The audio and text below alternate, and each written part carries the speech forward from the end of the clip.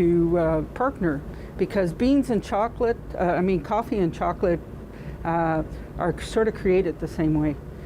And there's, and they're very, one origin bean, so it was a good pairing together, and it's been a fantastic partnership for both of us. I was fortunate enough to get introduced to Purat, the head of Wabano Fine Chocolates, through a local networking group. And I was completely intrigued by the social enterprise that she was running, and then I looked at what we were doing, trying to support local business and supporting local communities, and it was a perfect match, and it's been fantastic ever since. We make every batch by hand. We temper it by hand to get to the consistency it needs to be to make a good chocolate. And one of the best, also wonderful things we did, we've connected with Ed, with being around town, and our coffee bars have been an amazing hit. So we're really excited about the connection with our coffee.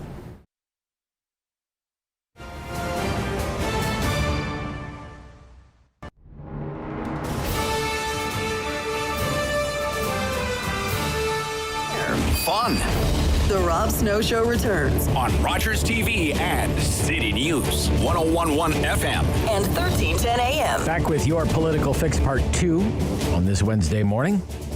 Talking politics with Carl Belanger and Jason Leader here on City News. So Avi Lewis is taking his leap, so to speak. He is going to run. He's been acclaimed. Star-studded event. I mean, Jane Fonda, my goodness, does it get any better than that? Showing up to talk about your candidacy.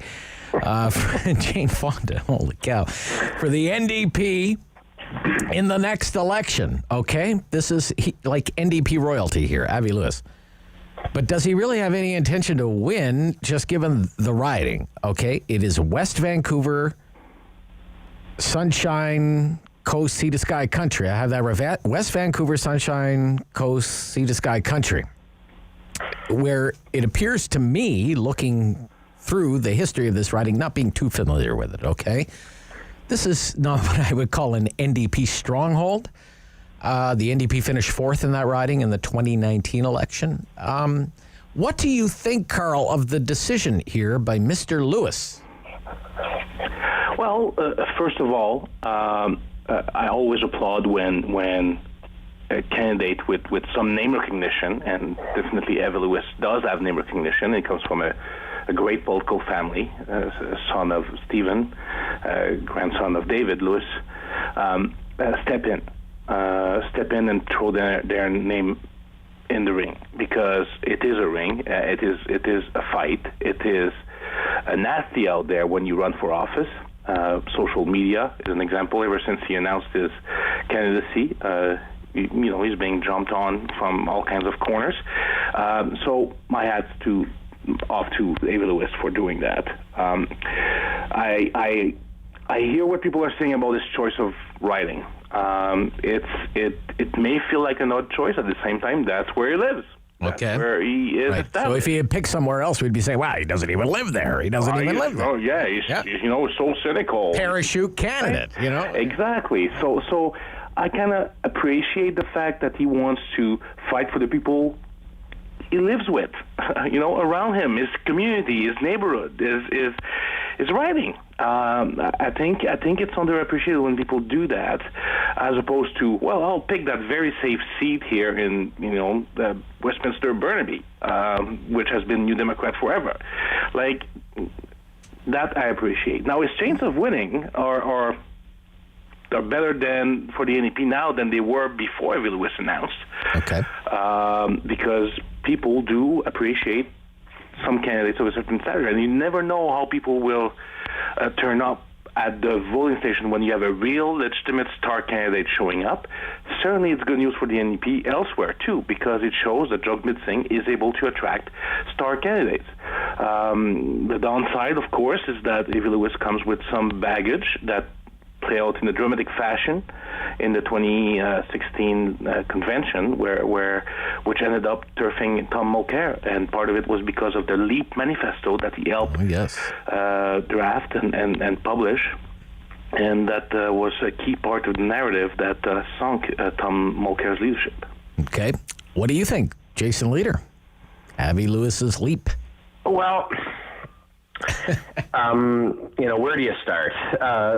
He's a legitimate radical, and I don't mean to say that to be derogatory. I would say that, he and Naomi Klein are, the shock value sort of like they're on the fringes of even NDP policy thought. There's a reason why they called it the manifesto, right? Like it's that was a deliberate choice, the way that they named the LEAP manifesto, and it was very, very, very controversial, and it's sort of a left-wing communist totem, really, if you want to, for people who really want an activist government, and there's a lot of people who are of that mind, and so he's sort of a symbol, and he's been this.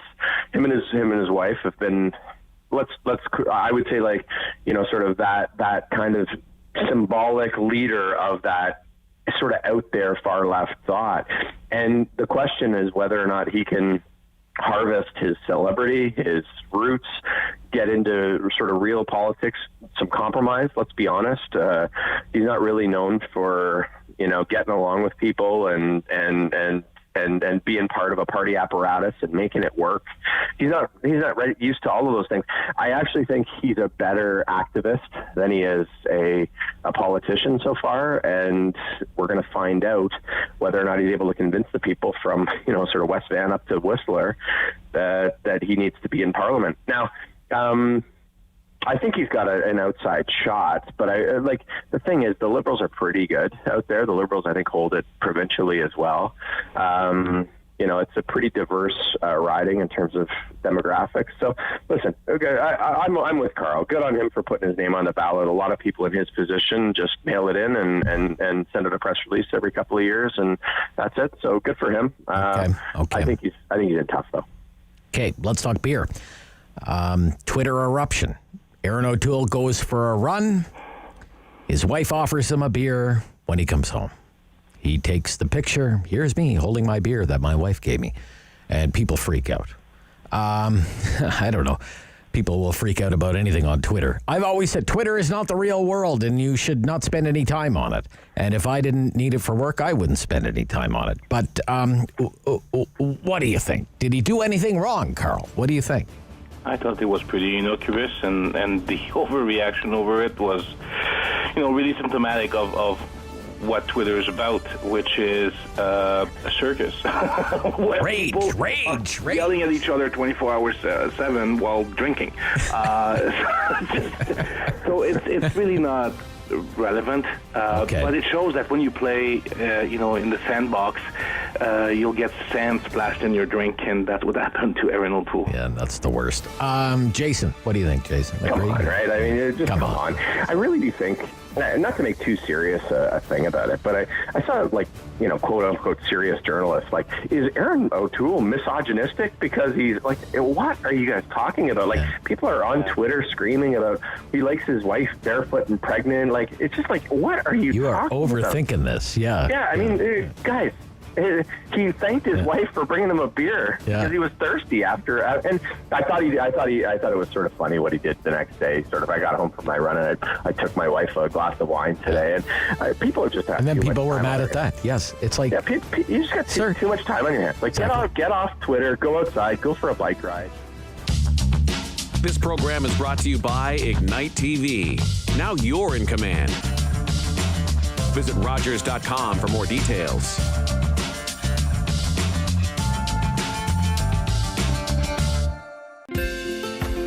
Call the Rogers TV viewer response line. Email us or connect with us on social media.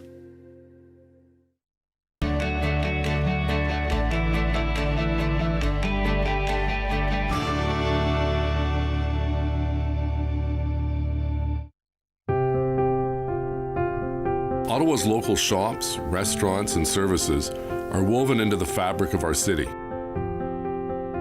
We can all help them during these challenging times. Order from them online, purchase gift certificates to use later, order meals for takeout or delivery, send them messages of support on social media. Please do it today. Learn how at ottawa.ca/buylocal. It isn't the heavy trays that make the job difficult, or the fast pace you need to keep up. It's not working another double because someone called in sick. What makes the job tough is the moment you realize a customer has had enough and you have to make that decision not to overserve. Refusing service isn't personal, it's the law. We know it's not easy, but we're counting on you to keep us all safe. Thank you, servers, for doing the tough job. I say listen when I say I came from the dark, I ain't afraid of no shade. Even as a child, I ain't playing no games. All on my own, had to find my place. I'm chilling on an island and doing my own thing. I came from the dark, I ain't afraid of no shade. Even as a child, I ain't playing no games. All on my own, had to find my place.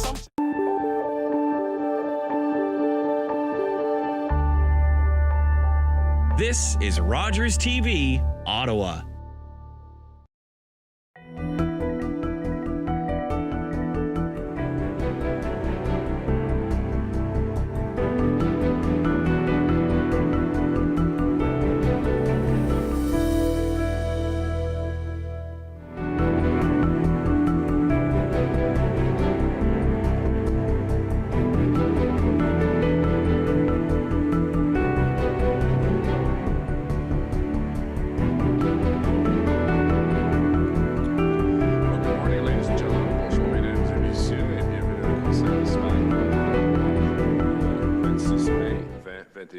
Welcome to Ottawa City Council meeting for May 26, 2021, by electronic participation. This meeting will be held through the electronic participation in accordance with Section 238 of the Municipal Act 2001 as amended by the COVID-19 Economic Recovery Act.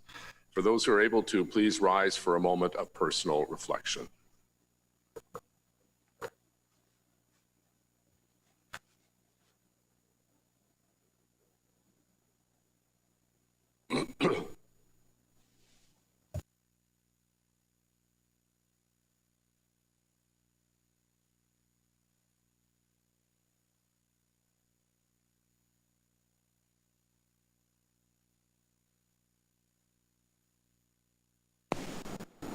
Thank you. Merci.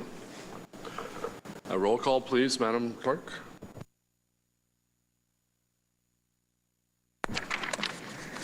Councillor Luloff. Present. Councillor Dudas. Here. Councillor Harder. Here. Councillor Suds. Here. Councillor El Shantiri. Present. Councillor Gower. Here. Councillor Kavanaugh. Here. Councillor Shirelli.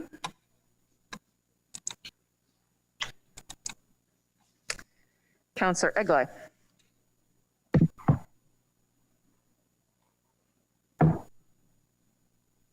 I see you, Councillor. Councillor Deans. I'm here. Councillor Tierney.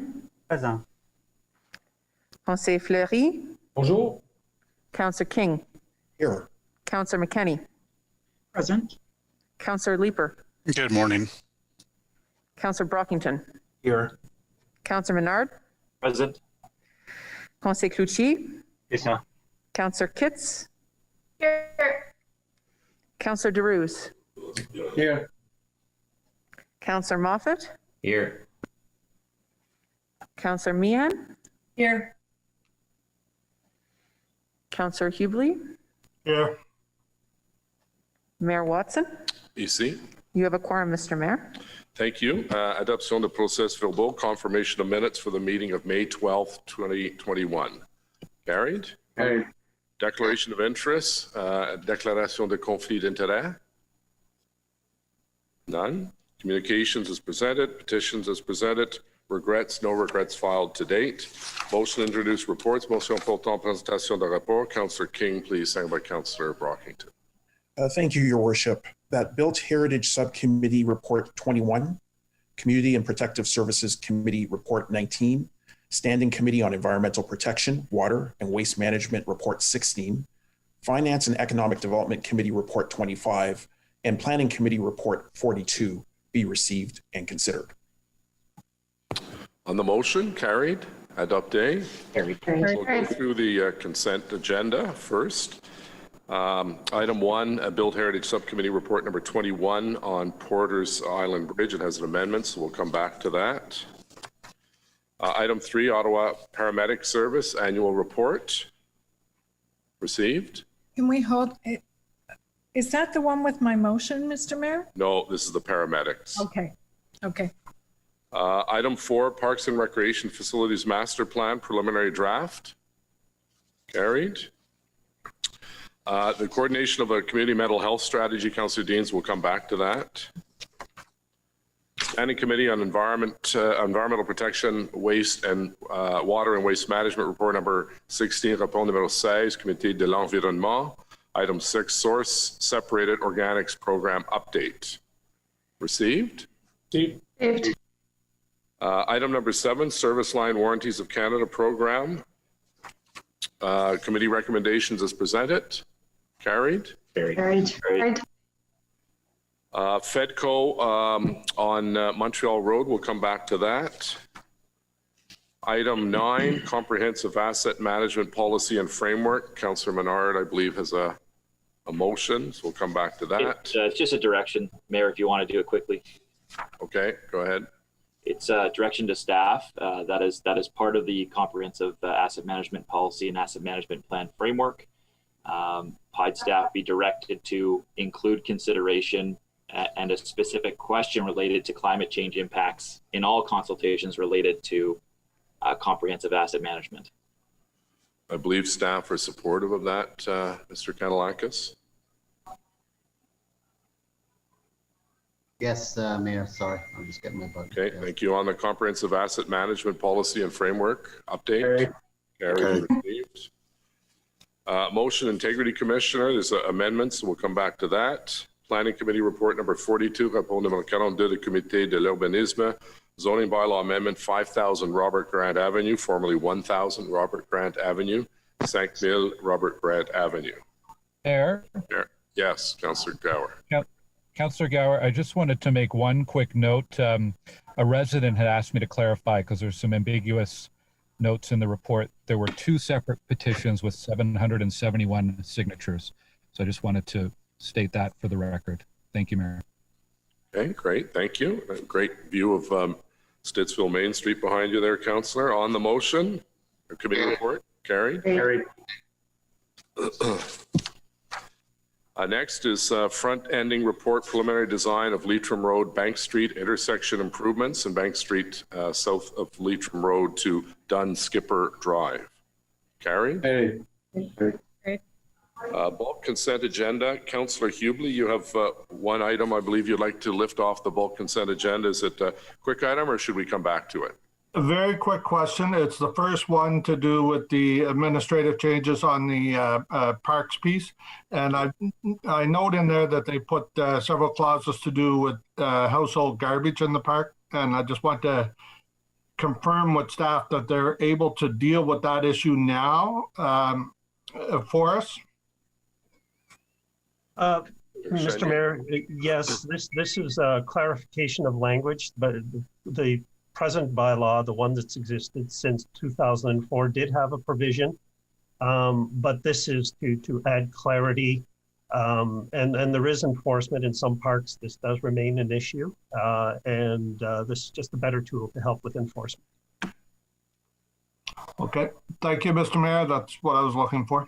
Okay. Anyone else wish to remove anything from the bulk consent agenda?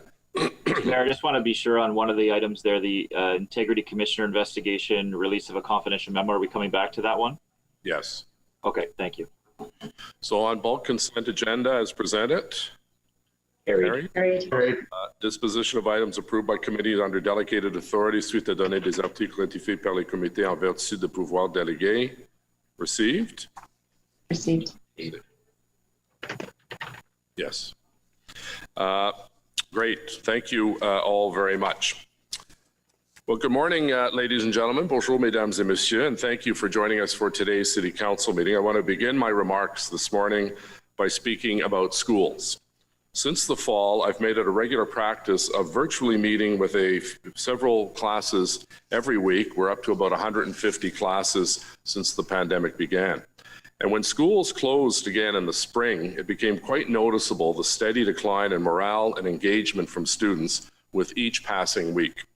I regularly hear from students that they want nothing more than to see their friends and teachers, to be able to run around in their schoolyard, and to have as much of a normal day as one can have during a pandemic.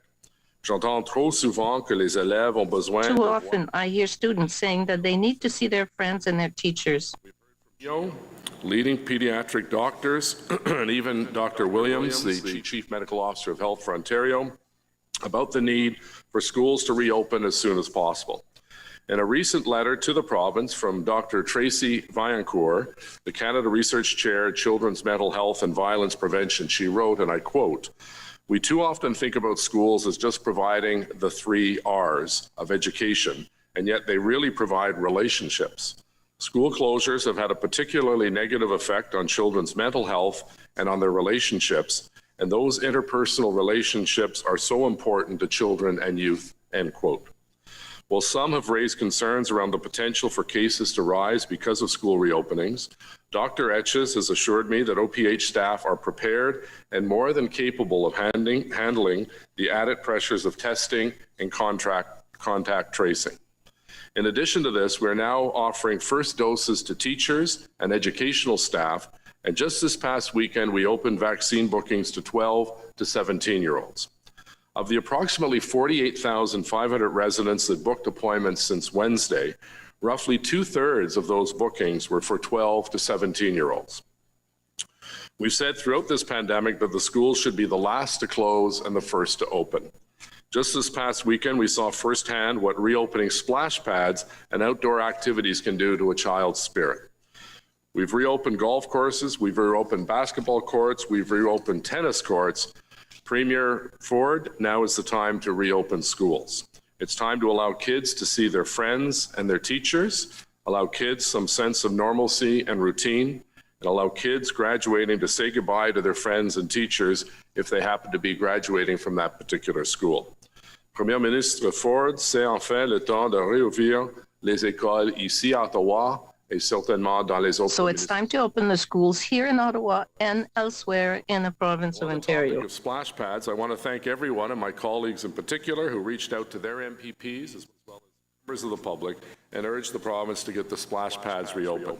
I'm pleased the province acted so quickly on this once it was brought to their attention by so many. The pandemic has brought several unique moments. Reading a tweet that said Cabinet is meeting today to approve splash pads was certainly not something I was expecting. Of course, getting the splash pads reopened would not have been possible without our hardworking and dedicated staff under the leadership of Dan Chenier and his team for getting approximately 145 pads up and running, as well as tennis nets on our dozens of tennis courts around the city. Now, to date, we have administered more than 562,000 doses of vaccine in Ottawa as of this morning. Just over a week ago, we surpassed 50% of Ottawa residents having received at least 1 dose. And I'm pleased to announce that we expect to surpass another significant milestone. By the end of the day, we anticipate 60% of Ottawa residents 18 and older will have received at least 1 dose. Je suis content que nous avons franchi une autre étape. I'm so happy that we surpassed another milestone. Framework on June 14th. We've got to keep vaccinating, and it's going to be a busy month of June in our community vaccination clinics. Approximately 134,000 individuals have booked appointments at City of Ottawa community vaccination clinics between June 1st and June 28th. And as of last evening, we still have a few spots left. So if you know someone that is yet to book their appointment or might need some assistance doing so, please reach out to them today. I'd also like to take this opportunity to thank the residents who have already received their vaccine, as well as those who are eager to receive their first dose. We do not have vaccine hesitancy in the City of Ottawa. Every person who received their COVID-19 vaccine gets us one step closer to community immunity. Chaque personne qui reçoit leur vaccin contre le COVID-19. Every person who received their COVID-19 vaccine gets us one step closer to community immunity. Fantastic experiences at the community clinics and our pop-up clinics, how they felt well taken care of. Just on the weekend, as I was riding my bike around different communities in the West End and in the Central Core, I had a number of people stop me and tell me how impressed they were with the care and the compassion our staff are showing towards our residents at these clinics. I'd like to take this opportunity to thank and point out the incredible work of Tony DeMonte, our General Manager of Emergency Protective Services, and Dr. Vera Etches, our Medical Officer of Health, and the great work their teams are doing to ensure we get as many jabs and arms as possible. I also want to recognize Ryan Perot for his exceptional work on our vaccine task force. Ryan and his team worked throughout this long weekend to ensure that we would be ready to accept appointments on Sunday following the province's surprise announcement. We're not seeing, as I mentioned, any kind of significant vaccine hesitancy in Ottawa, and I believe that a large part of that is because of the work our staff are doing to ensure that residents get the information they need, and when they need to get a dose, it's as positive an experience as possible. These efforts are a clear demonstration of public health work, municipal service delivery at its finest. All of you should be incredibly proud of the work you've done today. On the spread of the virus, we're seeing more positive trends in Ottawa's COVID-19 case count. Although we still have some work to do, our daily numbers have been consistently coming down since their peak about a little more than 1 month ago. I know that many Ottawa residents have been making sacrifices to help get these numbers down. But it's these actions, our commitment to our community and to each other, combined with our vaccination efforts that have allowed things to open up just a little bit. Last week's announcement by the Premier to gradually reopen the province's economy is welcome news for so many of us right across the city. I think many people would agree with me that the last few months have been the toughest stretch of this global pandemic. It's been it has been long, and we want to get a sense of when things might start to return to a more normal situation. More vaccines are coming. We've been experiencing some summer-like weather, and we can once again begin to enjoy more outdoor activities, safely, of course. We've said this before, we really aren't out of the woods yet. We know we're still dealing with new COVID cases as well as new variants, and there are still COVID cases in our hospitals and ICUs. One dose does not give you enough protection, so we can't be complacent or overconfident until we get our second dose. So we must be careful and cautious with our reopening in order to keep our residents healthy and safe. And if we proceed with caution, patience, and compassion, I truly believe we will be on and continue to stay on the right path. In closing, I want to mention that this week is Paramedic Services Week, which I was proud to proclaim on Sunday. Each and every day, our paramedics do an exceptional job serving our residents, helping those in need, saving lives, and helping to keep us safe. Of course, the important role paramedics play in our communities has been highlighted by the work that they're doing at with COVID-19 and the vaccination centers. I'd like to take this opportunity to extend my appreciation to our city's paramedics for their incredible dedication and services to our community. You are true heroes, and we thank you very, very much. It's now my pleasure to ask the Chair of Ottawa Public Health, Keith Eglai, who is putting in long hours, as we all are, to ensure that we beat COVID-19, and he will then offer some comments, then pass it over to Dr. Etches, and then we'll hear from Tony DeMonte, and then we'll open it up for questions from members of council. Councillor Eglai, please. Thank you, Mr. Mayor, and good morning, colleagues, staff, and everyone watching today's meeting from their homes or their offices. I hope everyone was able to get outside this past long weekend to get some fresh air, enjoy the beautiful weather, and possibly even hit a splash pad. I know that was well received by the general public, and it was due to the good work of everybody around this table that pushed for it, and also the members of the community that reached out to their MPPs. First off, I absolutely echo the mayor's comments on school reopening. Our runway on that is getting shorter and shorter. I think there's benefit in the kids getting back to school for at least part of the school year before they enter into summer. So again, I very much echo the mayor's concerns and his plea that the schools be opened to let the kids get a little bit of normal back in their lives. Not to mention the parents. Many of you have noticed that the Ottawa COVID-19 rate's been slowly coming down over the last several weeks, as has the viral signal in our wastewater. At the same time, our vaccine coverage has been steadily growing. Recent milestones in the vaccination rollout have been very positive steps. And Dr. DeMonte, Tony DeMonte rather, and Dr. Etches will update you on the vaccine rollout shortly. All of this is great news and gives us hope that our future is getting brighter and that we are getting there. I want to thank all Ottawa residents for their part in these successes. We could not do it without you. It's thanks to your continued adherence to public health measures that we've been able to bend the curve of COVID-19 in Ottawa, and thanks to your willingness and eagerness to access the vaccine that we're growing our coverage rates daily. Though we're not quite there yet, the beautiful weather, decreasing COVID rates, and increasing vaccination coverage have me feeling cautiously optimistic. Every person who receives the COVID-19 vaccine brings us one step closer to community immunity. We are getting closer to our goals, but until we get there, it's important that we all keep doing everything we can to keep COVID-19 under control in our community, to prevent a resurgence. We only have to look as close as Manitoba to see that can happen. Keep physical distancing and wearing a mask. Keep up with your hand hygiene and stay home if you're not feeling well. It's also important that residents continue to present for testing if they have symptoms of COVID-19, if they've been in contact with someone who has tested positive for COVID-19, or if they receive a COVID alert exposure notification. So I would ask you to please stay the course, stay vigilant, and stay positive. Each day we get a little bit closer getting back to normal. With that, I will turn over to Dr. Etches, who will provide an update on the local COVID-19 situation and what it means for our community and for our residents. Thank you. Bonjour.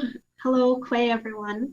I will speak a little bit about the epidemiology. I have to say the mayor and the chair are doing a pretty good job of speaking to the COVID situation as well. Our rate of COVID in the community that we measure from people who test positive per 100,000 is dropping. It's below 50 now per 100,000 this week. And that is encouraging. It's not the whole picture because also the number of people going for testing has really dropped. And we see that in connection with schools. Sometimes, there's not that daily screening of 200,000 youth and teachers and their families as in addition, for checking for symptoms and that prompt to go for testing if you have symptoms. So I do want to encourage people across the city. Si vous avez des symptômes, if you have any symptoms that look like COVID-19, it's important to get tested for COVID-19. We look at the others, like the wastewater measure of COVID in the community is encouraging. It has continued to drop. And so again, well done to everyone in the community. It means we're giving COVID less opportunity to be transmitted. And that is really excellent. The hospitalizations have come down from their April peak, but they are still at the level of the January peak. So we need to keep working. It takes more time for people to get out of hospital. So we'll keep an eye on that.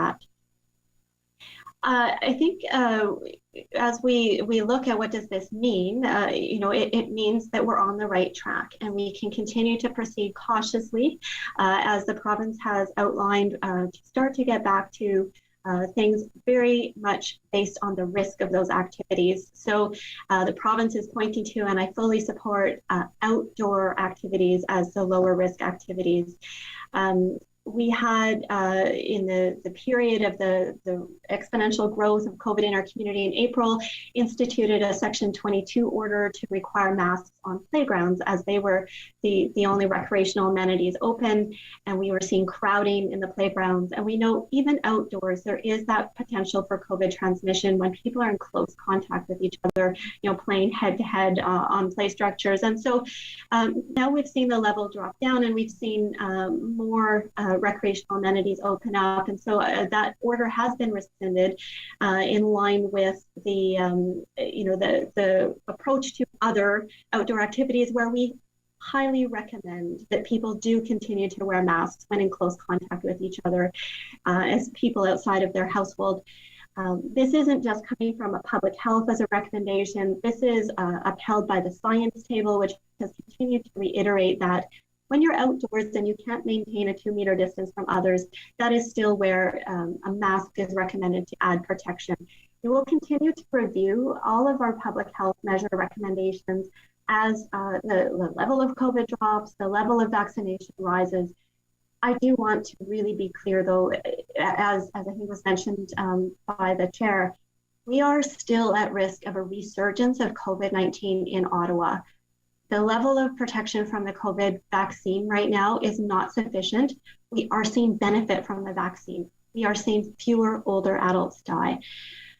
But we are still seeing people, the hospital admissions recently are people in their 40s and 50s being admitted, and we still want to prevent all the serious illness we can. So the other important, advance I think that I would like to mention is that we are very pleased that Health Canada and the National Advisory Committee on Immunization have approved a safe and effective vaccine for 12 to 17-year-olds. Je suis heureuse qu'il y a un vaccin contre la COVID-19 efficace et sécuritaire pour les jeunes. And so the province has also then made this available through the provincial booking system, anyone 12 and above.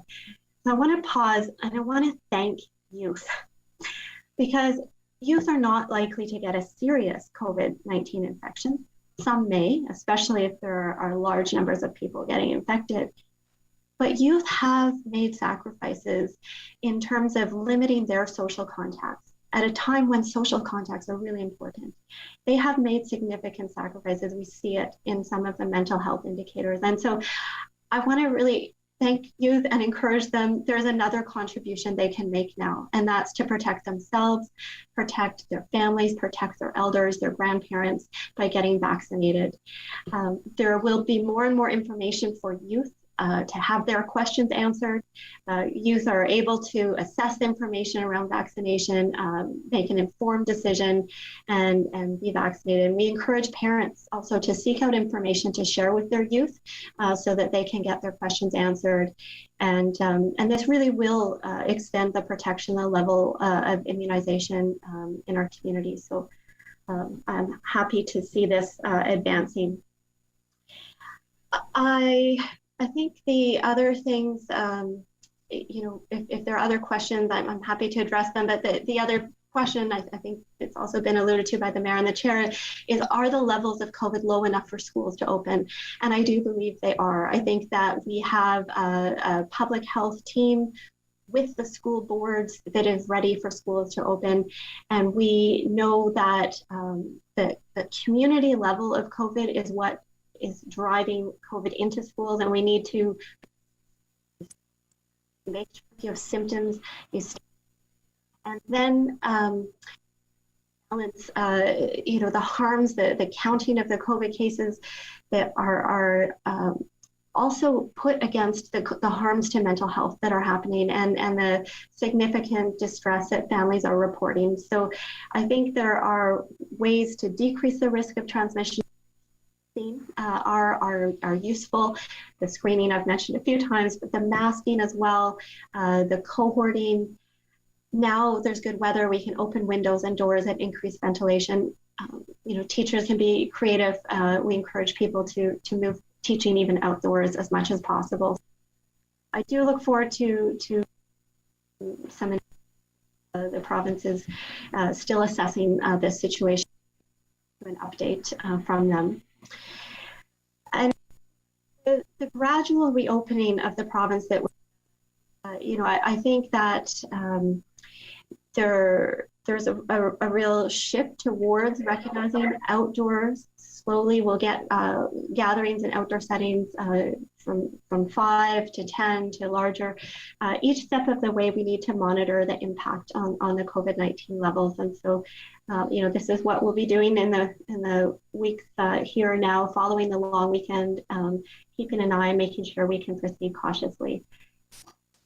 I do want to encourage people again that it's worth proceeding cautiously and being careful to stay on a good path and avoid that risk of resurgence. So it means, by cautiously, I mean keeping attention to those blind spots when we're connecting with our family and friends outdoors, making sure we're not in close contact, keeping the 2 meters distance, that kind of thing. So I think the other point just to touch on before wrapping up is that we are measuring changes and challenges to the mental health of our community, including related to substance use. We continue to work with partners. We've seen, for example, with the paramedic service and the police and others in the harm reduction, supervised consumption services, that opioid overdoses has been increasing. And in fact, unfortunately, the opioid overdose related deaths in Ottawa doubled from 65 in 2019 to 123 in 2020. And so, it's been important for us to continue to expand access to naloxone, to make sure that isolation centers and supervised consumption services are able to continue their work, and to offer people prescriptions where that is indicated rather than a more dangerous street drug.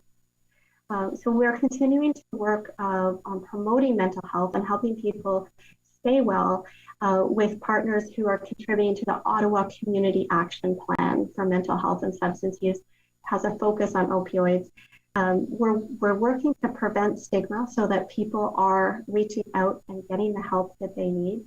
We're working to, again, I mentioned, grow the harm reduction services in our community, and we're promoting integrated services across the health system and substance use and mental health services together, looking at the social supports that people need. So this work will continue, and we're further looking to expand the partnership with businesses. Il faut travailler avec les entreprises pour la promotion de la santé mentale. To promote mental health. Employers concerned about the health of their employees and workers, and we are working to create a reopening toolkit that has a focus on addressing substance use if that has emerged in the pandemic, looking at ways to promote wellness. And I'm really thankful for the example of the City of Ottawa that definitely has a focus on the well-being of employees. And so then Ottawa Public Health is also turning to the future in terms of getting back to other types of public health work, catch-up campaigns for childhood immunizations, public health inspections, supporting more families with the Healthy Growth and Development Program. We know chronic disease prevention is truly important to address the largest burden of illness in our community, and we're monitoring for West Nile virus and doing surveillance for ticks, and really will continue to inform the community about emerging trends. So I must also finish by saying thank you to so many partners. Thank you to the people of Ottawa for doing their part. I'm sure that the future will be better for everyone. Thank you so much for your patience. Thank you very much for all of your effort. Thank you very much. Keith and Dr. Etches. Now, Tony DeMonte, please. Thank you very much, Mayor, members of Council. I'll let the clerk, I've got a bit of a presentation, so I'll let the clerk put the slides up.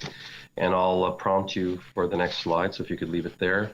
Today, I'll provide you with an update on the local vaccination effort and give you a sense of our road ahead. Next slide, please. We've made a significant progress in vaccinating our community. Nous avons fait des progrès importants dans la vaccination de notre We made a lot of progress with the vaccination within the city. Our vaccinating efforts have maintained compliance with the provincial rollout plan to reach vulnerable and priority populations in the context of lower vaccine supply. We focused on long-term care and retirement homes, Indigenous communities, first responders and healthcare workers, recipients of chronic home care, and those living in priority and provincial hotspot neighborhoods, among others. Most recently, as supply has increased over time, the province has expanded vaccine eligibility incrementally, such that to date we've administered more than 553,000 total doses, of which 92% of those are first doses and 8% are second dose. Last week alone, we administered over 67,000 doses in our community, our highest weekly total to date. This is a tremendous victory, which we have had significant impact on our fight against COVID-19, and we're only getting started. Now more than ever, we are closer to achieving our goals of offering COVID-19 vaccine to every eligible resident who wants one. Nous sommes plus près que jamais d'atteindre We're closer than before to offer the vaccination to everyone who wants it, and all the people that are eligible.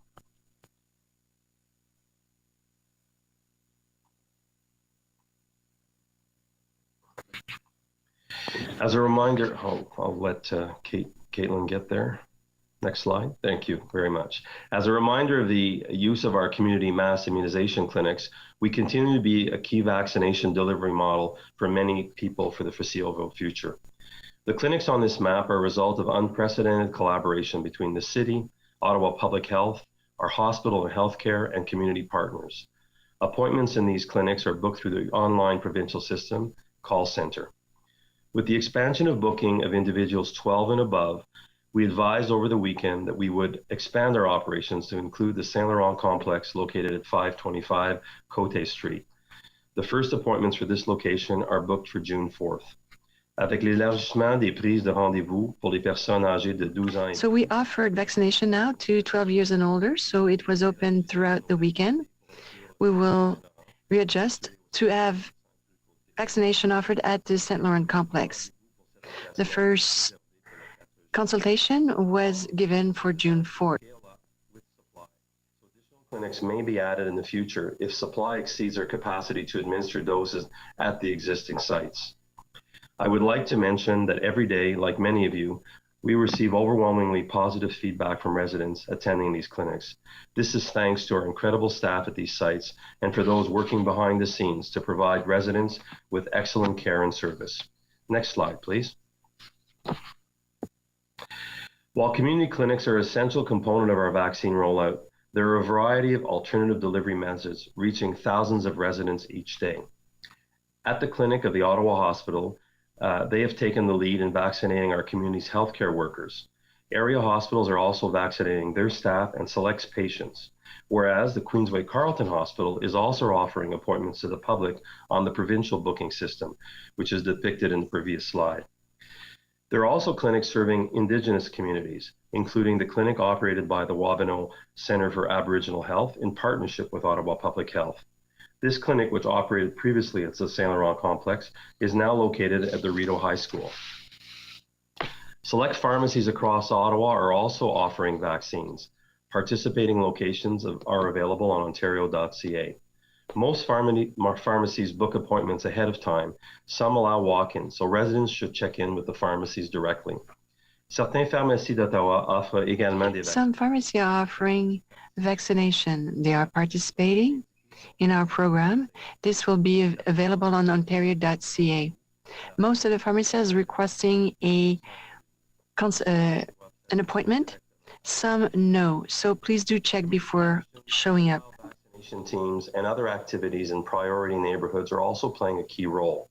This includes a temporary clinic at the Infinity Centre, which served 2 hotspot postal codes identified by the province and several priority neighborhoods that were identified by Ottawa Public Health.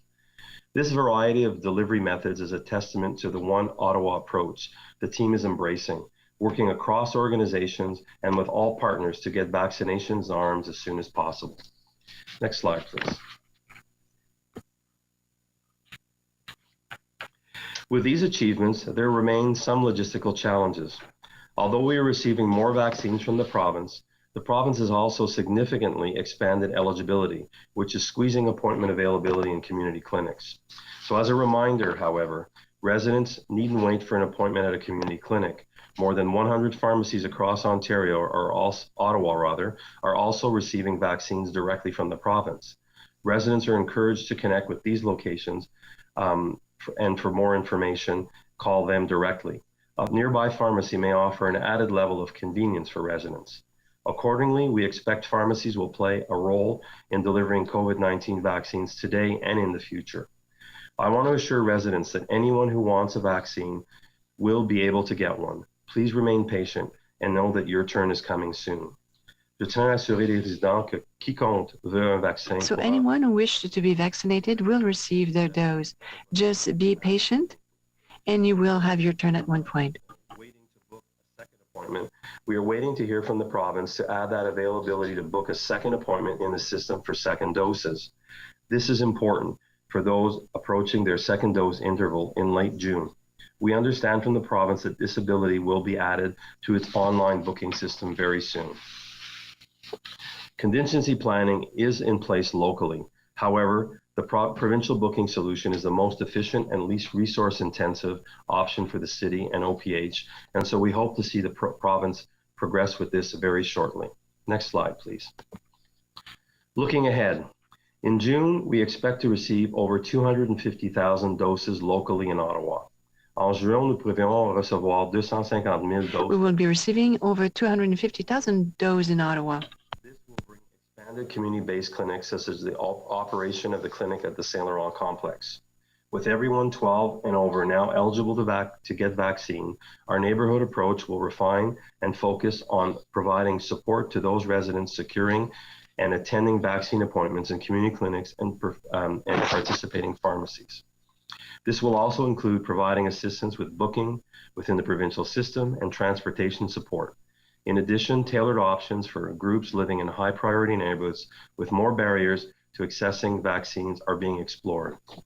Étant donné que toutes les personnes âgées de 12 ans et plus because everyone that is age 12 years and older are eligible, we will be refining our strategy in the priority neighborhoods. We will do a follow-up for vaccination in the community clinics, also in pharmacies. This means also to help people using the Ontario portal and also provide support for transportation. And we're fortunate to have an estimated 85% of residents eager to get their vaccine. Our operations are designed to scale up with demand, and we have said all along, give us the vaccines and we will administer them. There remain some logistical challenges the province needs to address, which I discussed earlier, but the team is aware of these and the issues, and they have been sorted out long before. Operating in an unprecedented global pandemic, a degree of flexibility at all levels of government. We have adjusted to this reality, and together we will achieve our goal of offering COVID-19 vaccine to every eligible resident who wants one. Next slide, please.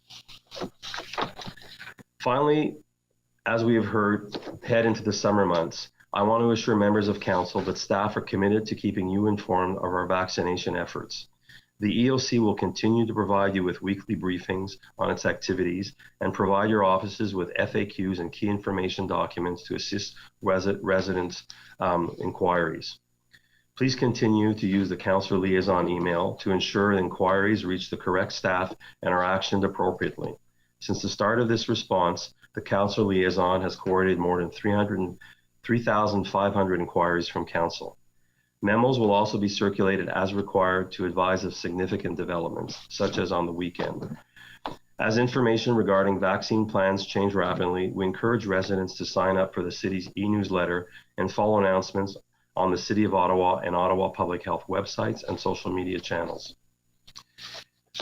À mesure que l'information concernant As we get more and more information about the vaccination campaign, we invite you to register to our newsletter at the City of Ottawa, as well on the website of Ottawa Public Health, as well as using the social media. Answer any questions. Merci beaucoup. Alors, merci beaucoup, Monsieur Demonte et Dr. Etches. Thank you so much to both. Thank you, Councillor Eglai. This is time for the question period.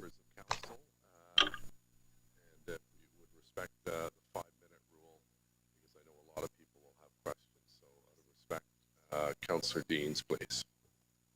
Thank you, Mr. Mayor, and thank you, Dr. Etches and Mr. DeMonte, for your leadership and for the incredible work that's happening in our community. I know the community appreciates it.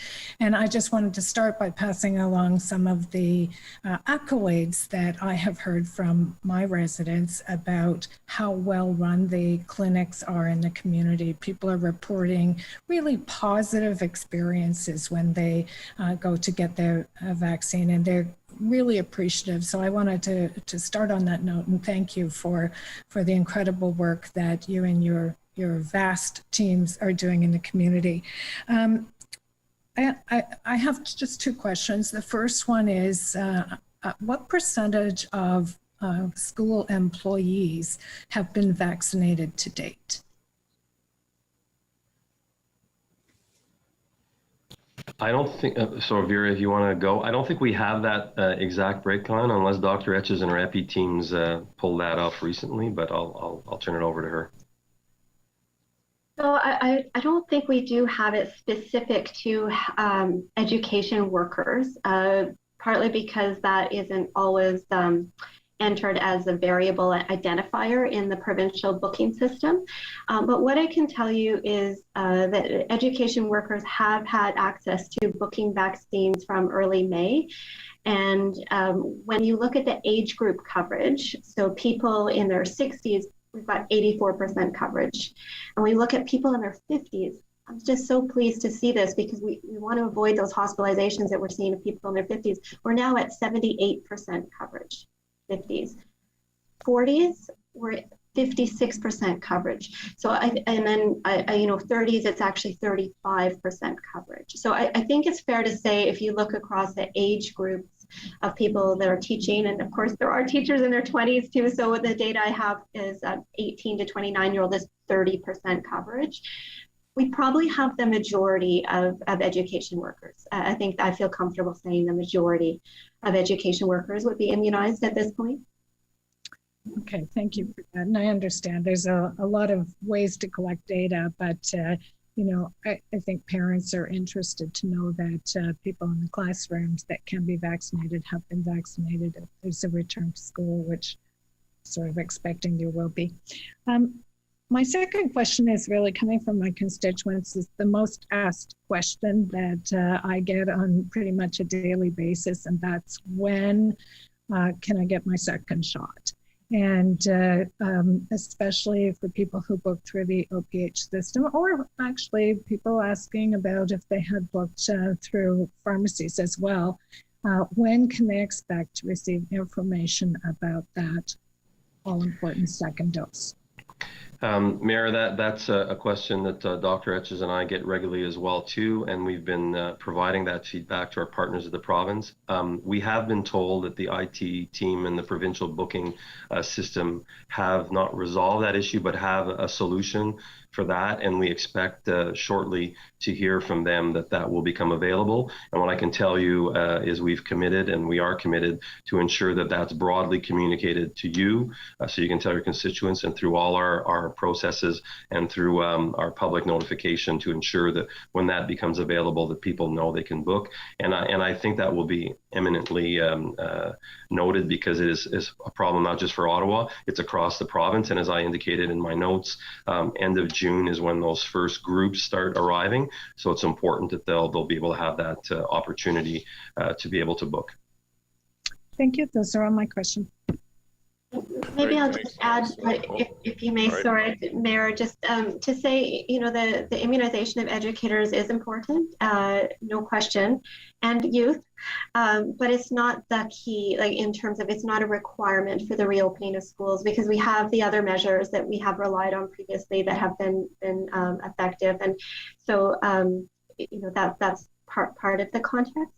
And when it comes to the second dose, We know it's older adults who are asking because they're due for their second dose first, and they all have some benefit from that second dose coming up. So this is under active conversation with the province. How will we shorten the interval for people as vaccine supply grows to offer second doses earlier, and how we would potentially follow those age categories as we have in terms of prioritizing people most at risk. But right now, it is a select population that has a shortened interval, and I expect the province will be communicating as the supply allows. So when I booked my first dose, for example, I was given a date for my second dose. Is that a guideline, or is that a probable date? Well, everyone was asked to hold to the 16-week interval, except for a very few exceptions. Medical conditions, a particular population, care and retirement homes. So that 16-week interval is what was used where people were given a second dose. Some people didn't Some people didn't get a second dose appointment because they were at a pharmacy, and this is the question now, is how to shorten that interval as the supply becomes available to move people forward. And so, this is something I would say that your second dose appointment may not be the date that you have for whatever reason. I think this is important because I think people really want to know if that date is what they should be banking on or if that's going to change, and you're cutting out. So we were having trouble hearing you. So if you could just back up and tell us again. Sorry about that. There are active conversations about how to shorten the interval so that people would have the ability to book a second dose earlier if the vaccine supply is sufficient to do that.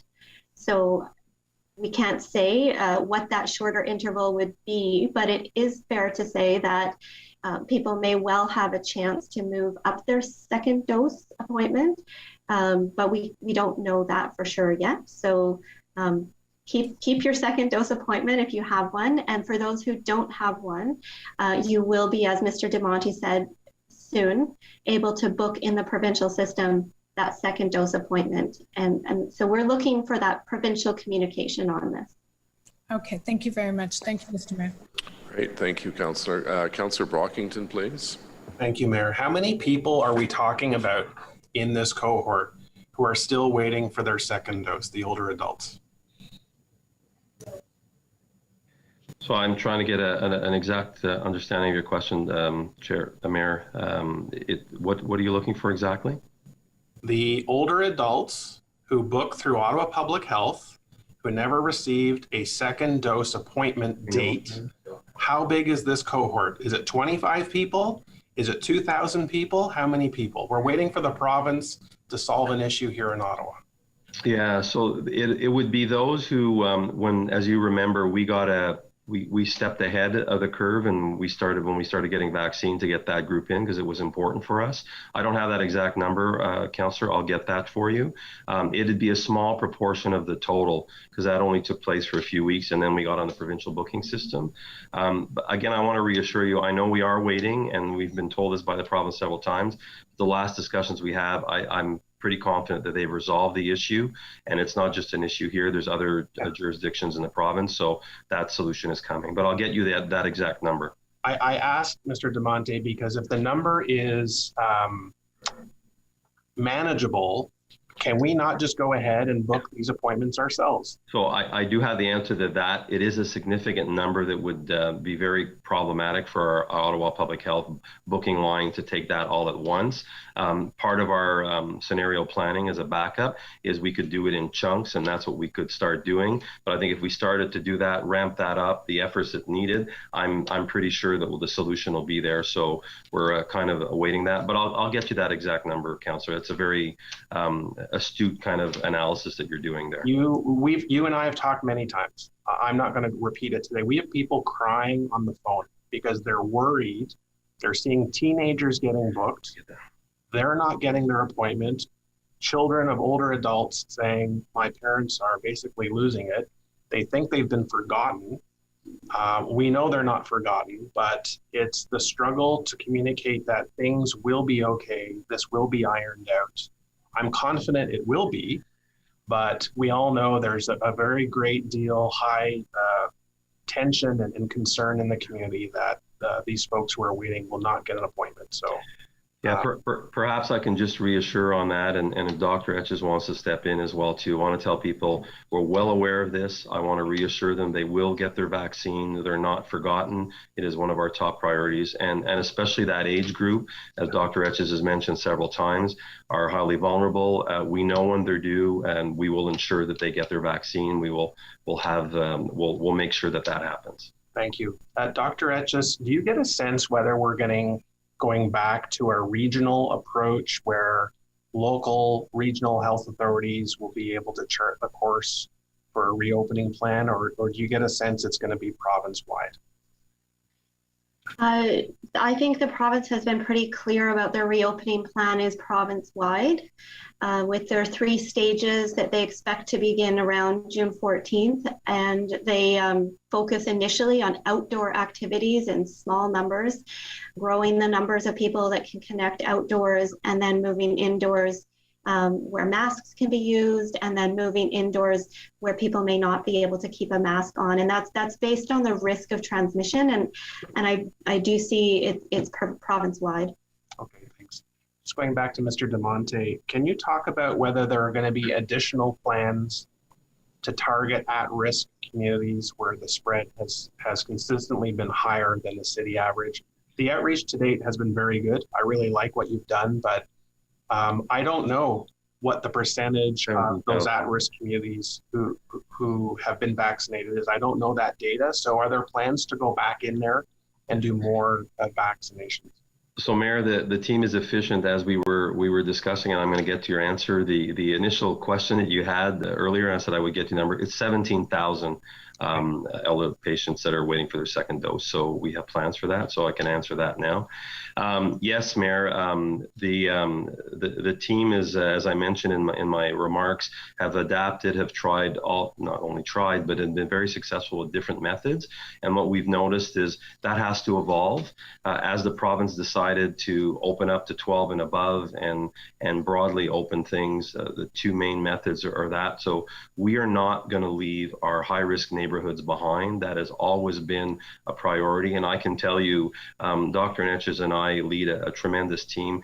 Every single briefing weekly that we have, particularly Dr. Etches is adamant about let's pay attention to the high-risk neighborhoods. I can perhaps give you, as the mayor mentioned, we're probably by end of day today will have reached 60% of the general population have had first dose. In our 22 high-risk neighborhoods that have been identified, 58% of them, 13 of those 22 have met or are meeting or exceeding 58%, which means that the work that we've done have not left them behind, and that's because of the work that's been done. And you can see we're looking at this data closely to make sure that we're targeting the right groups, and this is very much the public health team and a lot of partners doing this work.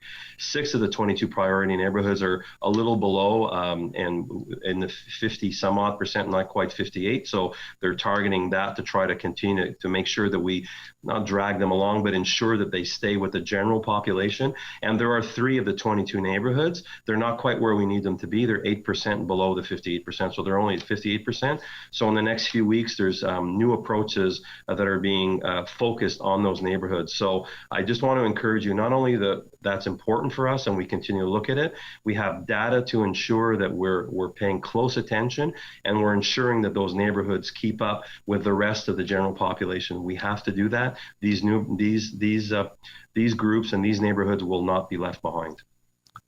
My last comment is just, I was in Mooney's Bay Park all weekend. There were thousands of 20-year-olds there. 20-year-olds have been our number 1 cohort for acquiring COVID over the last 3 or 4 months. I'm not joking when I say it may be a good idea to set up a one-day clinic in the park to hit hundreds, if not more, of this cohort that needs to be vaccinated. They have one of the lowest vaccination rates so far, but they have been, I won't call them super spreaders, but their numbers have been quite high. So looking for ways to get to people Certainly a diversity of people come to this park. So you're more than welcome to come into the park if that's a consideration. Finally, I'll just say that the support for schools to reopen, my position's been clear. I think this is the right thing to do. Schools need to reopen, and we need to be consistent in our advocacy for schools to be open and remain open. So thank you for that position. Thank you, Mayor. Great, thank you, Councillor. Just to follow up on a point Councillor Brockington raised with the 80-plus group of citizens. Councillor Eglai and Tony and Vera and I had a conference call with Minister McLeod, and we laid out very clearly that we need the province's support because the angst amongst that older community is very high. So I know Minister McLeod fully understands the urgency of it because the clock is ticking in terms of the time between vaccines, and it is very much a priority of the city and of OPH to get this thing resolved as quickly as possible. So thank you for bringing that up, Councillor Brockington. Councillor Kavanagh, please. Thank you, Mr. Mayor. And thank you, Mr. Damonte and Dr. Etches, for all your work. I too am getting compliments regarding the clinics. It's great to have emails coming back saying that they had a good experience and they're very happy. So it doesn't happen very often, so we're enjoying the moment, and it's genuine. So thank you. I concur with Councillor Brockington about the 80 and 90-year-olds. I've got the highest number of seniors in the city, and they're definitely calling, emailing. Sometimes it's their children that are emailing, begging for some information. And we've told them all that you have given us. So I appreciate that you've talked to Minister McLeod. That will be extremely helpful because they were cited as, being the first, and they appreciated that, made them feel special, but now they feel that no one's talking to them. So that will be extremely helpful. I appreciate it. And in terms of schools, I can't say enough how important it is. I think the one thing that has to be really told to the province is the inequity of when children are at home. Not everyone has the same access to internet, and that is a big concern, that the children that are at home without internet are really falling behind. It's massive, and I think that that's something that we have to remind them that's a real big problem. That going to school is an equity decision. So we need to help those. So I hope that can be emphasized. Is it possible that we can ask the province to prioritize education workers for their second doses to get schools open? I'll just take that last question about prioritizing for second dose. Building on my earlier comments, the province is looking at the second dose strategy, which likely needs to follow the principle of as simple as possible, and also considering the risk of COVID transmission and serious outcomes like hospitalization and death.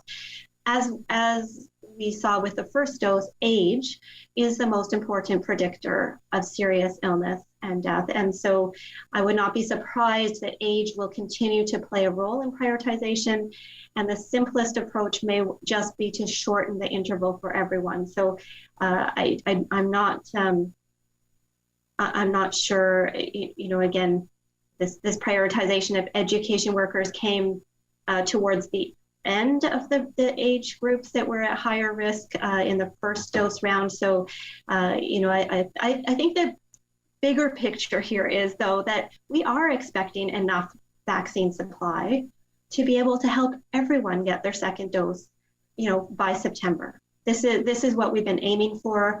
The federal government's projected, supply. The province is working on those projections, and locally we're ready to give people those second doses as early as the supply is there. So, I think we want to keep that in mind. We're trying to even up and get everyone that protection by the fall. Okay, thank you very much. I just want to end by saying a thank you on the effort made on vulnerable populations. The door-to-door campaign in my ward was very successful. and it was the right thing to do. It was very targeted, and I think it worked, and it was very, very helpful. And please continue. I know there's more to do. Thank you. Great. Thank you very much, Councillor Kavanagh. Councillor Hubley, please. Thank you, Mr. Mayor. I just have a few questions here. I think we can all agree that one of the biggest issues in this rollout has been supply of the vaccines. I want to compliment Mr. DeMonte and his team and Dr. Etches for what they've been able to do given the challenges that they've faced here in trying to do this rollout. Recently, CTV announced that we're going to be short 8 million doses of the vaccine that was committed to us. I'm just wondering, do we have any idea what that impact is going to be on your rollout plan?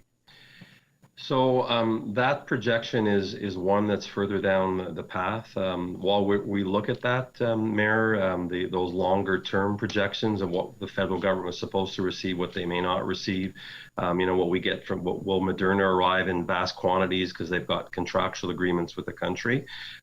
We've always repeated this, and it's been the mantra of the team. When there are bookings in our system, there's a vaccine waiting for you. We have a fairly good idea, and as I mentioned in my speaking notes, of the next month ahead, and we're in good stead for that month. These things tend to flip around. We've seen since the beginning, and the councillor's comment is right. It's been our challenge. One week we're told one thing, the next week we're told something else. So I'm actually quite confident that we're good for our next month. Our bookings are in. We're 250,000. We're gonna get, and then as this plays out, we'll get a better idea. So today I would tell you those are kind of further down the road, and it's still in the fog. We can see the lighthouse, but that's a little further down the road. I'm not too worried right now. I think the experience that we've had in the past shows us that we'll be able to continue to provide what we need to do in short term. And that CTV report, rightly so, is more the broader national picture and what we're supposed to get and what we may not get. It's further down the road, so it's not impacting us yet. Thank you. Mr. DeMonte, do we have any idea of, because we know the paramedics and the first responders are working overtime and doing everything they can to get shots in the arms of our residents. Do we know the percentage of our first responders that have received their first and second dose? Mary, yes. As Dr. Etches explained, all the priority groups were done, and we followed that process that was defined by the province. They were in one of the top priority groups initially. So I can tell you the police officers, the firefighters, and all our paramedics have all received one dose. And as a matter of fact, as we speak, we expect, because they got moved up as part of the priority groups with some of the high-risk healthcare workers, we expect that perhaps even by the end of this week, but certainly without a doubt by June 14th, but more likely by the end of this week, they will have also have received their second dose. And that is in keeping with the provincial order. This is not a queue jumping or anything. Their doses with the high-risk healthcare workers, the first responders were also, their timelines were shortened. And the Ottawa Hospital, as I mentioned, are doing the healthcare workers, but they're also doing our first responders as well too. So that should be complete, and we'll have them fully vaccinated, likely by the end of this week, is the last report I had late last night. That's good news, Mr. DeMonte. My next question is, I recently visited a retirement home, and a new requirement, even though the majority of the residents and the staff have all had their double doses, they were requiring people to wear a mask and a shield. And so my question to you is that what our future is as a whole community, is that we're going to have to have multiple layers of PPE when we're allowed to start to meet with people again? I think I'd like to defer that to Dr. Etches. I'm sure you're hearing like me from Dr. Fauci and the CDC and others. I think that's something that the medical community and the scientific community, looking at that, perhaps Dr. Etches can give us her opinion on where that's going. Thank you. Yes. So we know one dose is not the maximum protection that people can have. And so we're looking to adjust what measures are in place based on people being fully vaccinated, the 2 doses, and in this particular environment where there's the highest risk. So we do have an increasing coverage actually among staff in long-term care homes, so that the average immunization rate of first doses in long-term care homes has now surpassed 75%. So that is good. That was the target. Second doses are still being rolled out. So the level of coverage with second doses among staff is still growing. The residents, you're right, almost all of them have 2 doses, which is excellent. We are still seeing some outbreaks in long-term care, 3 right now and 2 retirement homes. And the retirement home immunization rate of staff is slightly below the long-term care rates at this point still. So there's still some work to do to get everyone to be fully vaccinated. And we see, we have to monitor the effectiveness of 1 dose against the variants of concern. There's some work, studies are coming out to look at that, and really 2 doses is important in the context of variants of concern. So I think this idea of masks are here till we get through this fully immunized population, and including youth. It is important, but we will reassess. And I think there's no question the vaccines provide good protection that will allow us to get back to a more normal life and social interactions, including in long-term care. And I think we start to see more confidence, right? The province has changed their guidelines around visitors. And so I think one step at a time and monitoring, and we'll get there. You talked earlier about the plan to try to get everybody their second dose, and it just came up in your comments there as well. What happens to the people that will not get their second dose by the 4-week mark? If we end up with a large group of the population that don't get that second dose, does their immunity to COVID start dropping? What's the outcome of this if we go past that 4-week or 4-month mark? So the interval that's recommended on the product monographs is based on the studies that were done. We will continue to get real-world evidence about the effectiveness of vaccines given at different intervals. And in fact, the AstraZeneca, the ideal interval right now, based on the studies and experience, is 12 weeks. And it may be longer. So the effectiveness of the vaccines is high after that first dose, and the second dose raises it even further. The timing of that second dose has been recommended to be delayed in the context where we have higher levels of COVID in the community and we need more people to be protected. But we don't really have the data to say what's the best interval. We have the interval that was studied, and then we're growing our real world experience. And so I think that we haven't seen a diminishing of effectiveness. I don't think that's been described. What's been described is additional protection with the second dose. Okay, and something I'd like to get some clarification on. As we were going into this last lockdown in early April, you reported to us at that time that where we were seeing a lot of outbreak was house parties and social gatherings like weddings and religious events that were causing the spreads, to use a term, super spreader events. Yet, in the lockdown, we shut down all the restaurants. And one of the questions I get asked from the restaurant owners in my area is they were taking every possible step with staff, with PPE, the continuous cleaning of the environment, taking all those steps that nobody does when they have house parties and stuff. So that's why they thought the spread was happening more at the house parties. So I'm not clear why we shut the restaurants down, and I would hope you could give us some insight into that. But also going forward, is there a plan to get at least the patio services operating soon for the restaurants so that they can have some income coming in and pay their staff? Thank you for your question, Councillor. I wanted to paint the picture of transmission risk is based on where people are indoors, it's higher. Where people are in close contact, it's higher. Where there's crowding, it's higher. Where there's no masks, it's higher, right? And so restaurants, by the nature of the setting, if it's indoors, no masks, and people are sitting close together across a table, that is a situation for higher risk transmission. And there are lots of different studies that bear that out. Studies that are case control studies, studies that look at transmission. And we've seen that kind of transmission in Ottawa. Restaurants have been closed, but they've been doing takeout. And over this period of the stay-at-home order, I agree with you, the restaurants and the businesses are doing a lot to protect their workers, to protect clients. And it's hard to be perfect.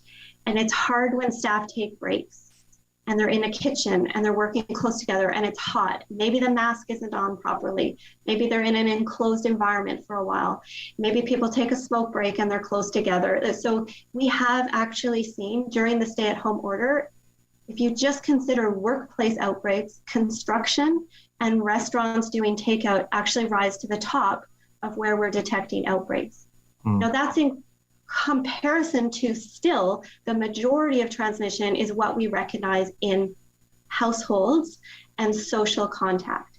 So 50% still very consistently throughout the pandemic is spread within a household. Again, that's indoors, there's no mask, people are eating together, they're spending lots of time in the same space. So I hope that gives you a little more context for what we're seeing around the spread. And I know that it is important to get restaurants able to serve customers again, to be more viable, and that starts with outdoors. Just as you suggested, the patios will be the first step for restaurants, and that is coming in the provincial framework outlines when that happens, and then the next step is to move indoors. Thank you very much, Dr. Etches, for your insight. That's all from me, Mr. Mayor. Thank you. Thank you very much, Councillor Hubley. Councillor Engelai, please. Thank you, Mr. Mayor. So I'm not sure if this is Tony or you, Dr. Etches, or a combination. We've talked a lot about the older adult cohort of about 17,000 that are concerned about their second doses. What we haven't heard too much about this morning is the larger cohort of individuals in Ottawa that got AstraZeneca for their first dose.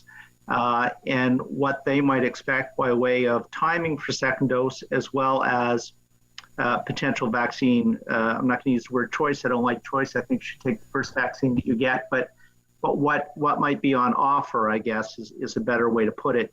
I know the province made an announcement on Friday around this piece, but to my mind, it didn't answer all of the questions that people have and that are reaching out to councillors' offices about to find out when. And as you indicated earlier this morning, the current understanding around AstraZeneca is a 12-week gap between shot 1 and shot 2.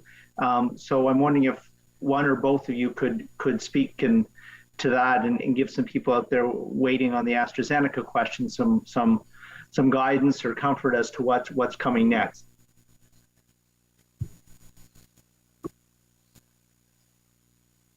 Sorry, it's Vera. I know that the provincial approach is to start with those who got their AstraZeneca first dose first, and that was in Toronto and Windsor and Kingston, to use the AstraZeneca supply that is, needs to be used by the end of the month, I believe, and to offer it to people as a choice that they can have their second dose around that 10 10 to 12 week interval. The way they're encouraging this to happen is for pharmacies and primary care providers who gave the doses to call people back and offer them that choice. Now, if people were in Ottawa who went down to Kingston for a dose, I think that maybe there are some people like that, then I would expect they would be called to be offered that choice. For those who received an AstraZeneca dose in Ottawa, that timing for the 10 to 12 week interval will be slightly later, and there is more AstraZeneca supply that has come into the country that will be available for that same process to be carried out here, where primary care providers or pharmacies who offered the first dose will be reaching out and offering a second dose of AstraZeneca to those who had the first dose. Now, if people don't want that second dose of AstraZeneca, which I think, I do want to be clear that the province is noting any concerns with challenges after the second dose are much diminished compared to after the first dose, so that people will have this information. Still, then it would be a question of waiting a longer period of time, perhaps that full 16 weeks, to see what other data comes in around the mixing of vaccines, where you would have a first dose that's a viral vector, and then the second dose is an mRNA vaccine.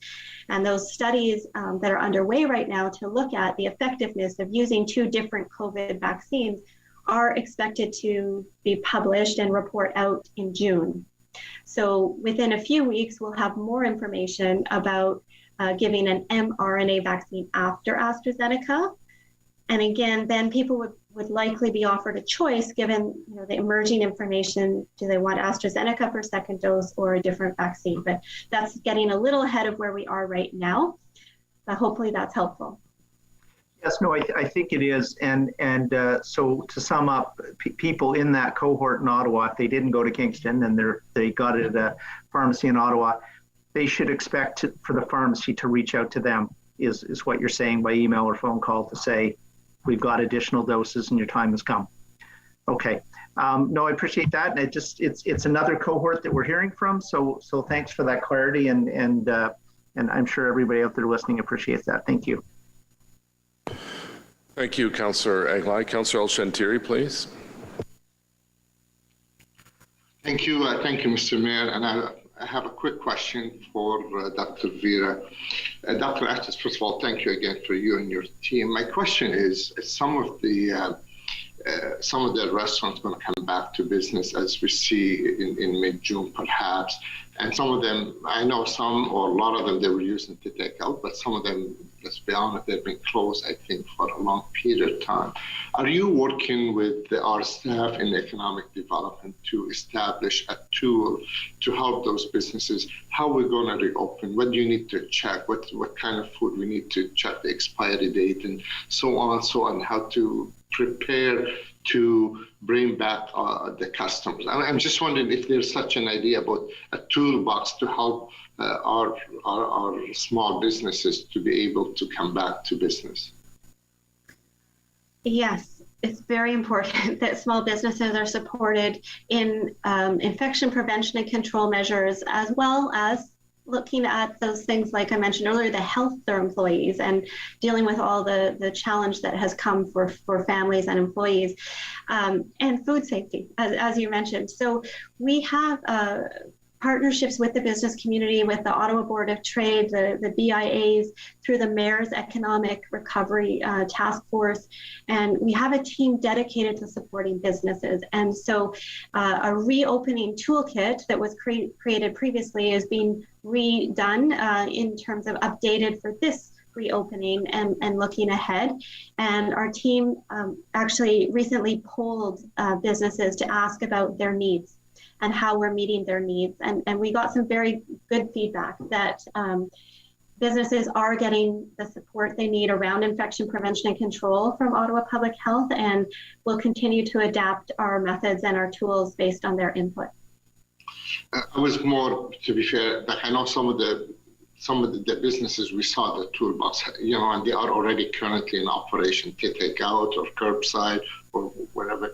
Then I'm more interested in places where they closed down all this period of time. Perhaps like the cafeteria we have at the City Hall is one example, or other in many public places or public buildings that have been closed for some times. Is there's going to be some communication or someone that can reach out and have that dialogue before the opening, and hopefully we can help out those businesses to come back to, to line of business. Yes, I do encourage any business who would like some support around food safety and setting up and infection prevention control to reach out to Ottawa Public Health. We do have inspectors and others who can provide on the ground advice if needed. Perfect. Thank you so much. Thank you, you and Tony and both teams and everyone helping us. Thank you. Great. Thank you very much, Councillor Elchinteri. Conseil Fleury, s'il vous plaît. Merci, Monsieur le Maire. Thank you to the entire team, as many have highlighted.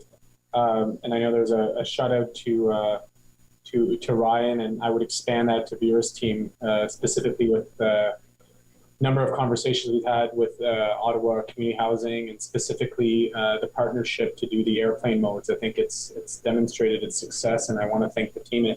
It took a while to get there, but when it got there, I'm really seeing the momentum. So I want to thank both Doctor and Anthony for making it happen. I have a bit of a different question. I've been made aware over the last few days of outbreak at a city-owned long-term care, specifically Champlain, which happens to be in my area. And I'm concerned because I'd heard about some vaccination confidence issue among staff in that specific facility. And then we find ourselves in an outbreak months later. And I'm concerned because I assume at this point that all residents have had their 2 doses, and staff who wanted to as well. But then we're seeing an outbreak. Can you maybe allude? I know it's still a work in progress relating to that outbreak, but I'm concerned around, we've talked about risk in long-term care in the past. Are we fearing a next wave in long-term care? And is this because of some that are continuing to work and not being vaccinated? So, Councillor, the situation is that we are still working on some first and second doses in some long-term care homes. I'm not sure of the coverage rates in the specific home you're mentioning. We know that it continues to improve, so that first dose coverage is getting better and better all the time.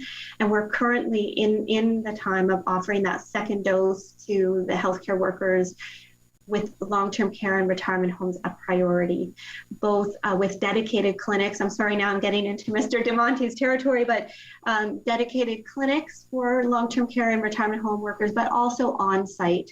So making sure that people have the opportunity in a long-term care home to be vaccinated, either with their employer running the clinics or a mobile clinic coming in. So that is still growing. I would say the coverage rate is growing. You are correct. Most residents have 2 doses. Where we see vaccine failure after the 2 doses, the most commonly is in people over 80. So it is going to be a more vulnerable population. And we still think that vaccine helps to decrease the severity of the illness, but we're still talking about a population that has a lot of underlying illness at times, and it can exacerbate another condition if someone gets COVID, and that we unfortunately have still seen some deaths. So it remains important to get the vaccination coverage up, but also to use those other protective measures that block transmission of COVID, staying home when you're sick, wearing a mask, washing your hands. All of these things, we still work with long-term care homes to promote good practices. So anytime there's an outbreak, we're working to prevent outbreaks in the first place, but then when there is an outbreak, we are in the homes problem solving, making sure those practices are in place. Okay, maybe just a quick follow-up. So I'd heard from Councillor Utley maybe the opposite, which was there's less cases, people are vaccinated. When are we loosening the PPE? I'm not sure, Councillor, if I'm reflecting what you were saying. And maybe that applies to that particular. I'm concerned about the opposite. So We're not loosening the PPE requirements.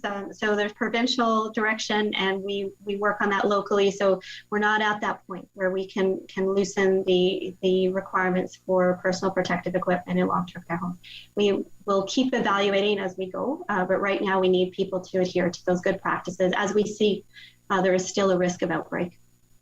Fair. Can I understand? Is it your advice that if someone is in full PPE gear, that they be a staff member or a visitor, that they are not putting the resident in long-term care in more risk? We always view the risk of COVID transmission as needing a multi-layer approach or multiple barriers. So the first barrier is keep the COVID out, don't go to work or visit when you're sick. The next barrier is, again, prevent infection. So are you vaccinated to prevent infection? Then we have the masks, and it is important to use them correctly. So if people are touching things and touching their mask, and you need to wear a mask correctly. And that's some of what we do, is we help people understand how to put on and take off the personal protective equipment without contaminating themselves or other things. And so it's really all of these things together that decrease the risk of transmission in a home. I'll continue to monitor the outbreak, but it is an issue that we've seen in the past, that if the staff members aren't dedicated to the facility, which I understand they are in this case, then if there is a vaccine confidence challenge, then we need to take a look at that, because it does have implications for our residents. So I know generally requiring staff members to be vaccinated is like untouchable for many reasons, but I think under specific environments, we were talking about paramedics earlier, now long-term care, I think we need to consider what the impact on the risk on the community. I don't know if there's precedence to that.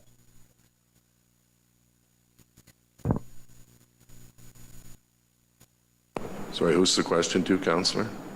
It's a comment. I don't know that Vera or Tony would have an answer. I mean, I just hope that our staff in long-term care are being vaccinated, and if at some point, if those who choose, and Mr. Mayor, there are only a few, but those who choose not to, then I don't know what we do as an employer, because they add some risk onto the population, which, in this case, we're in an outbreak.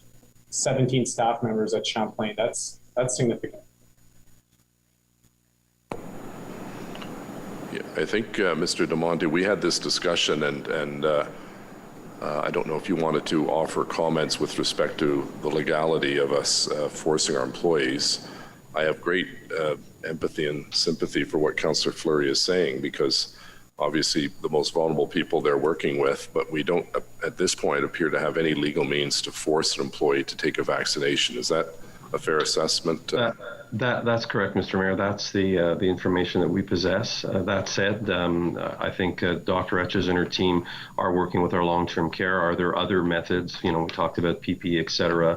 Are there things that we can do to help augment that? But we can't force anybody to take a vaccine. And actually, as the mayor and I had that conversation with Dr. Etches, even our annual flu vaccination for flu shots is often very low in healthcare workers, unfortunately, which one would think, we would realize as healthcare workers, it's important to get the flu vaccine to protect others. But that's the reality that it's in front of us right now. It's something that needs to continue to be worked on. But I want to encourage, as Dr. Etches said, we are in there. We are finding, we're going back to these long-term care to try to encourage, if people missed, and give them opportunities and make it as easy as possible for them to get vaccinated should they wish this second time around. Okay. I'll continue to monitor and take it off. Thank you, Mr. Mayor. Merci. Conseiller Cloutier, s'il vous plaît. Merci, Monsieur le Maire. Thank you very much. Thank you to my colleagues who asked some of the questions I wanted to ask. Dr. Etches, Mr. DeMonte, thank you very much again to you and your team for all your work in the pandemic. I just had one question specific examples or institutions, the PERLI. I understand the province will be updating their booking system to accommodate second doses, and there are many streams, many circumstances of people who've received their first doses in the United States in mid-March with OPH before the provincial system was done, and correcting the double bookings from the provincial systems and others. I wanted to ask about the PERLI and Ottawa Public Health mobile clinic to provide vaccines, and in people at the PERLI who reside in apartments and who've received their first doses as part of an OPH mobile clinic. And I am distinguishing them from long-term care residents. Those persons who live in apartments at the PERLI received vaccines in early March, and so kind of early July would be the 4-month threshold. In the context that the provincial system will be accommodating second doses, will OPH be reaching out to those institutions with respect to information for those residents? Should they be waiting for the mobile clinic to return to those institutions, in this specific instance, the PERLI, or should we advise those residents to book the first available second vaccine? Yeah, I'll talk on the tactical, operational side. Maybe Dr. Etches on first available vaccine. I'll leave that to her, and maybe we'll be able to together answer your question. So the Rideau PERLI, certainly the long-term care, like all the other long-term cares we went in, we've done 2. The apartments and residents, I don't know if it was considered, I'd have to look if it was initially considered as a congregate center. I would say we're currently looking at that, whether we're going to go for second doses through the mobile option. I think in some cases we will, if people have got challenges. But as this is moving forward in large steps, a lot of that is going to be done through the mass vaccination clinics. But that said, we know there are areas of our population that may be challenged to do that. So the mobile team could be mobilized for that. I'm surprised I didn't get the question this morning from some of our rural counselors, even for the rural area as well. Is that an option? And we'll go back as a second round. We're not quite there yet. But on vaccine availability, and if a vaccine is available, should you wait or not, I would refer to Dr. Etches. My advice is, she's always told me when people ask me this question, get the first dose that's available for you. And if it's second dose, I'm assuming she'll say the same thing, but I'll turn that over to her. Yes, I will say the same thing. If people are over 80 and they're mobile and they're able to get to a clinic and that becomes an option for them, then I would recommend that. If people are not mobile, then they can also call the Ottawa Public Health information line, and we have supports to, as Mr. DeMonte said, to reach people who have less mobility. And if I may, just before winding to, the pharmacy availability wasn't as large previously when we first started this round, and they are much more prevalent now and will continue. So that could perhaps be another option for those individuals that I would suggest, and their families, and if it's convenient for them. But otherwise, as Dr. Etches said, let us know. And those one-offs we're trying to manage and still respond to those needs. Okay. It may well be that the PERLI also has some immunization capacity. So I think you've flagged something we can take offline as well and explore whether that is something more and more. We're trying to get more and more primary care providers able and willing to immunize in their practices.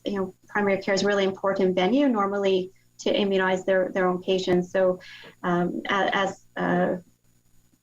that is the future. We're going to get there. That may be something, again, we can discuss with individual providers who serve these patients. Thank you both for that answer. And yes, Dr. Etches, there is certainly, from my conversation with the PERLI, a capacity there to administer the vaccines. There are healthcare professionals there all the time to administer the vaccine, and I do know. But it just to clarify one point, there is an intention to send an OPH mobile clinic back to, in this case, the PERLI, but to those institutions. Is that correct? I would say that that's not confirmed yet. I think we should take that one offline because that's not necessarily the model now that we're moving into this broader kind of more vaccine available. But let's talk about that. And as Dr. Etch has said, I think particularly for that institution and the building you're talking about, if they have health professionals, I think we could certainly support them and help them achieve that second dose through that realm with their healthcare professionals or their primary care physicians that are available. So if you want, we can take that offline and look at that one as an individual. I appreciate that. Thank you, Mr. Dumonte. Merci beaucoup, monsieur. Merci aux deux. Thank you very much. Thank you both for your answers. Thank you, Mr. Mayor. Thank you very much. Thank you very much, Mayor. Thank you for the update, Dr. Etches and Mr. Dumonte. I just wanted to relay my own experience registering just about a week ago. I'm 39, and so when I was able to do it, I did that. And when I registered, there was no spots available anywhere really in the core. The only options that I had were far outside of the core. And a lot of residents contacted me with the same issue on that day and have still been contacting me and saying that, look, I don't have a car, I'm not able to go here easily. We had other residents email us saying that they spent $100 to have to go out, rent a vehicle, go out there, spend the time, and then come back. And so I guess the question is, a couple questions. We've had the horticulture building on hold because we don't have the supply.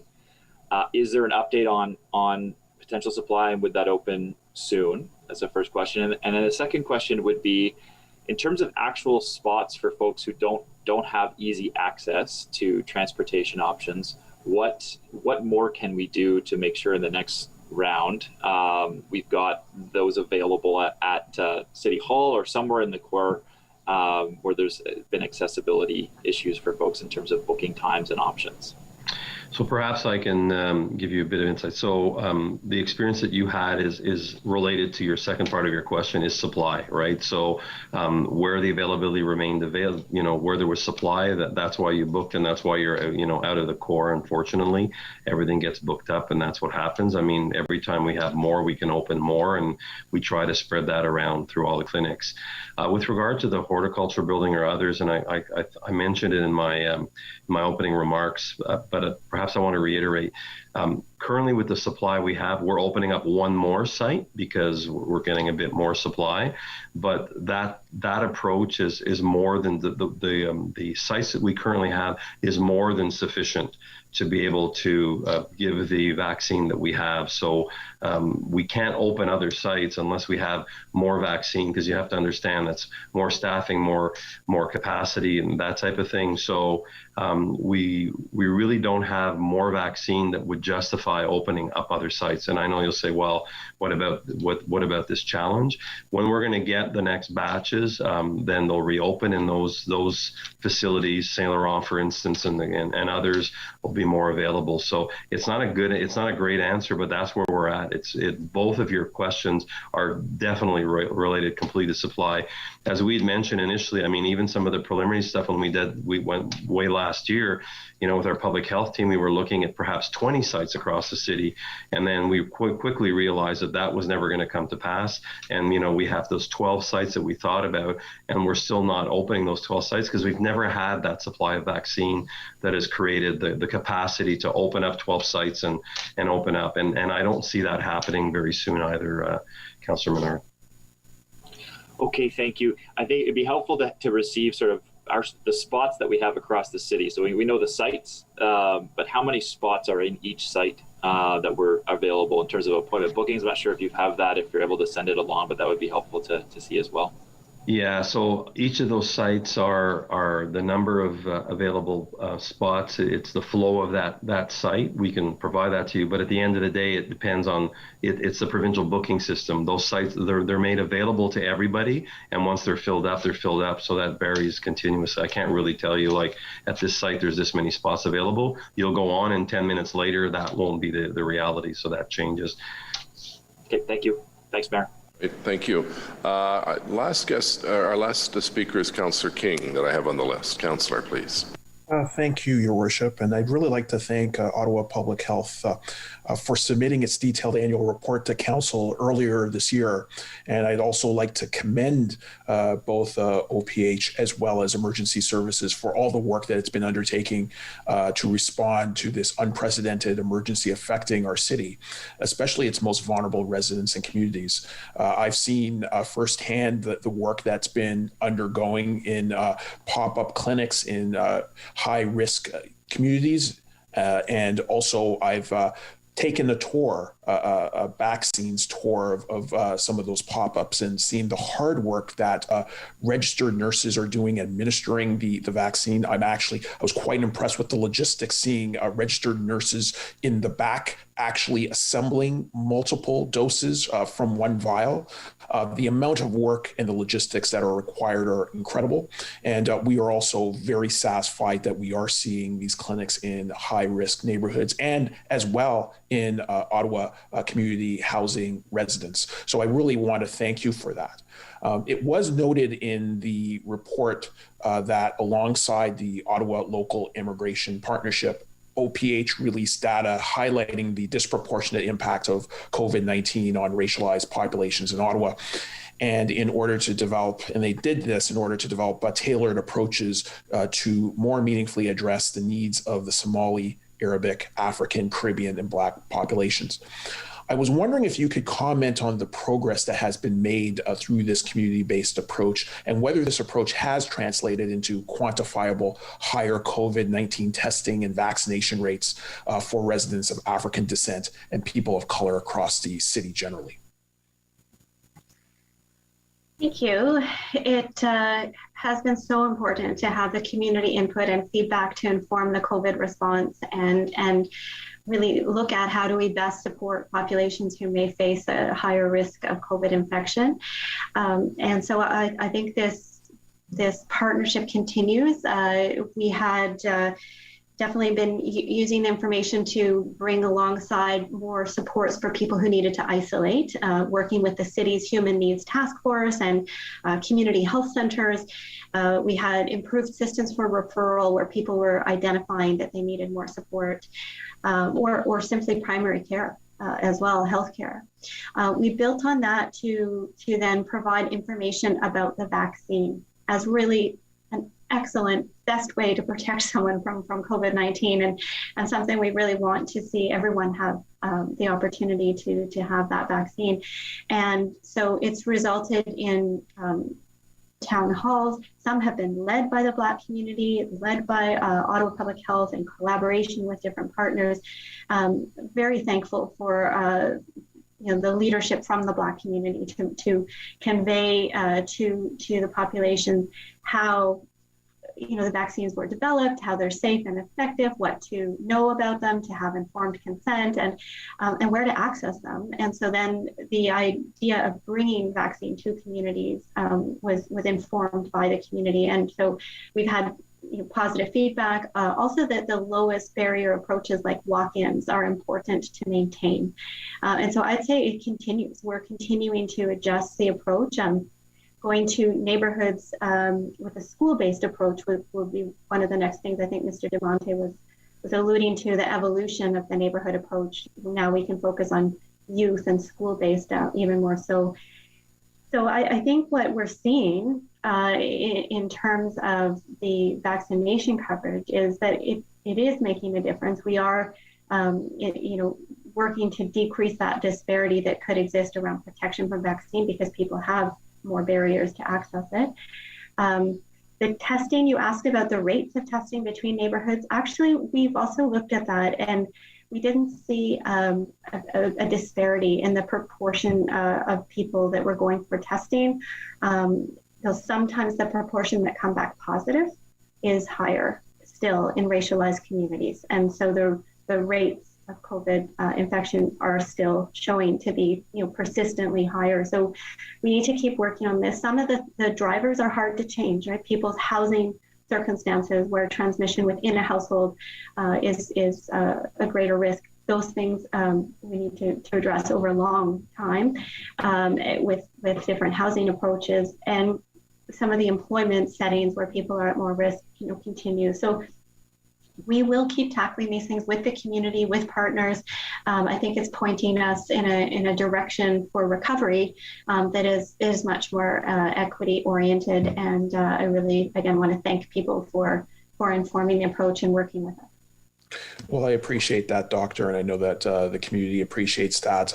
I was a quiet attendee to that wonderful session that was held by Black doctors that outlined the impact of vaccines, and it was working to fight vaccine hesitancy. And I saw it was very powerful, so powerful, I think that provided some of the best analysis of vaccines that I've actually seen locally, and that was delivered by Black doctors. So I was very impressed by that.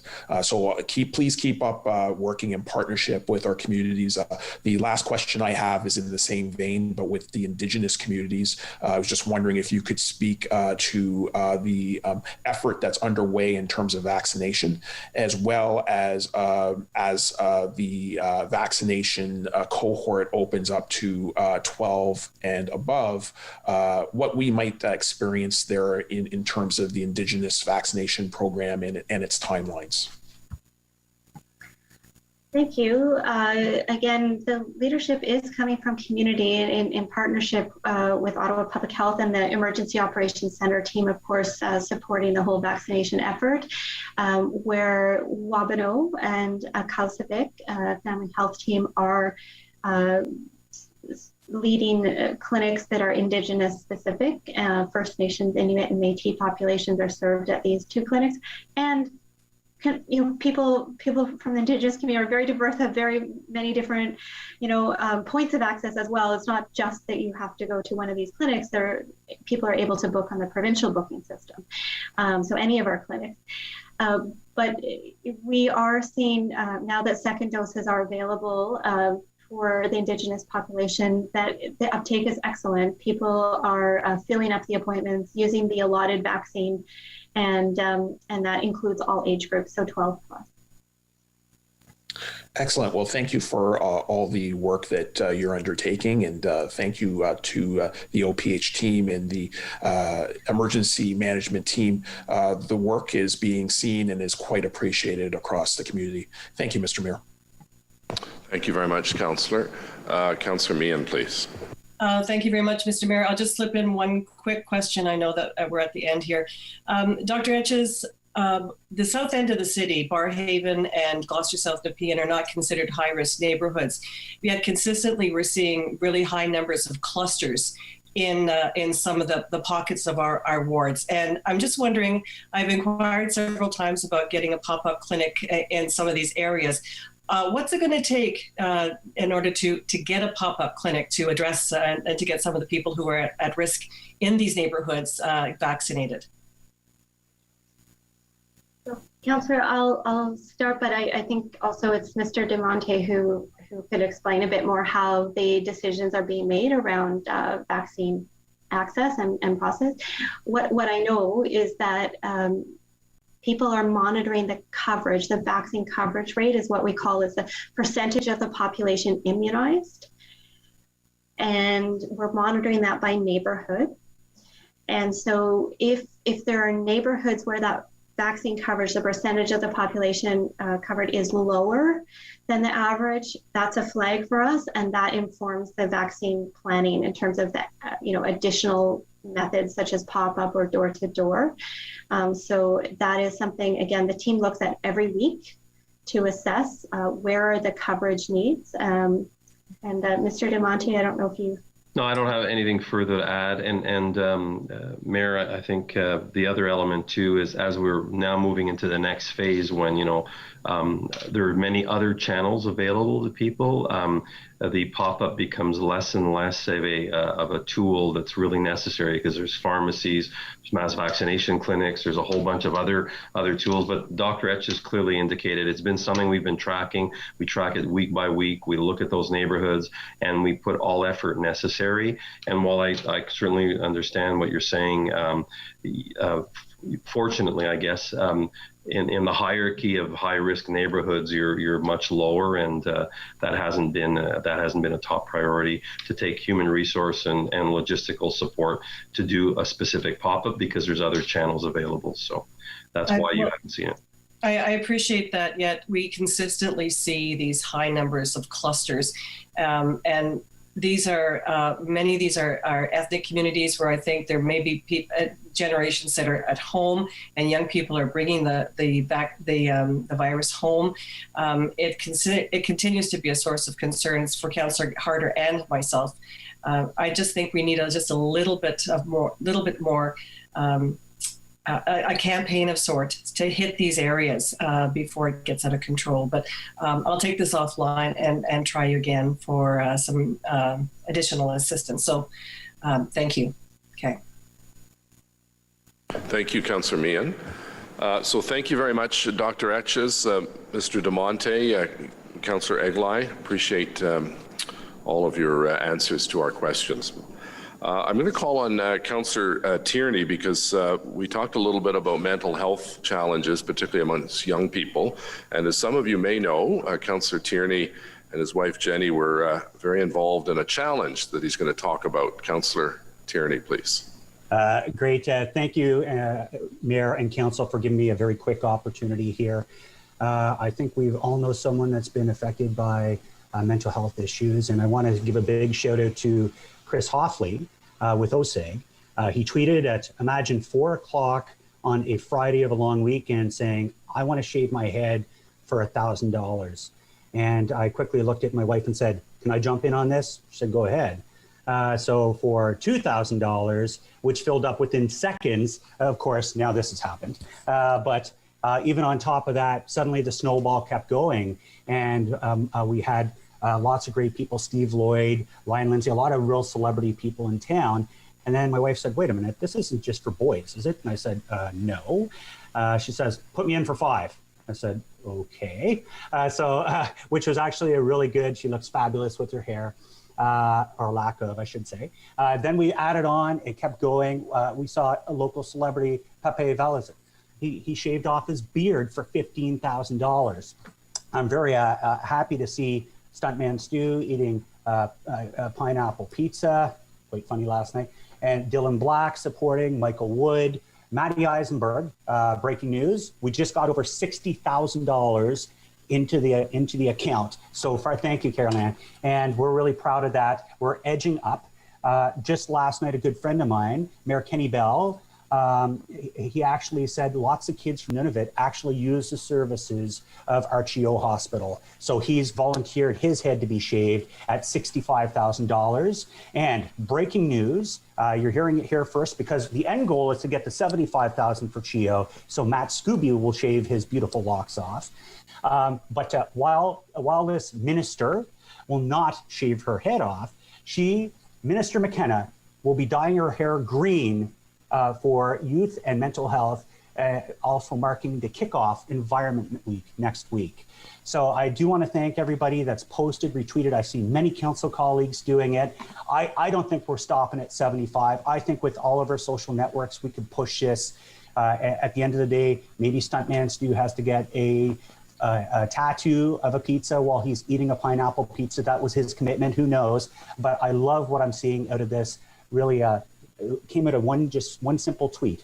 So again, thank you, Mayor and Council. I've just tweeted out the most recent, and I'm being mocked a little bit for my art skills in Photoshop, but nonetheless, it's for a good cause. The website again is welovecheo.ca.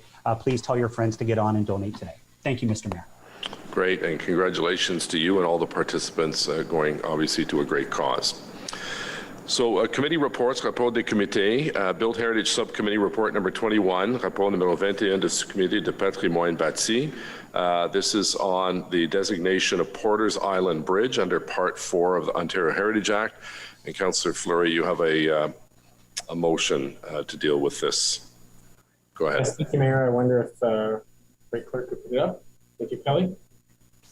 Whereas Porter Island Bridge has been identified as having cultural heritage value, whereas Porter Island Bridge has been recommended for designation under Part 4 of the Ontario Heritage Act through the staff report designation of Porter Island Bridge, whereas future maintenance and alterations to the bridge should have regard to the statement of cultural heritage value and heritage attributes, and whereas significant alterations would be required in order to safely open the bridge to pedestrians.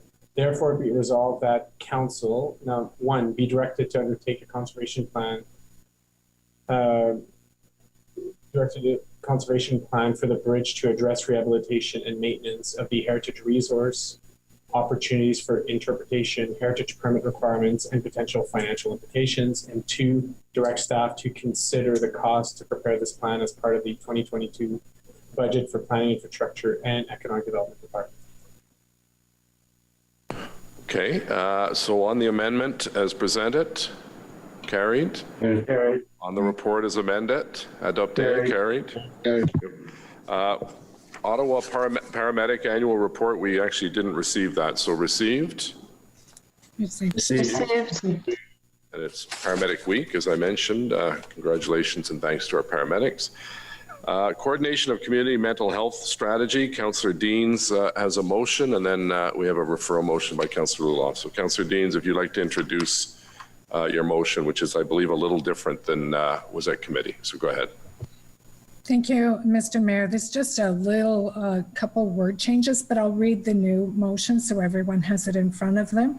The motion is therefore be it resolved that the Community and Protective Services Committee recommend that City Council direct the General Manager of Emergency and Protective Services under the umbrella of Community Safety and Wellbeing Plan to, as soon as possible, take the lead to develop a community mental health strategy, working with the Ottawa Police Service and the Ottawa Mental Health Strategy Guiding Council, Ottawa Public Health, relevant city partners, healthcare and hospital partners, and relevant social services and community stakeholders, including Ottawa Community Housing, to ensure that the efforts that are being undertaken already are coordinated and not duplicated, and report back with a draft strategy and any related funding in advance of the draft 2022 budget.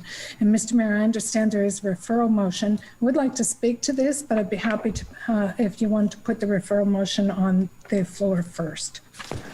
Okay, so Councillor Luloff, seconded by Councillor Eglai. If you'd like to introduce your motion, Councillor, and it would take Councillor Dean's resolution and refer it along with the other points on this document to City Manager. Yes, thank you very much, Mr. Mayor. If the clerk could put that up, I'd really appreciate it. Thank you very much.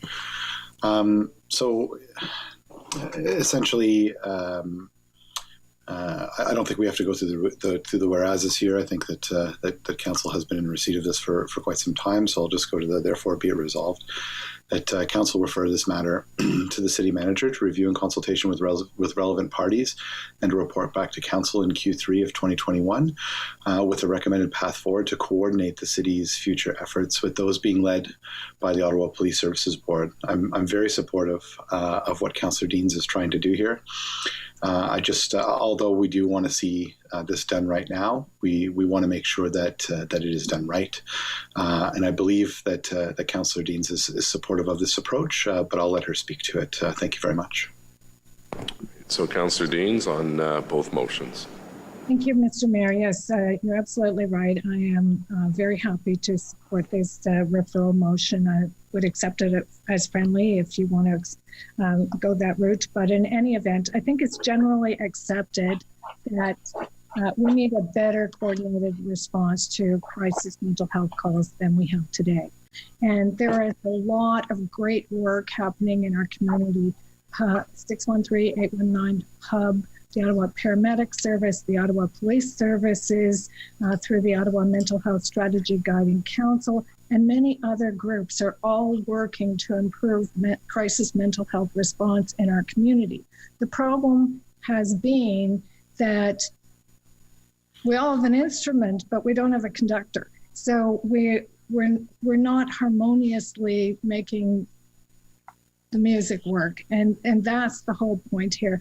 I think if we want to make it work appropriately, we have to bring all of that work together at one table. And I think the city is best suited to bring everyone together and make sure that we have an outcome, one city, one response outcome at the end of all of this. And that's why I think it's imperative that we get this right. Other jurisdictions have siloed their approaches and not gotten the results at the end that the community expected and wanted.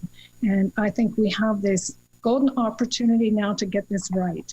And there's a lot of great work happening. We just have to make sure that we bring it together. So referring this to the city manager's office to come back with a report to this council on how we're going to coordinate this effort and make this effort work as one together is really important. That was the goal of the motion I put last week, so I'm happy to support the referral motion. Thank you. Great, thank you. Councillor King, questions and comments? Thank you, Your Worship, and I am pleased to have seconded the original motion and to support the referral motion of my colleagues. As Chair Deans knows, as Chair of the Police Services Board, many members of the community have come to speak to Police Services Board in the last year about their concerns, especially about police answering wellness checks or responding to mental health calls. The most vulnerable members of our community, those who have loved ones who don't speak English or French, or those who have ongoing mental health struggles, continue to worry about what will happen in a crisis situation. In recognition of this, the Ottawa Police Services Board began a process for a mental health strategy in January of this year, which would ultimately see and seek less police being involved in answering these types of calls in recognition of these concerns. However, it is critical that the city takes the lead here with the coordination of a community mental health strategy because of the overarching community concern about the involvement of the OPS as a convener of that specific strategy. I've also taken calls from many members of the community concerned about the time frame projected for the strategy, the composition and the role that police are playing. Many have said that the city must take the lead, and this is why I'm very pleased that this motion is coming forward.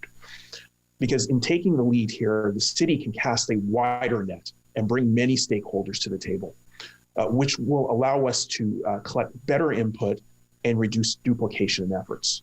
So I am pleased to support my colleagues in bringing this motion, and I also urge all of my other colleagues to support it. Thank you, Mr. Mayor. Thank you, Councillor. Councillor Fleury on referral, please.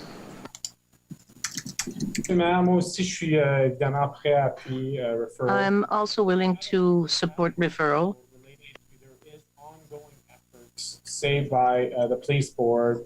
I know as part of the paramedic report, there had been some mention of striking a committee to look at mental health response. So can I get some clarity on what happened with this referral? What happens with those efforts? Mr. Kanellakis. Thank you, Mr. Mayor. Yes, I've spoken to, for instance, there's no issues with any of the city services. They'll all be brought together under at one table. The police have done a lot of work up to this point with the community and have set up a guiding table. And I've spoken to Chief Slowly about this matter in anticipation of this, and Chief Slowly is completely supportive of joining our efforts and working together. So I don't see us working in parallel. We'll be working in unison with city services and the community to figure out a way to develop a plan to go forward. Because I think what Councillor Deans was getting at with the original motion and the referral motion is that we need to bring everyone together to develop a plan that's integrated with all of our stakeholders and city services. And I believe this will enable us to do that.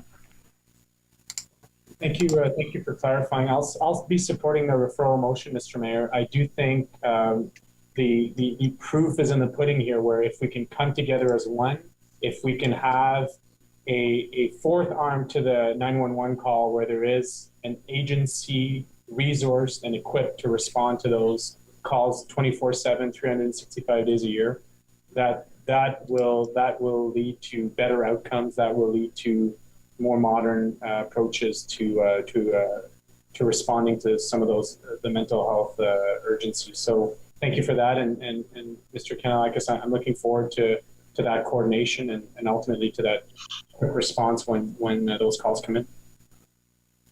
Merci. Councillor Menard, please, on referral. Thanks very much, Mayor, and happy to support this motion on referral. I thank Councillor Deans as well for helping to coordinate this piece, and as well Councillor Luloff. I was at the last committee meeting when this was discussed. This makes sense to do this. There's a couple things I wanted to pass on in terms of the importance of this. One is community stakeholders, people on the ground, people dealing with harm reduction. Folks that in the academic community, these are people that have a lot of knowledge about this, and they need to be involved in this in any consultation that goes on. And of course, they've been asking for that. This cannot be a top-down process. It needs to be bottom-up. And that's an important piece that I hope the city manager will take away in doing this. The second piece of this is similar to Councillor King and Councillor Fleury and what they've talked about. The models that we can get to by referral through public health and other city services are excellent out there. So we've seen, the CAHOOTS model work very well. I took a presentation of that recently, where it's really a collaboration between the community and those unhoused or suffering from mental illness, substance abuse, dependence. Services were designed to offer an alternative to policing, and the services for individuals are voluntary, confidential. They offer such services as crisis counseling, suicide prevention, grief and loss care, substance abuse and welfare checks, housing crisis, harm reduction, first aid and medical resources, and transportation to services. And so they don't wear formal uniforms to help with some negative association for some individuals. And the dispatch interface is very similar in that it comes, requests from services are received either via non-emergency lines or can be dispatched through the 911 line. A lot of merit this. It does shift a lot of the funding in this model from traditional policing, because it actually helps to reduce workload. It produces better outcomes on the ground and can cost a lot less to operate. So really glad to see us moving in this direction. And I hope we can see a similar outcome as many other cities are moving towards across the world in this regard. So thank the mover of the motion. Councillor McKenney, please, on referral. Thank you, Mr. Mayor. I'll just be brief. I do want to record my support for both the motion and the referral motion. I think it is imperative, given what's happening in our communities, that we ensure that our approach to issues anywhere in this city where there are mental illness or other kind of social aspects to behaviors or matters that are happening, that they be responded to as such. So to see a response to the consultation that will be led more community based and coordinated is certainly the right way to go. I do just want to reiterate what Councillor King and Councillor Menard and Fleury have said. It really does need to be, though, in the end, we don't know what's best for the communities that we are hoping to serve better. BIPOC, people who have mental illness. So in the end, this strategy needs to be informed and led by those communities, so that we get it right, so that we understand how we respond to issues, so that we're not continuing to exacerbate what's happening. Especially we see it now with the pandemic, compounded by the homelessness and opioid crisis. So I thank both the mover of both motions for this. Thank you very much. Thank you, Councillor. So on the motion to refer, carried. Adopté.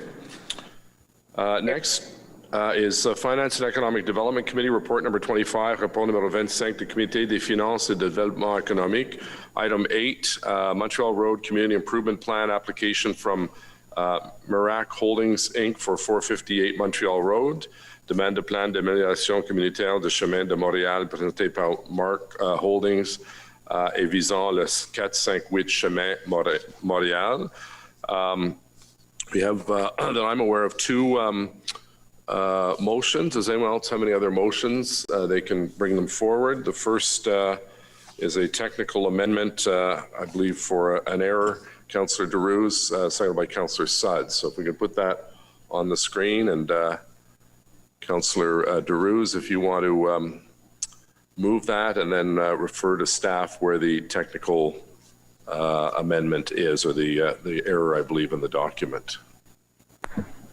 Mr. Mayor, I understand that Councillor Deroux may have had to log off briefly due to some connectivity issues. Staff had asked him to move this technical amendment. I wonder if there's another mover. So I'll move it. That's fine. So moved by myself, seconded by Councillor Suds. I guess Don Herwire, if you could just explain to members of council the correction in the document and the chart. Yes, thank you, Mr. Mayor. So basically, the motion would correct document 1, which was an attachment to the report, and the issue there is it only referenced one of the two properties that are impacted. So there's two properties, 458 and 470 Montreal Road at play here, and basically the technical motion will correct the headers in the columns of A, E, G, and H to document 1, and it just captures the combined assessment of those two properties. Important to note that it does not impact the incremental tax change in terms of that uplift post-development or the amount of the grant. So it's basically a housekeeping matter to correct the assessment values for both of those properties. Okay, thank you. Next, we have a motion by Councillor King and Councillor Fleury, cost-benefit analysis. Councillor King, do you want to introduce this so everyone has it on the screen? Yes, Your Worship. Thank you so much. I'm introducing a motion around cost-benefit analysis of community investment programs in terms of this motion, because we have heard concerns in the community about how these programs work and what their economic feasibility and impacts are. And people don't have enough information about the mechanics of how these programs work and also their economic impact. So as a result, we have moved a motion, and I might just read it so that council has a better understanding of what we are attempting to achieve. Okay, thank you. Next is a motion by myself, seconded by Councillor King. If we could put that up on the screen, I think. Scroll down, it's up there now. I'll just read it out. Whereas in July 15th, 2020, Council adopted an updated 10-year housing and homelessness plan report. And whereas on May 22nd, Council adopted the Montreal Road Community Improvement Plan, which identified affordable housing as a key program element to be supported. And whereas the City of Ottawa's Housing Long-Range Financial Plan identified the funding requirements to help address housing affordability in the City of Ottawa. And whereas the Montreal Road Community Improvement Plan grant application in respect to 458 and 470 Montreal Road is anticipated to result in an additional net tax revenue to the City of Ottawa. And whereas subject to future assessments, such net tax revenue, 25% residual, is estimated to be $970,057 for the first 10 years and approximately $5,023,241 for the subsequent 10 years, for a total contribution of approximately $6 million towards affordable housing over 20 years. Therefore, be it resolved that the net new municipally retained tax increment determined on an annual basis resulting from the Montreal Road Community Improvement Plan application in respect to 458 and 470 Montreal Road be allocated to priority affordable or social housing initiatives to be funded under the Housing Long-Range Financial Plan for the 10-year CIP period and the subsequent 10-year period through the municipal allocation for the Housing Long-Range Financial Plan. Does anyone else have any other motions they'd like to present? Mayor, a point of order. Yep. Sorry, Mayor, the second motion that was just presented, I believe you're moving that. It's a reasonably substantial motion. Should you be in the chair while moving that motion forward? Yeah, that's been my practice for the last 10 years of staying in the chair, so that'll continue. Thank you. Councillor El-Shandiri, do you have a motion, or do you want to speak on the item? No, I don't have a motion, and I want to speak about the item, Mr. Mayor, and I believe you're going to take some comment at the same time, but I have some questions to staff, if you don't mind. Yeah, we're going to do question and comments, so I just want to see if anyone else has a motion. Councillor Aguilar, your hand is up. Do you have a motion, or do you just want to participate in the debate? I don't have a motion. I do have a quick question for staff. Okay. That's why my hand's up. Okay, so Councillor El-Shandiri will start questions and comments. Just a point of order before we keep going here. Councillor Menard. I have a point about our speaking time here. We've got, I think, 3 motions now in front of us. Each one of them, well, one of them certainly requires some more discussion. So how are you organizing that in terms of, we're at council? Does it make sense to move into committee of the whole for this, given the 3 motions? Is that preferable, or? No, you can speak to each motion for 5 minutes. Okay. Okay, so Councillor El-Shandiri, questions and comments, please. Thank you very much, Mr. Mayor. I would like to ask a question to the Treasurer, if I may, Mr. Mayor. And my question to the Treasurer, can you just take us a little bit, like where the CIP been used before? And I do recall, I've been in council long enough. I remember Bell's Corner, where we had the Holiday Inn Select, and we have another business on Bell's Corner. We have some on Saint Joseph, on Trim Road. Can you just, in overall, can you just tell us how long this program been going, and a little bit about the cost benefit of it? And I think if the Treasurer can answer some of those questions. Thank you, Councillor, for the question. I'll start off, and then I'm going to ask Mr. Herwire also to provide some background information. And we have approximately 5 CIPs in place today. The most recent being the Heritage CIP, but there's one in Orleans, one in Bell's Corners, Montreal Road, and Saint Joseph.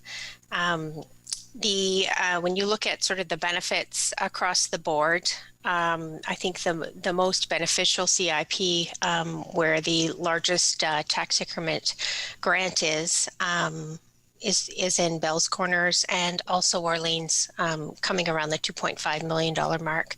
But I'll just ask Mr. Herwire if he could step in and provide a little bit background in terms of when they were first introduced.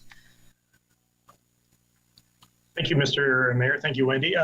Yes, you've identified the 5 active programs: Orleans, Bell's Corners, Montreal Road, and St. Joseph Boulevard, and recently approved Heritage CIP, which will have our first application before Fed come in June.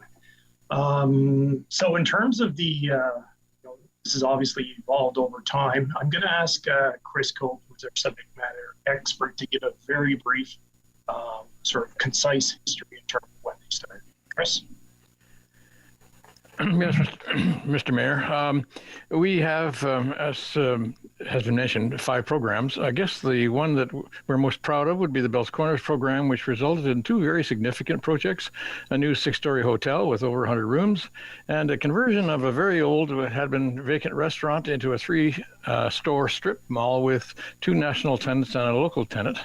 In Orleans, similarly, we have another one that has produced the Kids Kingdom, but that was also an employer of 25 people, which was a nice addition to Orleans. And we have an application coming before us for the restoration of the Vittoria Trattoria restaurant in the market, which, as you all probably will remember, burnt a couple of years ago, and that's coming in under the Heritage CIP program. So all in all, we've seen some pretty significant impact, I think, from these programs. And Mr. Herwire, or maybe Ms. Stephenson, so in overall, our contribution versus what we expect in return, I'm not sure if Mr. Cope, you can answer that. So yes, we incremental the grant, but I mean the benefit, in total benefit of those programs you just mentioned. And I remember the Bell's Corners very well because that was where it is right now, is the Holiday Inn Select, I believe, that property. So how much did the taxpayer help there, and how much we receive in return? Sorry, Mayor, can I just a point of order? I'm not sure what motion we're debating right now, and we haven't seen your motion. It hasn't been circulated. So can we just, those two things, can we get it circulated, and can we please understand which motion we're debating? Thanks. Yeah, the clerk is circulating that now. It was up on the screen. It was to be circulated, but it's going up now. And what motion are we debating right now? Well, that's up to Councillor El-Shantiri. You can speak once on the whole item, or you can speak on individual motions. So my understanding, he's doing it in a general sense now, asking questions. So, but we can speak 5 minutes to each motion. Yes. Okay, thank you. Go ahead, Councillor El-Shantiri. Thank you, Mr. Mayor. And before I was interrupted, because I had asked for permission to ask questions and then speak about the motions. So I'm still asking questions. Mr. Herwire or Madam Stephenson, I'm interested in the Bell's Corner on Robinson Road, on Moody Drive, the Holiday Inn Select. How much the municipality contribute there, and what's the return on our investment? Thank you, Mr. Mayor. For the two projects in Bell's Corners that Mr. Cope mentioned, there was a municipal property tax uplift of over $4 million, and there was a tax increment equivalent grant of approximately 2.4. So there's a significant uplift if you do the math in terms of the municipal tax. So basically, Mr. Herwire, our incremental in the tax, it's almost double what we receive in return. Is that correct? Is that fair to say? It's an additional 1.4 million over the 10-year period. Yes. So, Mr. Mayor, first of all, I will be supporting the FEDCO's report, but let me begin by give heartfelt to the family who run that business and their contribution to our city in the last 56 years. And they've been through the mud on this file, only because they're requesting something we already give to other businesses. The Holiday Inn Select, I believe that's an international corporation, but they qualify and therefore they receive that. And we didn't receive this mad of email talking about what kind of car and the makeup of the cars. So I find it disheartening when we take something we vote for as a policy and our staff follow councillors' policy in delivering this and to go through what they've been through. So in discussion or working as a representative of the mayor on BIA and working with the Vanya BIA and the Ottawa coalition of BIA, Mr. Mayor, I find it surprisingly how this take a soundbite or media soundbite without looking at the original policy as a policy. So it's okay for the Holiday Inn Select to receive that and other businesses on San Joseph, on Trim Road, in other area. But obviously, Vanya does not, deserve that. And they are following the policy and the rule of we voted for, and staff deliver on behalf of us. So for those who sending us those email from Hong Kong or other area wherever they're sending those email, I think you need to look at the policy and see who voted for that policy and make sure if staff are follow those policy. So therefore, we are follow what we voted for originally. But I want to thank staff on this file, and I want to apologize to the Merak family for being through this, because they can easily just leave Montreal Road and come to West Hunter Club, which is they already have property existing there, and don't go through this shenanigan. But unfortunately, that's their decision, not mine. But I will be supporting the FEDCO committee, Mr. Mayor, and thank you for the indulgement, and thanks to our staff for answering my question. Great. Excuse me. Thank you very much, Councillor. Councillor Eglai, please. Thank you, Mr. Mayor. It's just a couple of quick questions. I'm not debating at this point on any of the motions. But my first question is specific to the technical amendment. I just want to understand that. So, Mr. Herwire, is the technical amendment to the effect that the actual dollar amounts have changed, but the delta between current tax on the existing property and what tax would be should this be approved is the same? So the percentage difference is essentially the same, but the actual real numbers are different. Am I understanding that correctly? Yes, Mr. Mayor, that is exactly the case. The delta is the same, the uplift it's the same, the grant is just the background numbers and how the assessment for the two properties reflected.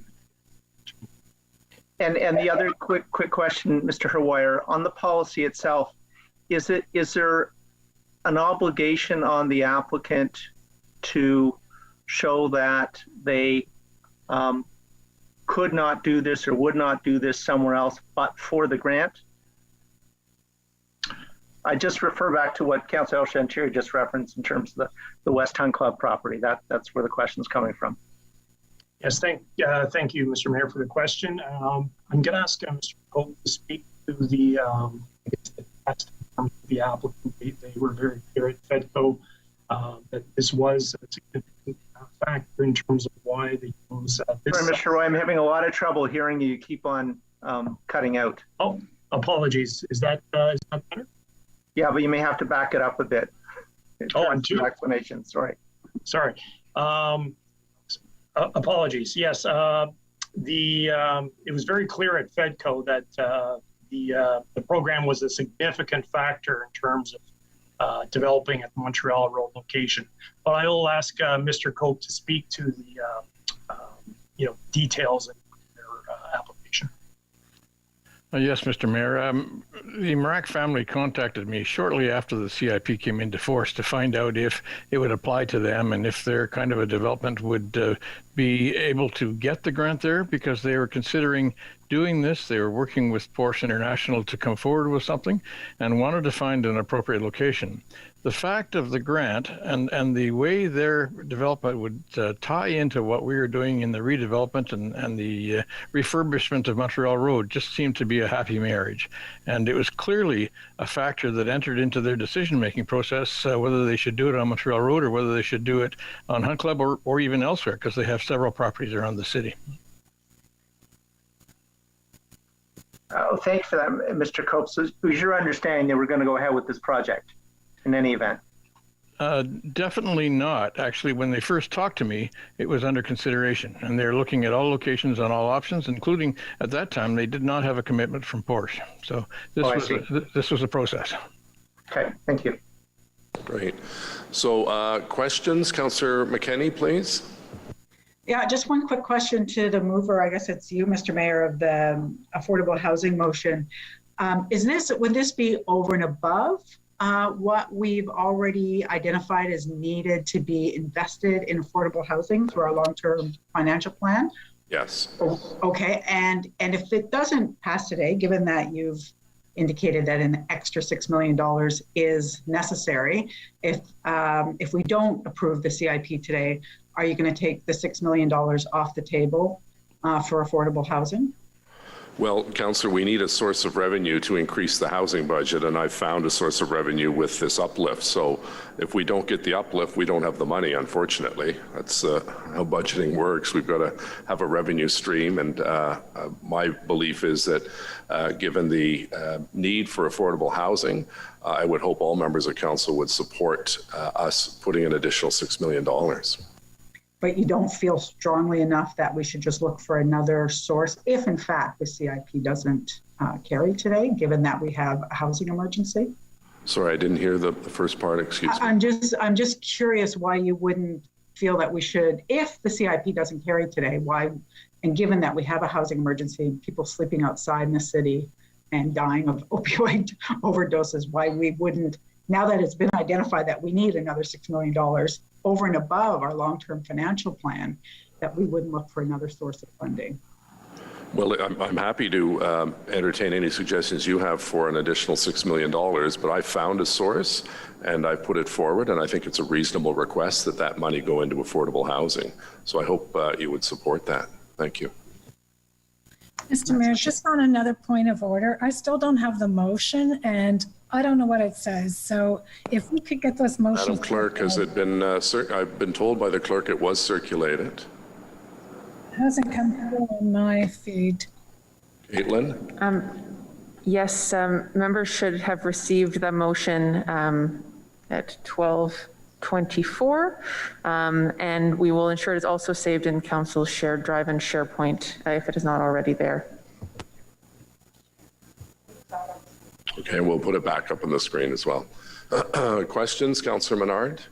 Yeah, thank you very much, Mayor. I have questions on the motion. So the first on the technical, I'll do my first one on the technical, supposed technical. Yeah, just Councillor Menard. Sorry, just to give members of council, we'll deal once we get through this question round.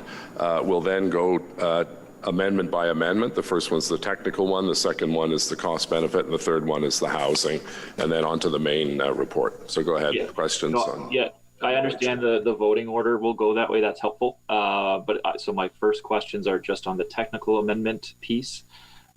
So I want to better understand what's going on here, because this seems like actually quite a large change that is occurring. We're adding an entire other property, and we're saying that the value somehow comes out to the same, and that the economic uplift and the amount of the grant, the tax grant, stays the same. So could someone please underscore why this mistake was made in the first place, and what actually is happening in the background? We've just seen this motion today, despite us knowing a technical amendment was coming.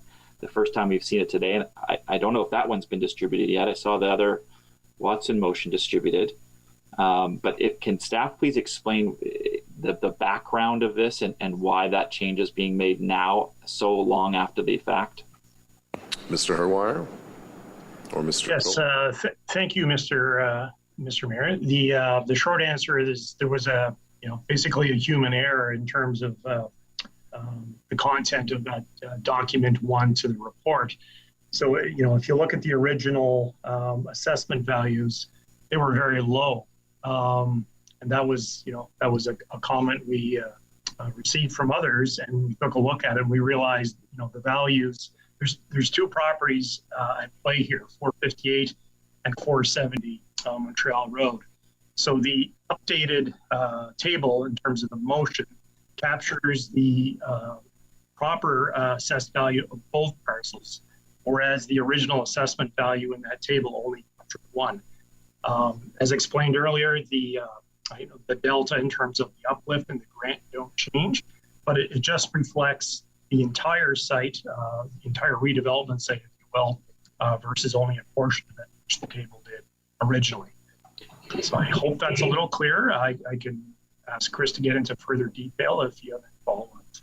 We may need to. I'm just trying to understand how the economic uplift doesn't change if we're adding on new value from another property that wasn't included in the original case. So I understand it's a 75% uplift that we're saying would accrue as a result of the SIP, and the grant would then go to them at that value. So how is it that it's staying the same if we're adding value to another property and including it in? I'm trying to understand the technical merits of this. Yes, thank you, Mr. Mayor. It is somewhat complicated. I apologize for that. I'm going to ask Mr. Cope to try and break that down a little further for you. Yes, Mr. Mayor. The value uplift is completely because of the construction of the new property. And while it sits on one of the two sites on 470, it is responsible for the entire estimated value uplift.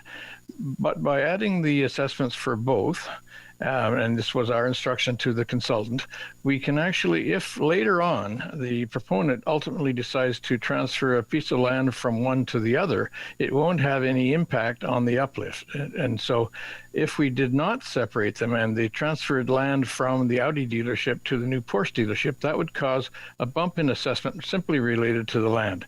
So the original document was correct, and it assessed the uplift and the delta. It was all based on the value of the building. Unfortunately, when we were transposing numbers from the consultant's report, we picked up the wrong columns on some of the assessment values rather than the combined assessment values. But he worked on the basis of combined values throughout his assessment analysis. Yes, I had seen a blog by Dan Stankovic, I believe it is, and he had described this in fair detail. And I'm glad to see some changes as a result of that. But he's also described other issues with the actual uplift beyond this. And I'm not sure staff had a chance to look at Mr. Stankovic's blog post where this may have came from, or where did it come from?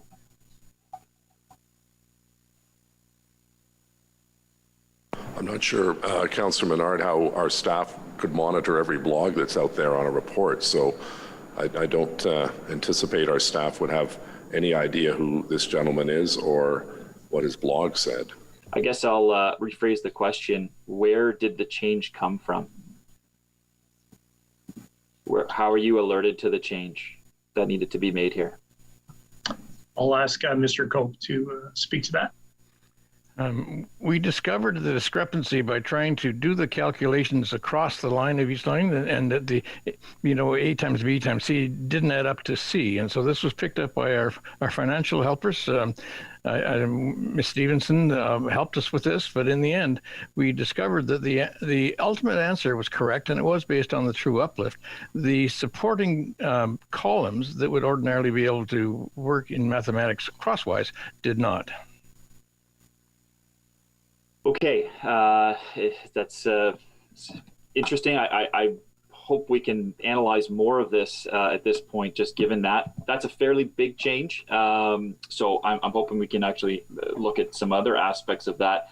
I did want to get into some more on the actual question that Councillor Eglai had asked. And it's another one that we've received a lot of emails on as well. And it's about whether or not this would be built in Ottawa if there was no tax break. And I'm not, it's not clear from the staff report that that is the case. And so there may be a change in location that you're highlighting, but it's not clear from what has been submitted to councillors whether or not this would be built anyway. Can you offer more clarity? Thank you, Mr. Mayor. In terms of the question, I don't believe we can, express that with any certainty. We know this was a big factor in terms of the Brack family deciding to proceed at this location. I'll ask Chris if there's any, he's already addressed this to some degree, if there's anything further he can add to explain that. Thank you, Mr. Mayor. There isn't a lot that I can add other than knowing that when I was first approached by the Brack family to talk about this, they did not have a commitment for this location at all for them. And because it'll be the first in Canada of this type of Porsche dealership, or what Porsche refers to as world class, we have to know that the Maracks are in a competitive process to locate it here in Ottawa, and chose the Montreal Road location because of its many advantages, not the least of which would be the CIP. Okay, Mayor, that's disappointing to hear that we don't have more because of a guarantee here. In effect, the staff paper that was approved by Council in May of 2019 indicated that these grants, these tax breaks, are only to be made in cases where the development would not have occurred, but for the incentive made to the property owner. So, Councillor, we're asking Mr. Mayor, I'm not now, finished. and then we'll come back. I'm not finished, Mr. Mayor. Furthermore, applicants have to demonstrate a clear rationale that the project would not proceed without these incentives. None of that has been provided to FEDCO, nor councillors, nor apparently to our staff. So that is a major flaw here, where the criteria that we approved in 2019 has not been met. Okay. Any other questions? I'll have more on the other one. Councillor Kavanagh, questions of a general nature, please. Thank you very much, Mr. Mayor. In terms of the motion, was it for your motion, was it always known that $6 million was going to be coming into revenue? So your question is, was the $6 million known? Yeah. Ms. Stephenson, can you respond to that, please? Thank you, Mr. Mayor, for the question. No, this was just arrived at when the report was tabled, Councillor. So you mean that when it was at FEDCO? That's correct, yes. Okay. So what generally is the purpose when this is done of the $6 million? Would that go into general revenue? So is it counted for general? Yeah, based on the motion that you have before you today, it is the mayor's intent that that money would go towards affordable housing. So, but previously it would have gone into general revenue? That's correct, yes. Was that accounted? So would that be accounted for as general revenue? When at the FEDCO meeting before this motion was put forward, was this accounted as general revenue? No, it wasn't accounted for because this is new net revenue that will come in future years, Councillor. It typically comes through our assessment growth every year. So you didn't have it earmarked? This is brand new? This was not known, Councillor. That's why it's not accounted for. Okay. Thank you. Good. Thank you. Questions? Councillor Deans, please. Thank you, Mr. Mayor. My first question is about this link with affordable housing. And as I'm reading the motion, what I understand is the first 10 years, we're going to give 75% of the tax revenue back to Mark Motors, and there'd be 25% in city coffers. And then over the 10 to 15 year period, there would be an additional $5 million. So I'm trying to understand that $6 million, when would that go to affordable housing? When could we expect that money to flow? Is it 10 to 15 years from now? Well, the first $1 million would be within the period of the first 10 years, and the $5 million would be in the second 10-year period. So I'm not sure if this is for legal or the city clerk, but can council actually commit to councils from now, 10 years or more from now, to spending that $5 million on affordable housing when we actually don't know what the affordable housing situation will be 10 to 15 years out, but can we commit them to it today? Not legally speaking, no. That could be changed by a future council, Mr. Mayor. Okay, so we can't commit the money. I also, Ms. Stevenson, I really wanted to ask you this because I think taxpayers will be very interested in this. My impression of taxes is it goes because every time we have development and growth, the properties actually cost the city money to provide the services, the roads that we drive on, the snow clearing, all of those things costs money. And so everyone contributes.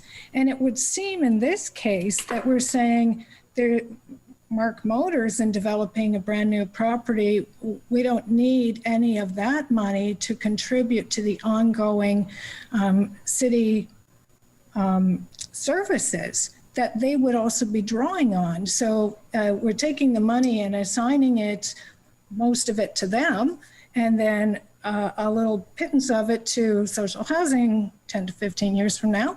And it's not costing anything for them to be there in terms of the roads that those new cars are driving on or anything else. I just don't understand it, because I'm sure every other business in town, and actually every other taxpayer, come to think of it, would like to have that same deal where they're not costing anything, so shouldn't be contributing, at least get a 75% tax break.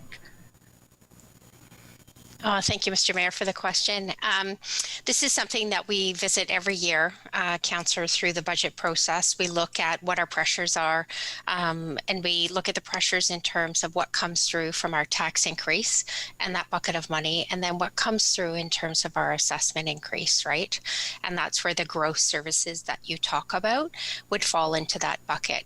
And there's a number of pressures, as you know, that we deal with every year. So whether it's continuing to maintain our services, make investments in things like affordable housing, our capital projects and things like that. So this is just a small earmark in terms of recommending the money go towards affordable housing. We know we have those pressures based on our long-range financial plan. And I think the other thing too here is that this is an existing business and area. It's not new in the sense of where we would point growth dollars, right?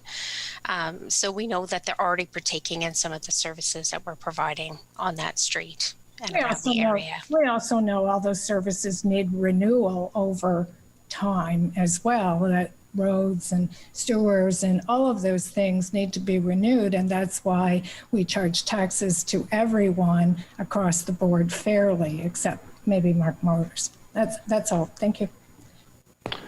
Councillor Leeper, please, questions. Thanks, Mayor. And I just also want to understand a little bit more about the legality of what's being proposed on earmarking some of the incremental tax revenue for affordable housing. This is tax money. Tax money goes into general coffers. Is it legal to earmark the revenues from one particular property for a specific purpose? And then, because it looks to me like it ceases to be a tax at that point, and it begins to look an awful lot like a levy, which has an entirely different legal foundation to it, and there's no connection here between the levy and the underlying use of the property. Can you just help me understand, maybe legal, if this is actually legal? Mr. Mayor, in terms of how council elects to allocate the additional tax revenue, that is wholly within council's jurisdiction and council's ability. As the clerk had noted, this council can direct that revenue for this period and into the future. It is open, however, to a future council to make a different decision with respect to the allocation of those funds. I just wonder whether it is cleaner, rather than tying specific tax revenues to what looks to me to be a levy, we should simply be committing a certain amount of money from the budget over the next several years for affordable housing.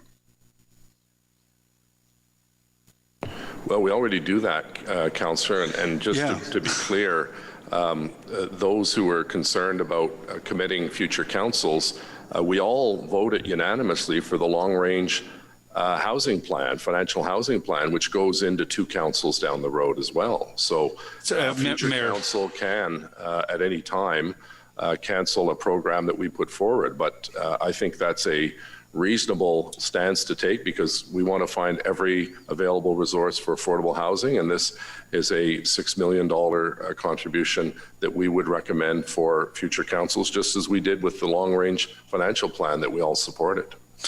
Mayor, the concern is not tying the hands of future councils. I just wonder about the legality of taking the tax revenue from this property and putting it towards use A. Could we then say the tax revenue that we draw from Councillor Brockington's property is going to be used for pothole filling, and the funding that we bring from Councillor Dudas's property is going to be used for wading pool operations this year? I think it starts to lose the coherent sense of what taxes are as opposed to levies. But if legal says it's okay, we're in their hands. May I ask, is it open for a large new development? For example, I'm trying to think, the Trailhead building that recently went into my ward. You've got a big uplift in value as a result of a big new condo building that's gone in there. Could we, with each planning application, suggest that half of the new tax revenue could go into a specified purpose? Is it similarly legal here?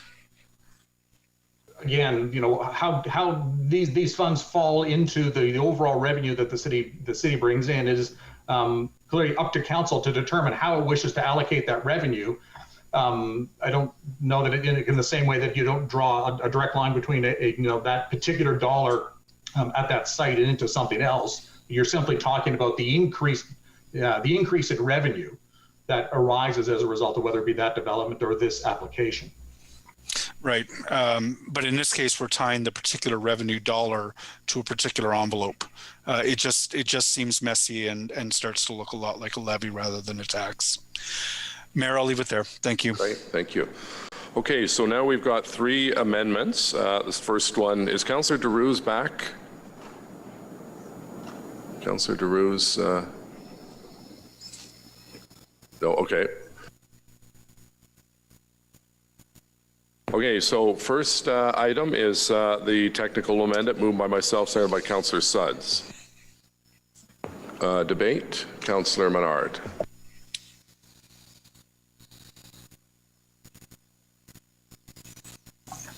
Yes, thank you. This is the affordable housing. No, this is the technical amendment. Okay. Sorry, I've asked my questions on that technical amendment. No, this is debate. We're on debate now on the, you wanted 5 minutes on the debate. So well, okay, then on an ideal world, onto the technical amendment specifically, we'd actually ask staff to go back to make sure there is not any other technical mistakes as large as this one that was made. Particularly when it comes to the actual criteria that we set out in the 2019 SIP, which is not being met here. Can I ask staff if they can go back and analyze the criteria that we set out technically then, and make sure that we're also meeting it under this current motion? I don't see how a large change like this that we're just receiving today, that we forgot an entire property and the value uplift related to it ends up being the same at the end of the day, where there is already a Porsche dealership there. I'd love to see it, go back to that and make sure we're getting a lot of other pieces correct here. The report on this, the staff report, was pretty thin that came to FEDCO. So I've been digging back at the 2019 SIPs, other SIPs we've approved, and the rules around these pieces. We've been receiving emails from financial tax experts telling us, look, you're approving something here that should not be approved when it comes to the actual rules that you set out in the SIP initially. And the main reason is that there's been no defense of that this wouldn't be built anyway, either at Hun Club on Montreal Road. And in fact, Mayor, I'll just quote on this piece, that going back on the technical aspects of here, I'm just going to quote Mr. Marak's own words to FEDCO when he presented. We had to make a decision a couple of years ago as to what we wanted to do. And less than 2 years ago, we decided on this very corner. So I think there's some missing information here that from a technical perspective, this should go back to staff to review and then come back to us. That's it. Thanks, Mayor. Thank you, Councillor. On debate, Councillor Meehan on the technical amendment. Thank you, Mr. Mayor. I will support Councillor Menard's request that this go back to staff. I think it has to be clarified. And I think that we have to re-examine the criteria in which this grant was approved. That's all I really want to say on this part, but I would like to speak at some point, and I'll keep my hand up. I'd like to speak to the overall motion at some point. So you can decide whether I can do that now or I can do it later. Excuse me, we're just going to deal with the amendments, Councillor, so okay. You can take I will support Councillor Menard. I think that this is. I think it's imperative that this be examined more closely.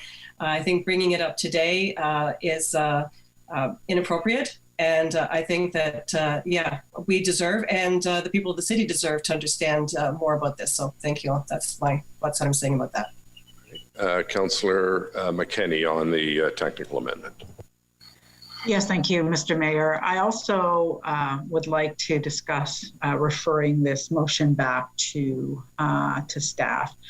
We don't have the information that we need to make the decision today. There Councillor, has been just no clarification. There is no motion of referral at this point, so no. But perhaps then I will introduce one if you give me a minute. You want to refer this technical amendment back to staff? No, the entire report. On referral, you have a seconder? I'll second. Okay, Councillor Menard. So we're now on referral. So Councillor McKenney has the floor to speak on referral. If you give me a minute, I will get you a referral motion. Yeah, can we take a 2-minute break, Mayor? Well, I think it's just basically that we refer the matter back to staff for further review. Well, let's make sure we get a motion up. I don't think there's been a motion presented. Let's make sure we get a motion up. So if staff, can we just take a 2-minute break and then come back with a proper motion?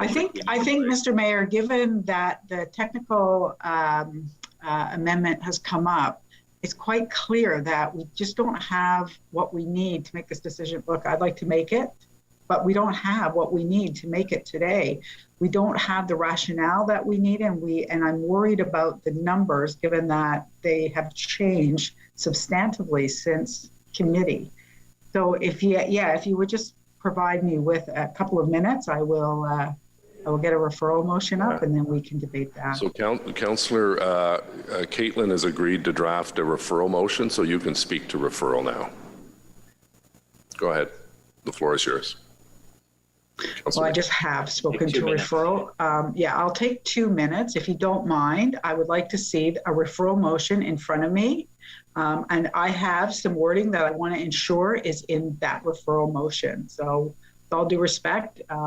If you want it, Caitlin is anxious to hear from you. So what would you like in the referral motion? And she can type it out and put it on the screen for you. You know what? I'm not going to continue, Mr. Mayor. I'm asking for some fairness. If you won't provide it, I'll move a referral motion in a few minutes. Thank you.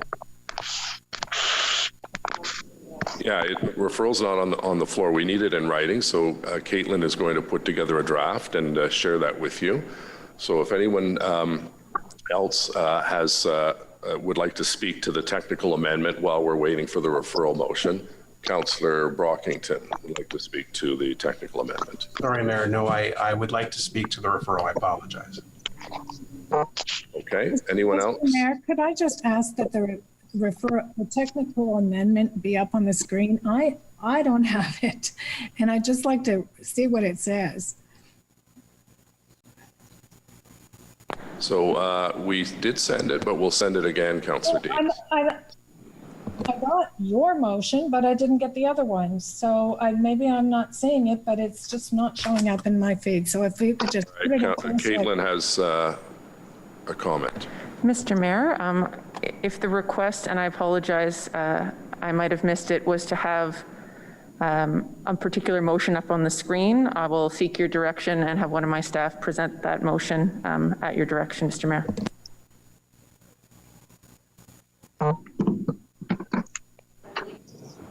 And Mr. Mayor, I believe we now have a referral motion. If you will give me One moment to get that on the screen. It will take a moment. Okay, so we've got a referral motion. Thank you, Caitlin. And we'll get to, does everyone else, aside from Councillor Deans, have the technical amendment from Councillor DeRuse? I think you were referring to it. So there seems to be some system problem with Councillor Deans, so we'll get that out to her. Thank you. Can they not just send a copy around? Yeah, just if you can just give Caitlin a moment, because she's doing 5 things at once here, including the referral. Mr. Mayor, I believe the referral motion that's been forwarded by the member is now on the screen. Yes, it is. Thank you. Do you want me to speak to that now, Mr. Mayor? Yep, so we're on referral only now. Go ahead, on the whole. Yes. Do you want me to read out the motion so that you've got 5 minutes, so you can do what you like. It's your call. Okay. So I'm not going to read it out. It's essentially that that we send that report be referred back to staff for further review and analysis against the criteria of the Montreal Road Community Improvement Plan. It was, it's clear from the report that the candidate property would be reviewed in detail and that the applicant would provide a clear rationale demonstrating that, in fact, this property would not be redeveloped otherwise without the CIP. It's also not clear that the project meets a need in the community for urban renewal and job creation. And we have not seen any analysis around what community improvement means and how this would provide that urban renewal. We have a guess at maybe 20 jobs. We don't know, will those 20 jobs come from the community? Will they come from another dealership owned by the same company? And how this will benefit the surrounding community. It's one thing to say that it drives economic development, but we don't see in this report how that is the case. I purchased a vehicle 4 or 5 years ago out on Hunt Club Road. And I went out, I purchased it, and I came home, and I've never gone back to Hunt Club Road. And I'm sure there's lots of great shops in the area, but I don't go back. I might go back once every 5 to 10 years to purchase another car if that's where I decide to go. So there's nothing in this report that tells us how this redevelopment will bring people onto the street, will bring people down to the local businesses, how they'll support the small businesses, the bake shops and the bookstores and the grocery, the grocery stores where people actually do continue to come back from the community, whether they drive there, cycle, take transit or walk, they come back. But a car dealership does not do that. A car dealership, and this is not about brand, this is about the land use. And so there's nothing in here that in this report that discusses how this use of the land, 1 minute, a car dealership, where you have very low density employment, where you don't have that active frontage onto the street, will in fact serve as a community hub or even improve the community and the overall urban landscape. And that is what a community improvement plan is meant to do. So until we have that full analysis, we cannot, I cannot support the motion today, the report today, and I don't believe that we should be voting on it until we've had the full financial analysis and a full analysis of the criteria of the CIP. Thank you.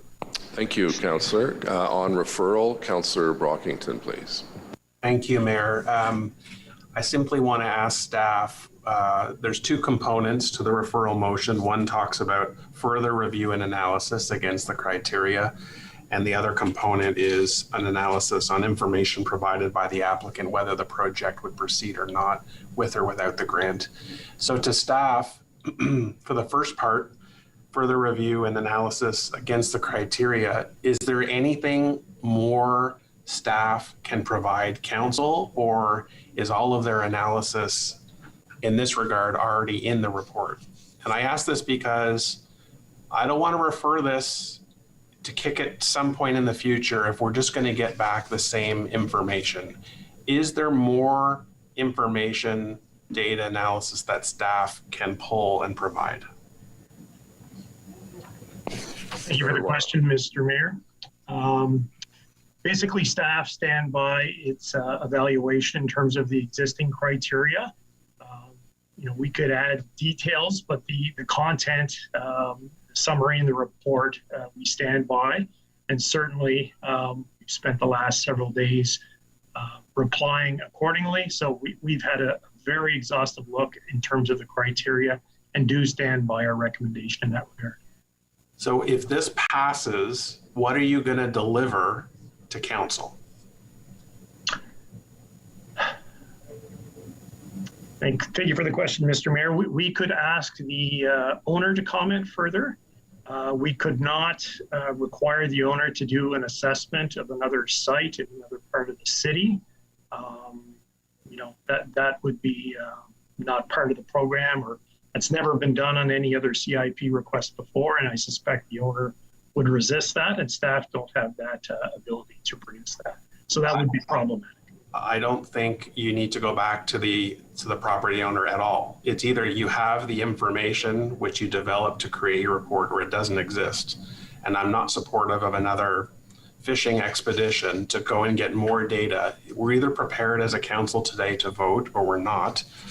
You're either supportive or you're not. And I don't want to go down this road if it's not going to produce anything net beneficial to council. I have the information I need to vote today. The second part is analysis on information provided by the applicant to indicate whether or not this project was going to proceed or not. I thought I heard Mr. Cope answer that question. Can staff just provide an answer in that regard now? I'll ask Mr. Cope to respond, as he has been involved in discussions since 2019 with you. Mr. Mayor, the program is for the Montreal Road, and the benefits go to people who improve properties on Montreal Road and not elsewhere in Ottawa. And so in this case, the focus on this application is because we have an owner who wishes to improve his property on Montreal Road in keeping with our program. We have certainly heard why he didn't locate it elsewhere in Ottawa, and I think we believe it's a useful addition to the street here, and certainly in compliance with the conditions set out in the Montreal Road Community Improvement Plan. So again, if this referral passes, are you going to be able to provide council with any new additional information without going back to the respondent, or to the applicant? Do you have the information already to answer? Again, I don't want to pass a referral if we're not going to get anything new. Mr. Herwire, is there any new information that would come out in a second report? Mr. Mayor, no, there's not. The motion, the technical motion, captures the error, and again, I apologize for that error in the report, but there's no other new information that we would be bringing to the table.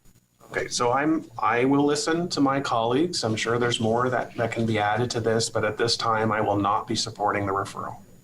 Okay, thank you, Councillor. Good questions. Councillor Menard, please, on referral. No, I think Councillor Deans was in front of me there, Mayor. No, you're next. All righty. I just wanted to ask a couple clarifying questions of staff to make sure we've got all the information that we need. I just want to confirm, and if you could just confirm affirmative or not on these things, do we currently have the economic uplift information that would come and associated property tax increase that would come if Mark Motors located their new Porsche dealership on West Hun Club or not? Mr. Mayor, we do not have any information in that regard. Okay, thank you. And do we have any of the job creation information that is purported to be achieved here that could also be achieved in other potential areas in Ottawa, or do we not have that? We do not have that information, Mr. Mayor. Okay. And the big question, and the one why this has arisen, is that it doesn't appear that in the application nor in the report to council that the test was met from RAC Motors to indicate why, both from a financial perspective and otherwise, the grant is necessary for them to build here. We don't have that information. Now, is it your understanding that that is a necessary piece of information, or is it not part of the 2019 SIP that we passed? I'll ask Mr. Mayor. I'll ask Mr. Cope to address that. Staff is of the opinion that they have satisfied the need to demonstrate that they would not have located in this location otherwise. And beyond that, I think we have no additional information. Can you tell me why that is the case? What has been submitted to councillors to prove that, to yourself to prove that? What is it that you're relying on to make that determination? Mr. Mayor, we're relying on the information as provided by the proponent and also provided to the Finance and Economic Development Committee in his own statement, that he chose this location based on one of the reasons in choosing it was the CIP. Okay, based on my own reading of the SIP we passed and the details required in there, that wouldn't meet the criteria we have set out. It's clear what has been written. Sorry, Councillor, we're on referral. I've tried to give you some latitude, thank you, Mayor. But we're on referral now. So if you could speak to referral, you've got 2 minutes and 50 seconds. Thank you, Mayor. I've asked those 3 questions around information we don't possess now, and appreciate the answers. Okay, thank you. On referral, Councillor Deans, please. Thank you, Mr. Mayor. Well, Councillor Brockington asked what new information could be provided if we were to refer this, and I have to say I'm been a little dicey on referral myself. I think we have a lot of information, but the one piece I don't have, and Mr. Herwire said when he was responding that perhaps Mark Motors themselves could provide more information if it was referred. And the one question that I would like to ask to Mark Motors is a question that was posed to me or brought to my attention by a member of the community. And that question is, the member of the community told me that it is his understanding that Mark Motors holds the exclusive brand rights to the Porsche name for the city of Ottawa, but the brand is requiring Mark Motors now to build a new flagship store in order to keep that exclusive brand right. And so regardless of where it goes, in order to keep the brand, Mark Motors must develop a new flagship store. And I would like to ask the Mark family if that is true. Because if they're going to build a new flagship store anyway, then we're just foregoing a lot of taxes that we could use for small businesses in our community that are hurting through this pandemic, for some of our social priorities like social housing and other things. And there are a lot of people in Ottawa that don't see this as a priority. So if this were to be built anyway because they're required to build it in order to keep that exclusive brand in Ottawa, I think that's information this council needs to have. And that is why I will support referral. Okay, so we have a motion to refer, which takes precedence. So yeas and nays on referral. Councillor Luloff. No. Councillor Hubley. No. Councillor DeRuse. No. Councillor Sudds. No. Councillor King. No. Councillor Moffat. No. Councillor Gower. No. Councillor Brockington. No. Conseil Cloutier. No. Councillor Harder. No. Councillor Deans. Yes. Councillor Tierney. No. Councillor Leeper. No. Councillor Dudas. No. Councillor Meehan. Yes. Councillor Kitts. No. Councillor Egley. Nope. Councillor Fleury. No. Councillor Shirelli. No. Councillor Kavanaugh. Yes. Councillor Menard. Yes. Councillor McKenney. Yes. Councillor El Shantiri. No. Mayor Watson. No.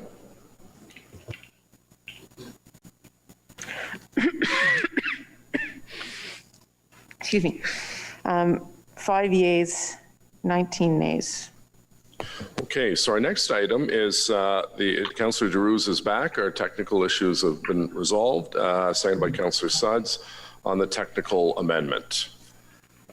Yeas and nays, please. Councillor Luloff. Yes. Councillor Hubley.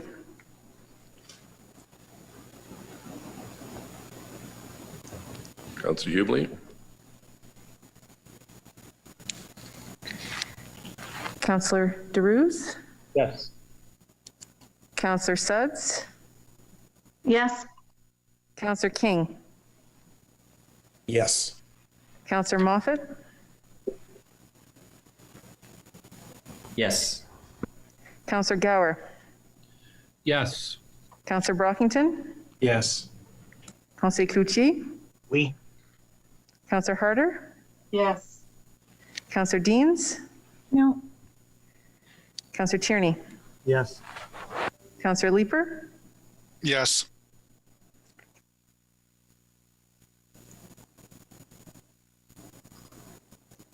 Councillor Dudas.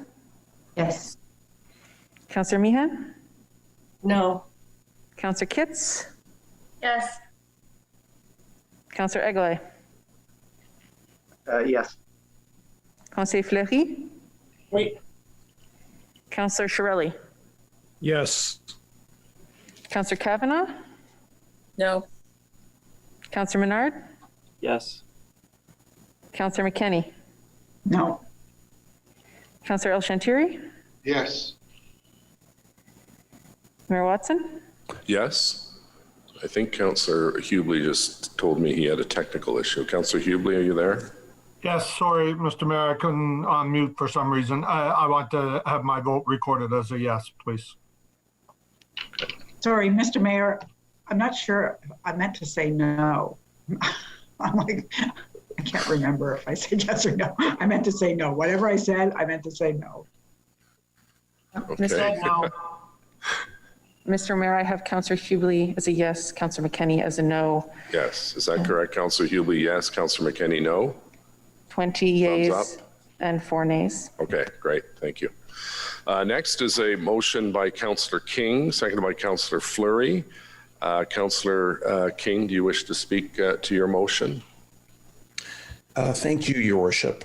Well, I've introduced this motion because we have heard community concerns raised about the criteria around the economic uplift, benefit, and value of providing assistance for the revitalization of lands and buildings within defined CIP areas within the city. And so we do have a process that's being undertaken right now, a scheduled 5-year review of brownfield grants programs. And what I'm asking for in this motion is that we add the CIPs for analysis. The CIPs that we are looking at right now has been approved. This criteria has been set. But we are seeing some challenges in terms of people's interpretation, understanding, and criteria around economic uplift. And so this is the reason why I brought this motion to the floor today. Okay, a question to our city manager, Mr. Kanalakis, on this motion. This is obviously going to require some time and staff. Do you have the resources to do this together with the brownfield study? Mr. Mayor, we spent several days with the senior leadership team recently reviewing the council strategic plan, reviewing the departmental work plans, and reviewing the advanced legislative agenda. And what the context I want to provide, Council Mayor, is that we have 13 months left of legislative agenda work with this council. The last council meeting for this term of council is projected to be July 29th, 2022. So we have just a little over a year to finish what's on our work plan in the midst of COVID and everything else that's happened and delayed us. And we looked at the brownfields and the CIP review, which was part of the work plan for PIDE. And we are not able to accommodate those within the remainder of this term of council in the year or so that we have left. This will be pushed into 2023 for that work to be done. It's just impossible for us to do that. When you look at the work that PIDE in particular has undertaken this year and the pressure they've been under dealing with an exorbitant increase in development applications and the economic development they've been doing to deal with the COVID economic recovery and support small business. I'll be bringing back something, Council, to give you an update on where we are with all the work plans. I'm pleased to announce that we'll be able to deliver almost everything Council expected us to on the strategic plan, but we have to make some accommodations for the work, and I will be asking Council to not add more to the work plan of staff right now, because we have our hands full to deliver what you've asked us to do at the beginning of this term.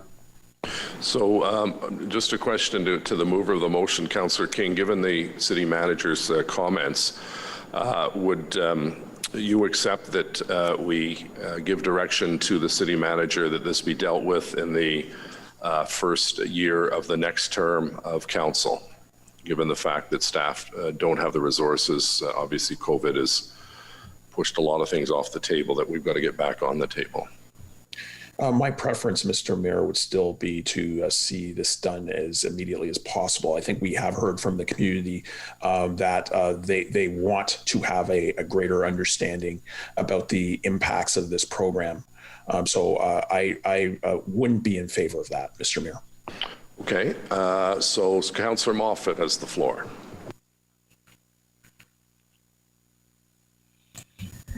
Thanks. I was going to speak at the end, but I thought actually it was a bit more relevant to speak here. I think what Councillor King's putting forward here is, I think based on what we're hearing from members of council and from the public at large, the issue is, while it's the optics of this particular applicant, it's really caught up on this one. But the issues that people have, the concerns they have, are with the program in general. So having more information about the program, I mean, we did $2.4 million grant to Hyatt. That's what's in Bell's Corners. It's a Hyatt place. It opens tomorrow, actually. But it's a Hyatt. I think most people would put Hyatt and Porsche in the same breath in terms of their status. $2.4 million grant. No massive email campaign from the Canadian Federation of Taxpayers. No picnics in a parking lot on Moody Drive when that one was done. So more attention is clearly needed to the CIP, because this application caught attention because it's Porsche. The other one didn't, because it wasn't Hyatt at the start. It was just Holiday Inn. It became Hyatt. So, if this one was still Belil Chevrolet, like was there for years, maybe we're not having this conversation right now, but we are. So I think, obviously if the review if more information can be had on the CIP in general sooner than later, then great. That'd be ideal. If it does have to wait till next term, I think it's still important to happen, so we can have that conversation. And members of council who maybe weren't here when we approved that Hyatt one, or have some second thoughts on how the CIP works and its effectiveness, you have that opportunity to come back and review these things, because we have these in place. There's going to be more applications. There's going to be small applications. There's going to be large applications, and we might not like every one of them, but they might fit. And if we want to review the program, we want to say that certain things aren't permitted. We know that we have that ability in a CIP to regulate what can be included and what can be exempted from it. So I think what Councillor King's looking at here, I think is laudable. I think it's an important piece, and I think it helps address some of the concerns we're seeing at large. I think we're getting too caught up with this singular debate about this one application. It wasn't 6 months ago that we were handing another car dealer $117,000 worth of development charges back to them through a development charge complaint. We do this. We give money in certain areas. In that case, it was actual taxpayers' dollars. This is actually a self-funded grant, so it doesn't actually cost taxpayers. The one that went to the one on Johnston Road, that actually cost taxpayers money, but it's neither here nor there. So again, I support Councillor King's motion here. I think overall, I support the CIP. On Montreal Road, the intent of the CIP, what we approved a couple years ago, and the other ones as well. I think the Bells Corners one has been beneficial. I'd like to see it do more in Bells Corners, and certainly would like to see this one do more on Montreal Road. And I hope that the experience that the Marac family is having and the debate that we're having today doesn't prevent future applications from coming forward, because we've heard of 5 or 6 that could be in the mix. They probably won't be as big as this one, but they could be helpful on Montreal Road, and they could really benefit that area. So I really hope that this doesn't act as a deterrent for future development in that area. We're investing a lot of money through the Montreal Road revitalization. Let's make sure we're capitalizing on that as well. So thanks a lot. Thank you, Councillor. Councillor Fleury, please. Thank you, Mr. Mayor. And this is on the motion on the floor, just to clarify? Yes.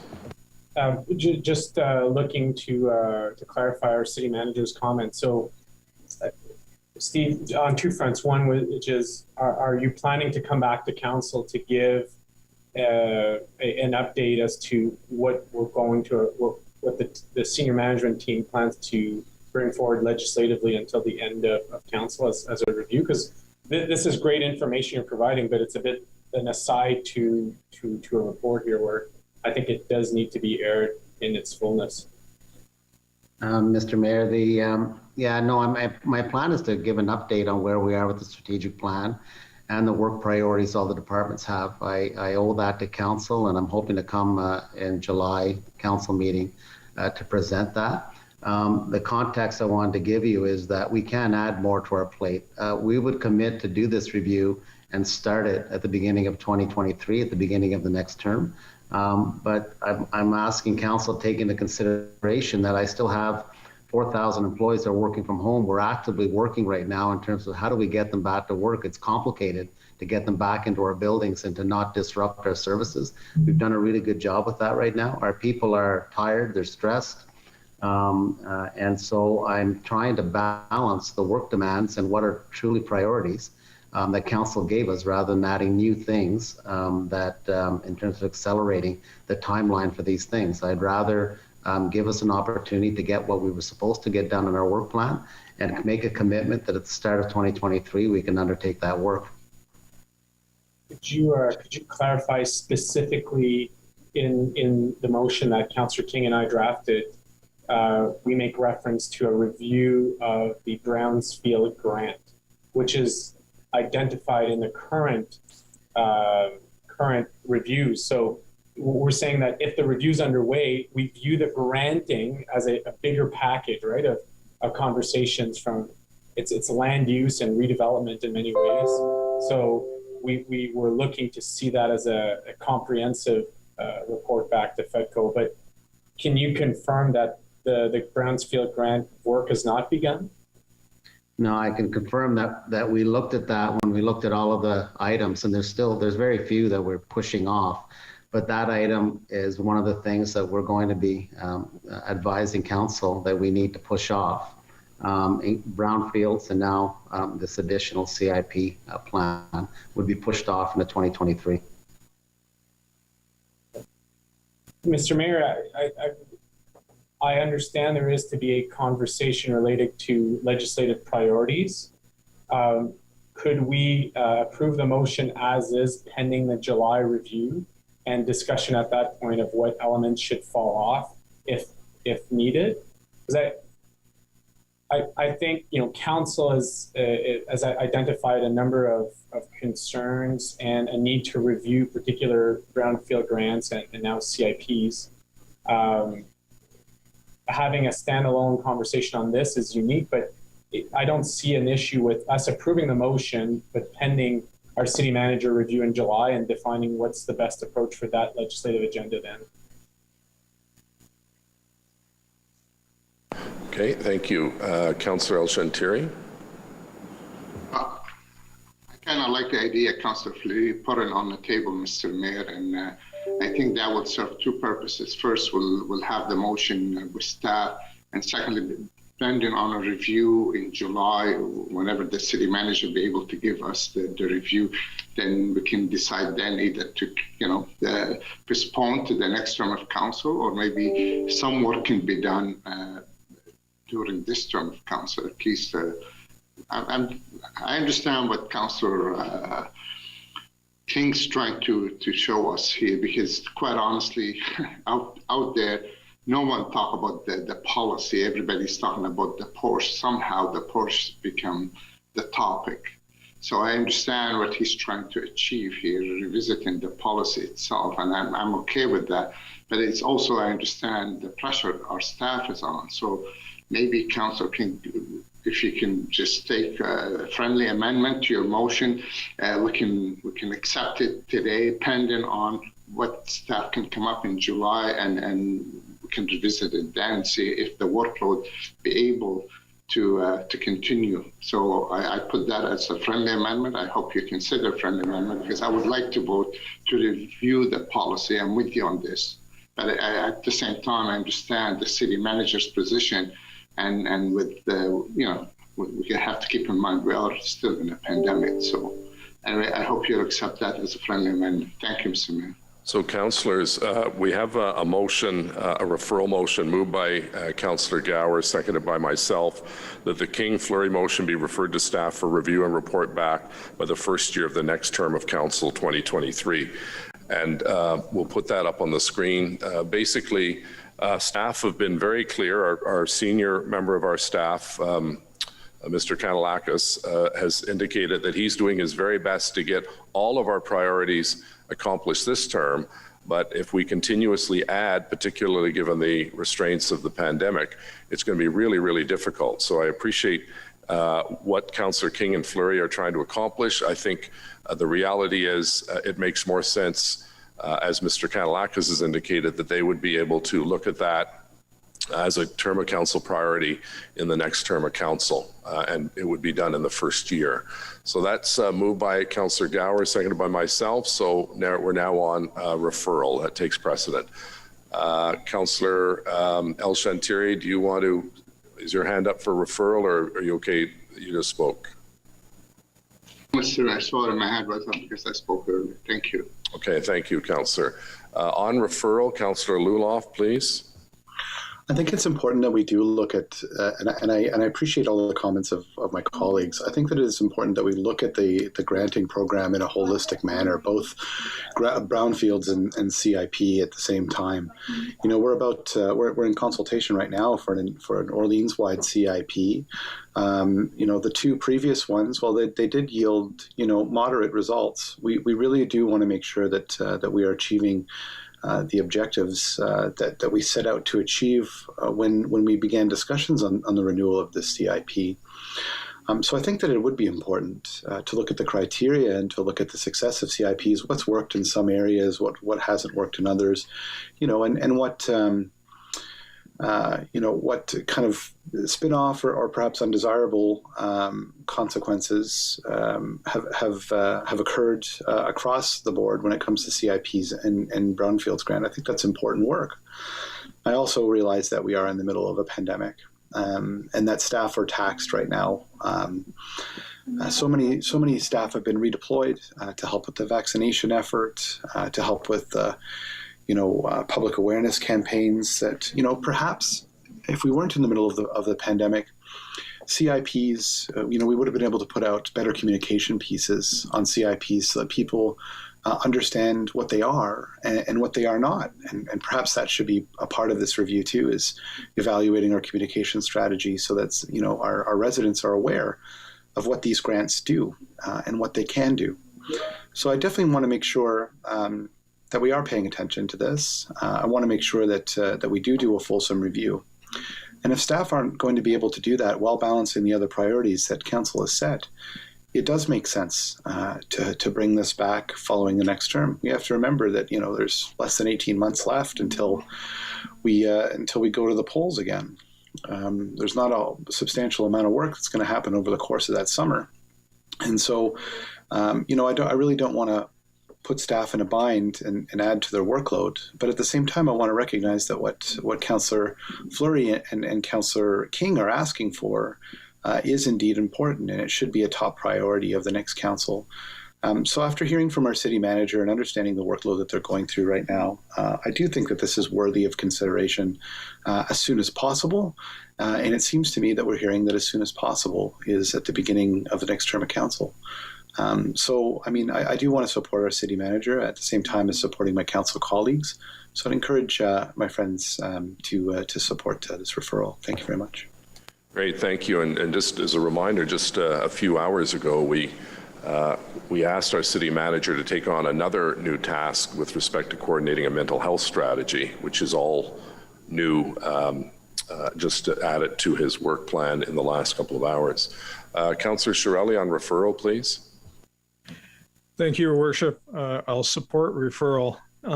I do want to remind everybody that the CIP program, it didn't just appear.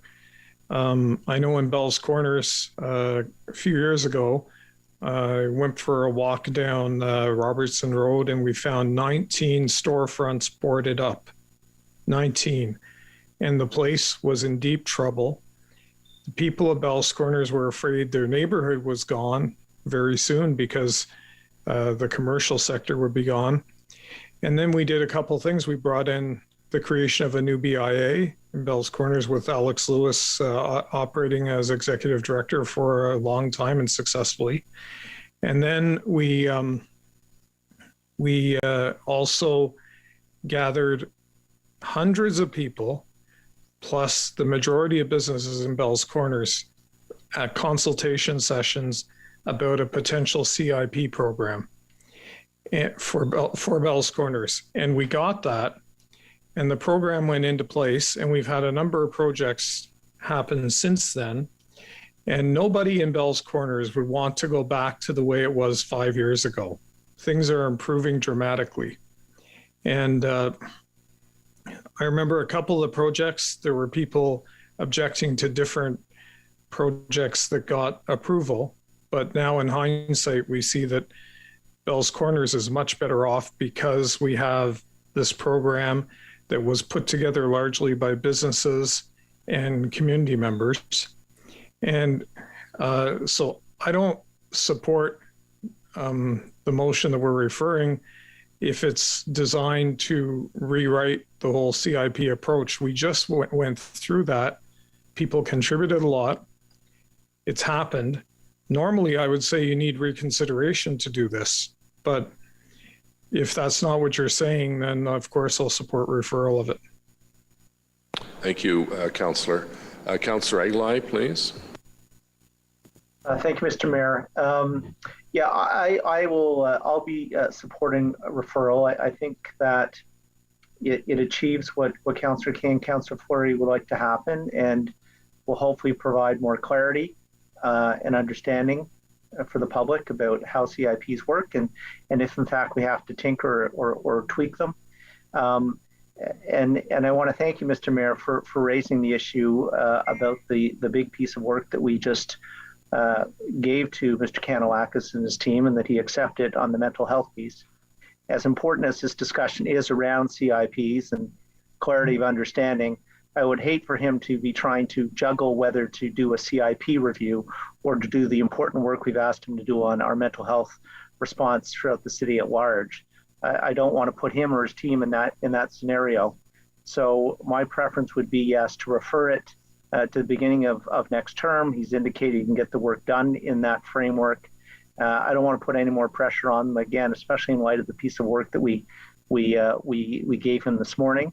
And again, for me, if you had to prioritize those two pieces of work, I think the mental health strategy for the city and how we respond to those situations in our community comes up much higher in terms of, in my perspective anyway, as to work that needs to be done and needs to be done quickly, as opposed to a CIP review. So I hope Councillor King, Councillor Furry will accept the referral to next beginning of next term and see it in the perspective that I think we should be looking at the various pieces of work that we've given to the senior management team. Thank you. All right, thank you. Councillor Gower, mover of the motion. Yeah, thank you, Mayor. In addition to the many reasons that have already been discussed around why referral might be appropriate, I'll add this one, is that 2 more years is going to give us a lot more data to work with. This is only the first project to come under the Montreal Road CIP. We've heard earlier we're getting a report on a project coming forward under the Heritage CIP in June. And we also heard at FEDCO that there are several other properties and developers in Vanier who are interested in taking advantage of this. So 2 years out from now, we're going to have a lot more information and data and experience in order to properly evaluate and set some new strategy or direction if we need to going forward. So that's why I think referral is important. Thank you, Mr. Councillor Aguilar, you can take your hand down, please. Councillor Deans on referral. Sure. Councillor Deans on referral. Thank you, Mr. Mayor. Well, I was on medical leave when the CIP program was approved, so I wasn't here for that discussion and debate and criteria. But it is clear to me at this point that there are flaws in this program and flaws in the interpretation of the program that need to be corrected. So I don't mind referring this motion, but I think that this program needs to be suspended until the referral is complete. Because if you refer it for 3 years, two or 3 years down the road, and you continue to provide grants under the current criteria, everyone will make sure they get in their application before we do the review. So I would suggest, maybe to the mover of the motion, that a friendly amendment would be the program be suspended until the review can be completed. Councillor Gower, is that a friendly amendment? I would not accept that. Okay, thank you. Councillor Dudas, please, on referral. Yes, thank you, Mr. Mayor. So I will mention that in terms of the success of CIP programs, we have also, in terms of seeing them be successful in Bell's Corners, the East End has also benefited immensely from them. We have seen several developments happen that would never have happened or have been bigger and more beneficial to the community as a result of these. It's been a work in progress. It's taken years to see their fruition. My concern, though, is that, and I'm speaking to referral, a lot of the emails I've been responding to over the last several hours, and we've received a lot. The second that I explain exactly what a CIP is, and I share details about the program with my residents and other residents, I always get a response back like, thank you, I didn't know, I wasn't aware, this makes a lot more sense, I very much appreciate it. They may not agree completely with the program, but in often cases, they're like, this information was missing. Even the benefits to the community, that element was missing from the communications about this, and it's been lost in this conversation. So while I very much respect and appreciate all the work that our city staff are doing, I'm very reluctant to refer this, even because the thing is that this is a conversation we're having right now. We're seeing more CIPs coming through the pipes. We're about to launch the integrated Orleans St. Joseph one.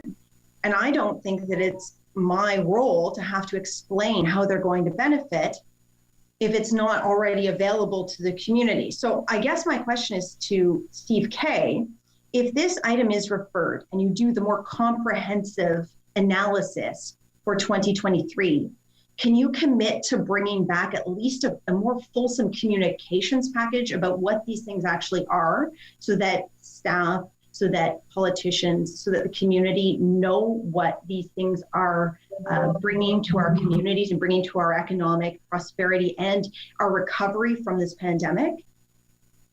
No, thank you, Mayor, through the mayor. Yes, we can do that. Okay, and can you bring that back? Like, can you give us a timeline on that? Because I think that this is imminent. Like, this is a conversation we're having right now.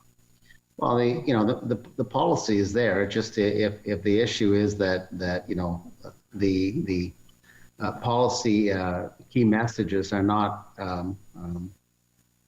accessible or easily understandable for people, we can put our comms team on it and reshape the policy in terms of helping you and helping councillors have material that they can share with the residents that explains the policy in more detail in a much simpler way than the policy document that it's written. So we can get that done this summer, in the next month or so, I'm sure, because it's the work is already there, just to package it together in a consumable way. Okay. And taking that into account, I will support referral. I think we need a fulsome analysis of this program, and one that is based on facts and information. But I would like those communications, because I think that this has been a difficult program to explain. But then when people have the right information, they get it, they understand it, and they can appreciate the nuances. So thank you, Steve. Thank you, Councillor Dudas. On referral, Councillor Fleury, please.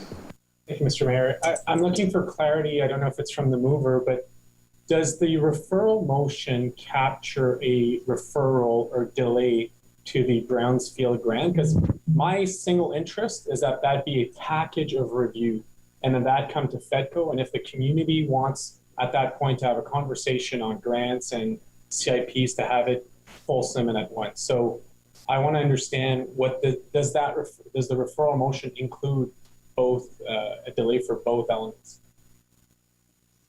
My intention through the referral was just to reflect from the city manager. The brownfield's already on the work plan. However, the additional CIP review is not.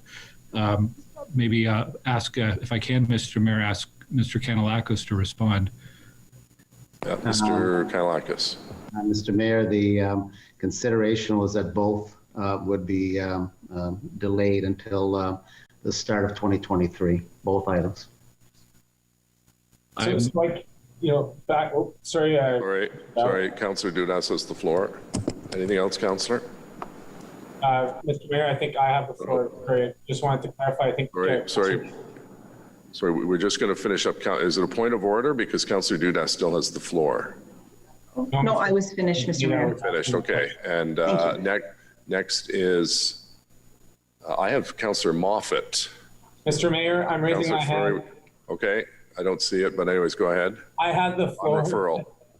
Mr. Mayor, just to clarify, I had the floor. I asked the question to the mover of the referral motion, who referred it back to city manager. So I'm keeping the floor on that issue. I'm glad to have a conversation, a holistic conversation on the CIP and Brownsfield grant. But this is a single item when we're going to get the city manager to provide a fulsome legislative update of what is on till the end of council and what falls off. Can we refer this to the July meeting where we're going to have that update and make those decisions comprehensively? It doesn't mean that we're fast tracking the CIP here. That's not the point. But I think Brownsfield grant is in our legislative review. We're being informed today by the city manager that it is not, it will be delayed. So can I, to the mover of the motion, can we refer this to the city manager's update in July for a decision at that point? on all of the legislative items that will be delayed? Like I can, as the seconder, I wouldn't support that as a friendly amendment. Councillor Gower? So I'll clarify. My biggest concern is moving out the CIP review to the next term. I've just had a look through Councillor King's original motion, which did group the two as brownfields and CIP. So I acknowledge what our city manager has said. Moving them both to the next term of council would be desirable. So I'll stick with my my original referral motion that we consider those as a group in the next term of council on referral. Okay, thank you. Councillor Moffat on referral. Mr. Mayor, does the motion not need to be to include the Brownsfield grant? Because the mover is making reference to the Brownsfield grant, but right now we have a referral to the motion that's on the floor. No, but that's something that the city manager has indicated he's coming back in July with that, with the brownfield recommendation. So we're dealing with the CIP now in your motion. I won't be supporting referral because to me it should be a comprehensive discussion that happens in July. If it happens to be punted off to the next term, fine, but it should be done in that comprehensive lens. So I won't be supporting referral. Okay, thank you. Councillor Moffat on referral, please. So we haven't made a decision yet on the brownfield grant deferral, the review deferral. That's to come in. No, that's going to come in July, according to the city manager. And the recommendation from the city manager at that time will be to push that off to 2023. Mr. City Manager, have you come to that conclusion yet, or you? Yes, Mr. Mayor. Well, that was in my opening. We reviewed all these. The strategic plan, the advanced legislative agenda, and departmental work plans, and the brownfields portion was also something that we want to push off into 2023. So whether we approve referral right now or we approve referral in July, this is going to 2023. Well, I mean, council, obviously, we work with, on the legislative agenda, we work with the committee chairs in terms of setting up the agendas, as you all know. So what I'm bringing back in July is an update on the strategic plan and all the issues that, a listing of the things that we pushed off, although we think we need to push off and we can't get done. Most of the things, I don't want to set the stage here to make you believe that we pushed off mountains of things into other years. We're still getting done, I think, about 85% of the strategic plan and almost everything else that's on our work plan. What I'm asking for is don't add anything else to our work plan. We've only got 13 months left of work. I just want to remind council that we're done July 29th, 2022. There's a lot of things that have to happen in those 13 months, including a budget, including getting people back to work, wrapping up the vaccination, getting all my staff back. There's over 500 staff that's been redeployed to COVID response and shelters, public health all over the place. They have to come back. So we're heading into, and then we're heading into an election year in 2022, which is going to have a heavy agenda on the legislative agenda. So I'm just saying, I'm just asking for council's consideration that you know, adding these things as we go each council meeting, and usually it increases as we head into election year, is just not possible for us to deliver without sacrificing something else. So in July, I'll be coming back to show you what we will be getting done and some of the things that have been pushed off. These two things, the brownfields, which was on the work plan, is one of the things that's been pushed off. Okay, thanks. I wasn't criticizing. I was merely just confirming that no matter which decision we make today, I'm just feeling I'm not being clear, and I just wanted to emphasize. Oh, you were. Don't worry, we love you. Councillor. No, that's good. Thanks. Thank you. Councillor Brockington on referral, please. Mayor, just a procedural question for you. I understand that Councillor Deans asked for the program to be frozen until we get the results of this review. Is that correct? And can we vote on? Before us. The only thing before us right now is the referral of the King Fleury motion. She mentioned that, but there's no nothing before us. So the program is not going to be frozen, correct? That's correct. Okay, that's the clarification I saw. Thank you. Okay, so to wrap up on referral, the mover of the, Councillor King, I think have you spoken to referral? No? Okay, so Councillor King then on referral, and then I think we have Councillor Gower to wrap up. Go ahead, Councillor King. I just wanted to briefly say that I won't be supporting referral. I think that we've heard from residents very clearly about the fierce urgency of now, that they want a better understanding of this program and its cost benefits. And as a result, I was more amenable to Councillor Chanteri's suggestion around the July legislative review. But I'll leave it there. I won't be in support of this referral. Great, thank you, Councillor King. On referral, Councillor Harder, please. Yes, thank you, Mayor, and everyone for your collective thoughts. We've had a really good discussion on this for sure. And I'm not going to support having this review done ahead of the time that our city manager has said that he can best manage it. It just, it never was a priority because we decided this a long time ago. CIP is not a brand new program. It's one that we have successfully and, you know, with specific reason have run in a few of our neighborhoods in Ottawa. And, you know, just off the top, I was listening to some people talking about whether or not you know, we should put an end to it, etc. I think that there's other areas, and I'm looking at Councillor Brockington as one that I've always thought that would be a logical one in parts of his ward to have something like a CIP. And you heard from Councillor Shirelli. I mean, the impact that it's had and will have in Bell's Corners is significant. This is one of those things where you don't throw out the baby with the bathwater. And I did ask our legal whether or not we could stipulate in the CIP so it can only be businesses that are revenue neutral, businesses that don't have an attachment of being a higher end, etc. And we don't. I mean, the purpose is to see people invest in communities that otherwise would not have those investments. And the investments are paying off. And, you know, I was not crazy about St. Joseph Boulevard and having to give $1.9 million, I think it was, to Farm Boy. Farm Boy, come on. Okay. But did anybody say it other than me and my brain? No. Okay. That's our policy. Hyatt opening tomorrow. It's pretty special. If they hadn't had that opportunity, Councillor Shirelli and I know from a conversation we had with the person that brought the application forward, they absolutely would have gone to either Barrhaven or Canada. And you know what? I would have loved to have received it here. But the fact is, you know, investment in Bell's Corners was important and we recognize that.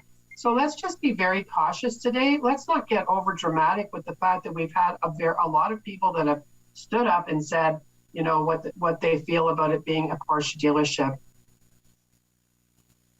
Would it, you know, if you think about a lot of other things that it could have been, would we have heard anything?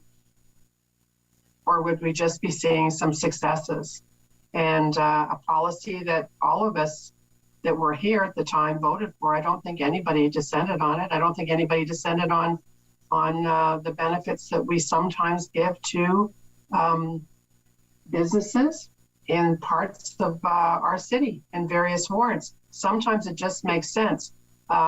So I am supporting the referral to the next term because it isn't an urgency and because we will have our staff back in place and they will be able to fully undertake this in a comprehensive fashion. Thanks, Mr. Mayor. Thank you, Councillor Harder. So anyone else wish to speak on referral before we ask Councillor Gower to wrap up? Okay, on wrap up, Councillor Gower, please.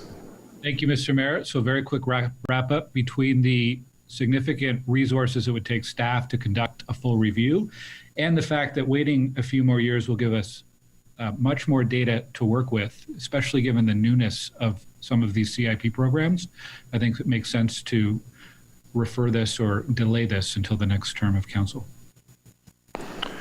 Okay, thank you very much. And I concur with Councillor Gower. As the second of the motion, encourage members of council to listen carefully to our city manager. He it looks at, as we all try to do, the big picture of the city and what resources we have and what commitments we made, and is doing his best, notwithstanding a global pandemic, to ensure that as many of our priorities, council term of priorities, are implemented. But as we indicated, I indicated, we just gave him a very large task with respect to mental health issues that he is going to help coordinate with other partners within the city, and that's going to take an enormous amount of time. And I would therefore urge you to support Councillor Gower's motion, and we'll call yeas and nays on referral, please. Councillor Luloff. Yes.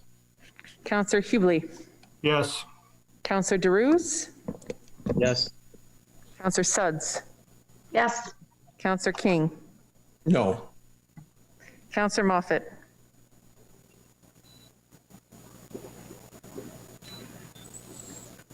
Councillor Moffat. Councillor Moffat, I think I see his camera on. Councillor Gower. Yes. Councillor Brockington. Yes. Councillor Cloutier. Oui. Councillor Harder. Yes. Councillor Deans. No. Councillor Tierney. Yes. Councillor Leeper. Yes. Councillor Dudas. Yes. Councillor Meehan. Yes. Councillor Kitts. Yes. Councillor Eglai. Yes. Councillor Fleury. No. Councillor Shirelli. Yes. Councillor Kavanagh.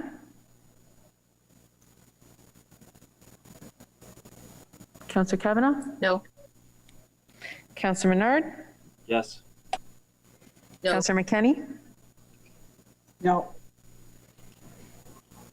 Councillor El Shantiri. Yes. Mayor Watson. Yes. 18 yeas, 5 nays. Okay. The next motion we have before we get to the main report is a motion by myself, seconded by Councillor King. I believe everyone has a copy, and we can put the motion back up on the screen. Anyone wish to speak to this motion? Councillor Menard, please. Thanks, Mayor. I do have some questions about this, and it's related to how this may happen more and more. I'm just wondering, are we going to be doing this now for all SIP applications? Is that a stipulation that can be inserted into SIP applications? Is that something that staff have looked at before?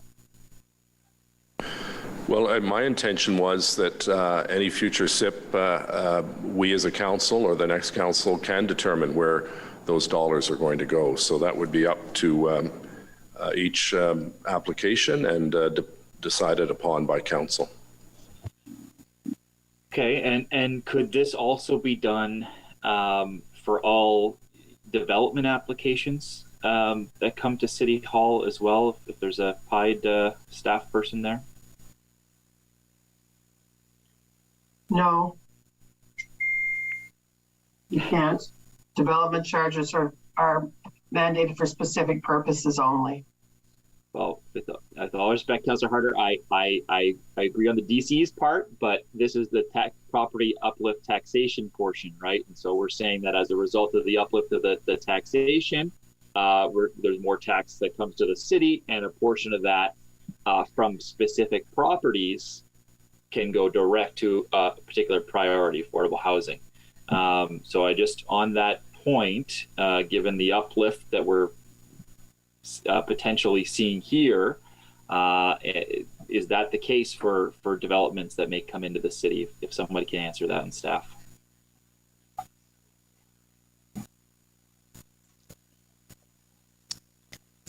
Councillor Menard, it's Wendy Stephenson here. My recommendation is that we actually deal with that through our annual budgetary process.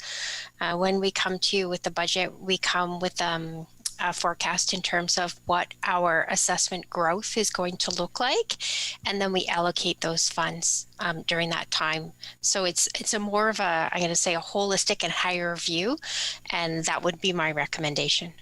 And I agree with you, Ms. Stephenson, that is the way we should be doing this. We should be doing this through our long-term, long-range financial plans. We should be doing this through our housing plan, our housing and homelessness plan. That's when these discussions around this type of priority for our taxes that come in, and increased taxes or not, that's when those discussions should occur. I mean, a lot of us were saying during the housing and homelessness plan, look, we're not seeing increases over this time. Let's put what we need in here. And of course, this funding that we're talking about here it is needed now, that not 10 years into the future or 20 years into the future for where most of it is said to be coming from. It's needed now. This could be done separate to this motion. And I have concerns that this is being tied to this motion for more cynical purposes and in a way that will affect our future development applications and the discussions that we have around how this priority is funded. In an ideal world, then, if we're doing this, all of the uplift from that Porsche property would go to affordable housing. But we're giving 75% to the Porsche dealership in these terms and 25% to affordable housing. So I think there are some concerns. Councillor Leeper raised some valid legal concerns around how this is working. I do think Ms. Stephenson is right as well. We shouldn't be doing this under this process. If we want to increase in affordable housing, which many of us do around this table, let's do it under the proper process, not tie it to this motion to kind of handcuff people in this way. I think let's do this properly.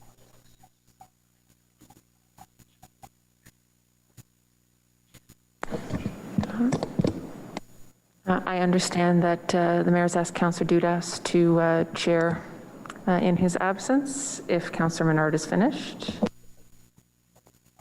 Yes, thank you. Okay. Okay, sorry, I'm caught a little off guard there. I am going to guess that Councillor Leeper was next. I am. Thank you, Mayor. Leeper. Thanks, Mayor. I just have to say I agree absolutely with what Councillor Menard just said. My earlier questions were intended to sort of get at the appropriateness of isolating tax revenue associated with one property for a particular use. It looks like a levy as opposed to tax at that point. And my question was, can we do this now for every property? And every new tower that we approve, can we assume that a certain amount of the uplift in the tax revenue that accrues to the city is going to go into affordable housing? It becomes very, very messy. And I do not understand, in this instance, the link between putting money from this particular development into affordable housing, except to say it looks very political. This is a proposal that has raised significant concerns about, what can we do to truly benefit the Vanier Overbrook community. We've heard a lot about the need for affordable housing in that community over the past several days, and this looks like a way of trying to address that without any kind of a coherent link beyond the political. And I think that is an extremely slippery slope. I'm also just interested in the fact that the motion does not put affordable housing money back into the geographic area from which it comes. So the affordable housing funding will be improved if this passes by some $6 million over 20 years, but that could be pumped into Gloucester, Southgate, and Nepean. It could be going into Kitchissippi Ward. There's no link between where the money is coming from and where it's going to be spent, which again starts to look very messy if we're going to start treating the incremental tax revenue as a result of the uplift in the value of this property from the redevelopment as a levy, as opposed to using the increased taxes according to purposes that are determined more generally by council. So I can't support this. I understand that it's very difficult to vote against more money for housing, but I think council has to take a coherent approach to funding affordable housing, and this is not a coherent approach. It's a political approach in the face of a very significant outcry on the part of Ottawa residents. So I can't support it unless I hear something differently over the course of the next few minutes. Mayor, thank you very much. Thanks, Councillor Leeper. Councillor Deans, please. Thank you, Mr. Mayor. Well, let's be clear. This council has declared an affordable housing emergency, and we should be putting every available dollar that we can into addressing that. And of course, we have to weigh all of our priorities, but we have said this is a huge priority and we should be putting money into it. But what this motion says, what the mayor's motion is saying, is in order to give $6 million, $5 million of it 15 years from now, for our housing emergency, we have to give a luxury car dealership almost $3 million now. And that is just simply wrong. That is wrong, and council shouldn't do it. I have to say that I find tying the affordable housing crisis in the city of Ottawa to a grant to a luxury car dealership to be cynical, disingenuous, insincere, and a crass, politically motivated move. And I don't think that this is becoming of this council to try and use this smoke and mirrors approach. Let's be honest about what we're doing. We're asking our taxpayers to fund $3 million for a luxury car dealership that most of us probably imagine are going to build that building somewhere in Ottawa anyway. And this is not about affordable housing. This is about trying to confuse the public. But I got to tell you something, the public aren't going to be confused by this. The public see very clearly what's happening here today. Thank you. Councillor McKenney, please. Thank you, Mr. Mayor. Also on this motion, I believe that if we were really serious about investing this small amount, it's $100,000 a year for 10 years, and really only $200,000 because we can't find the next term of council. This motion would come after the report. This motion you would have introduced this once, if in fact the report carried or was approved by this council, by the majority of this council. You would then take this motion and put it on the floor and say, look, we've agreed to do this, but we are going to provide a small amount of money towards affordable housing. So I'm going to ask my council colleagues that if the report passes, and if in fact we do vote to provide a tax grant of $2.9 million to a car dealership, that we then take this motion back, we reconsider it, and we then say, you know what, we will give you the money. I will not vote for this motion ahead of the report. This is trying to put some people in a corner. I won't play along. I will be very comfortable defending my decision. And quite frankly, for $100,000 a year, now that we have said we need that extra money, and I believe we need much more, there's no way that I can go out here in my community, and Councillor Leeper's community, and Councillor King's, and Councillor Fleury's, and with the people, over 200 people sleeping outside in the city, 2,000 people who have to call a shelter a home. They have nowhere to go today, no home to go to. Well, we're all at home. And say, you know what? The only way we could get you an extra $100,000 a year was if we voted to give $2.9 million to a luxury car dealership, to any car dealership that does not belong on a traditional main street, that is grandfathered, but that we should not be encouraging to stay, and that does not meet the criteria for a community improvement plan. So again, I will ask for a reconsideration, if in fact it gets to that, to see if we are really serious about funding affordable housing. Thank you. Thank you, Councillor. Est-ce qu'il y a des autres personnes? Anyone else wish to speak to the motion? Councillor King, please. Well, I'll say that I've been long an advocate for more affordable housing and better services for all residents. And I'm also realistic. And I know as a city councillor, the tools available for the municipality to raise this kind of money is ultimately limited. Thus, when this application came under the CIP and it came to attention in my ward, I saw the long-term benefit to the city's tax base. And I made comments to that at FEDCO. As someone who's always seeking more dollars for my community through both social service investments and economic opportunities, this is something I can support.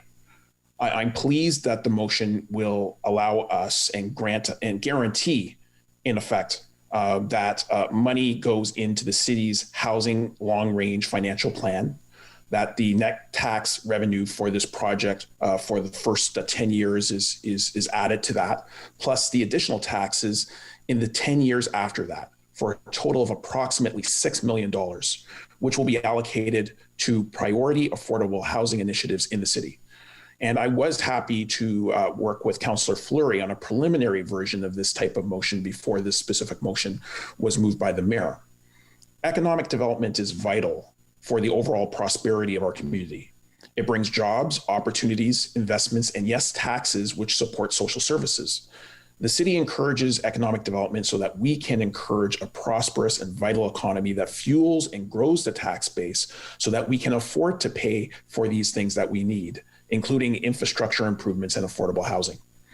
I'm pleased that in supporting this project, we have a direct guarantee that social housing in the city will be improved, especially when we heard the tenor of the dialogue and discussion around the CIP, which I believe was full of misinformation in the way that it was presented.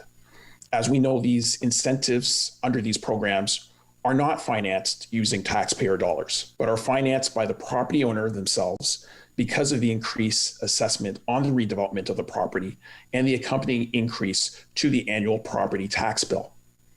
Now, we know as a municipality, and all municipalities in Ontario are in effect banned from taking dollars and simply giving it to businesses. We do that under the auspices of specific programs.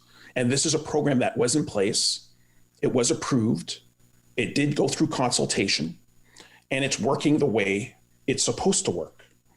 And the idea is to grow the tax base so that we can have access to these greater services.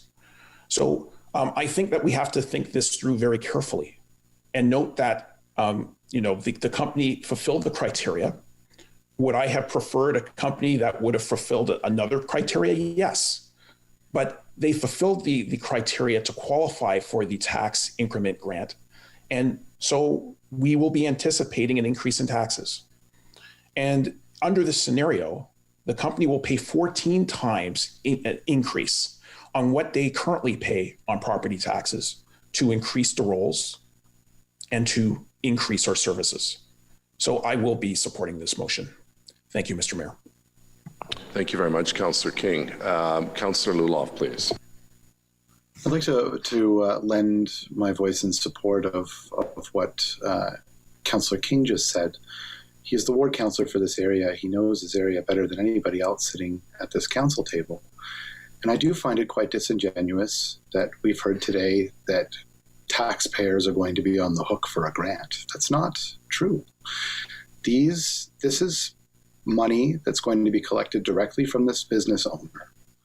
They are essentially self-funding their own grant by taking the buildings that are quite aged on this property and improving them. No current tax dollars right now, no property taxes that are being paid by homeowners are going to be used to subsidize a private company. It's simply disingenuous to be saying that. I do like this solution that, we understand that it's important that we continue to make massive investments. We've made historic investments in affordable housing over the course of this council, and any further funding over the course of the next 20 years, I think is entirely welcome. So, I lend my voice in support of what Councillor King has said. And I thank him very much for his support for this, his support for his community, his support for more affordable housing funding. And I know how difficult it's been throughout this discussion to kind of weed through the rhetoric and the facts. And seeing you stay steadfast on this, Councillor, because you do see the merits of this, has been truly inspiring. And I appreciate that. Thank you. Great, thank you. Does anyone else wish to speak to the item? Okay, so just... Mr. Mayor, sorry, is that to the motion, the housing motion, or is that to the Watson King, and then we go to the main report after? On the main report. Okay. Okay, so yays and nays on the Watson King motion, please. Councillor Luloff. Yes. Councillor Hubley. Yes. Councillor DeRuse. Yes. Councillor Sudds. Yes. Councillor King. Yes. Councillor Moffat. Yes. Councillor Gower. Yes. Councillor Brockington. Yes. Conseil Cloutier. Oui. Councillor Harder.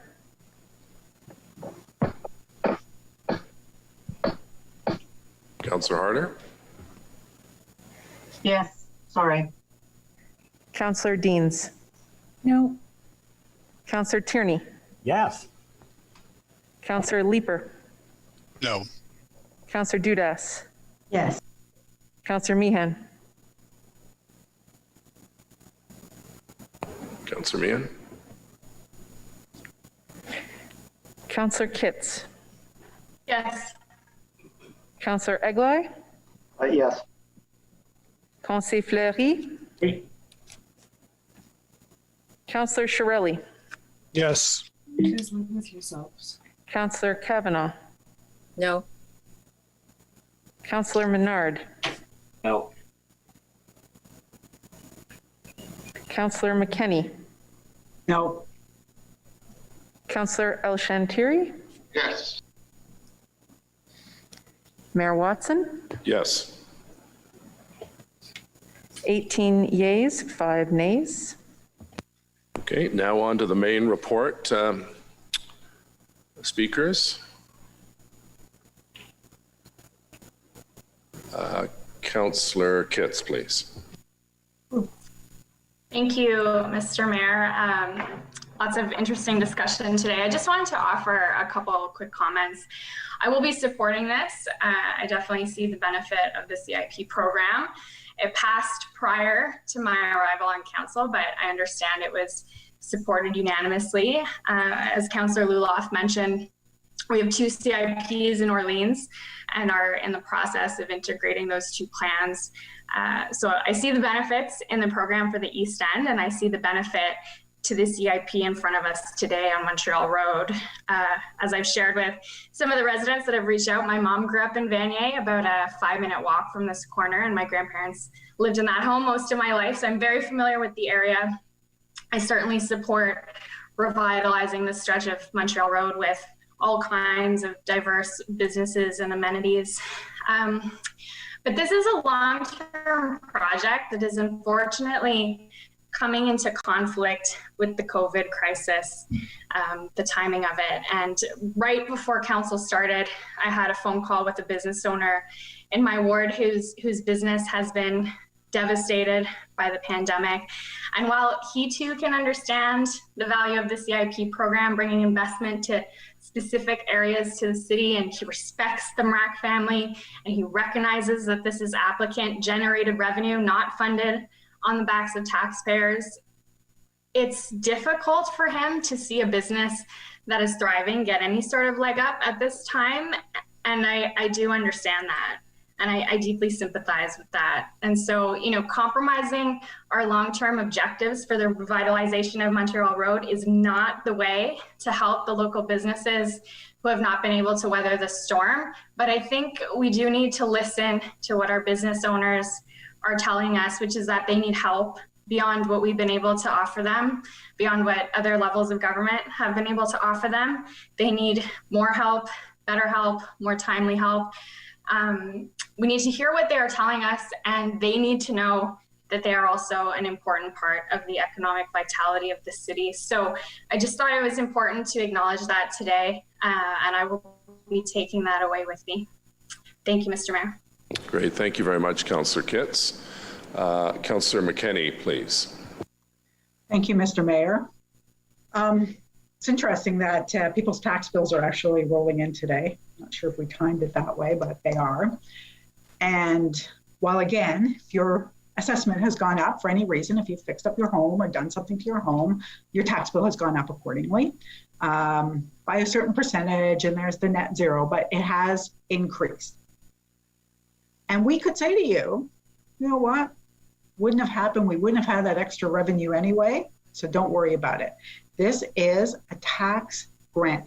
It is meant to do what we intended it to do, and that is to be an improvement to the community.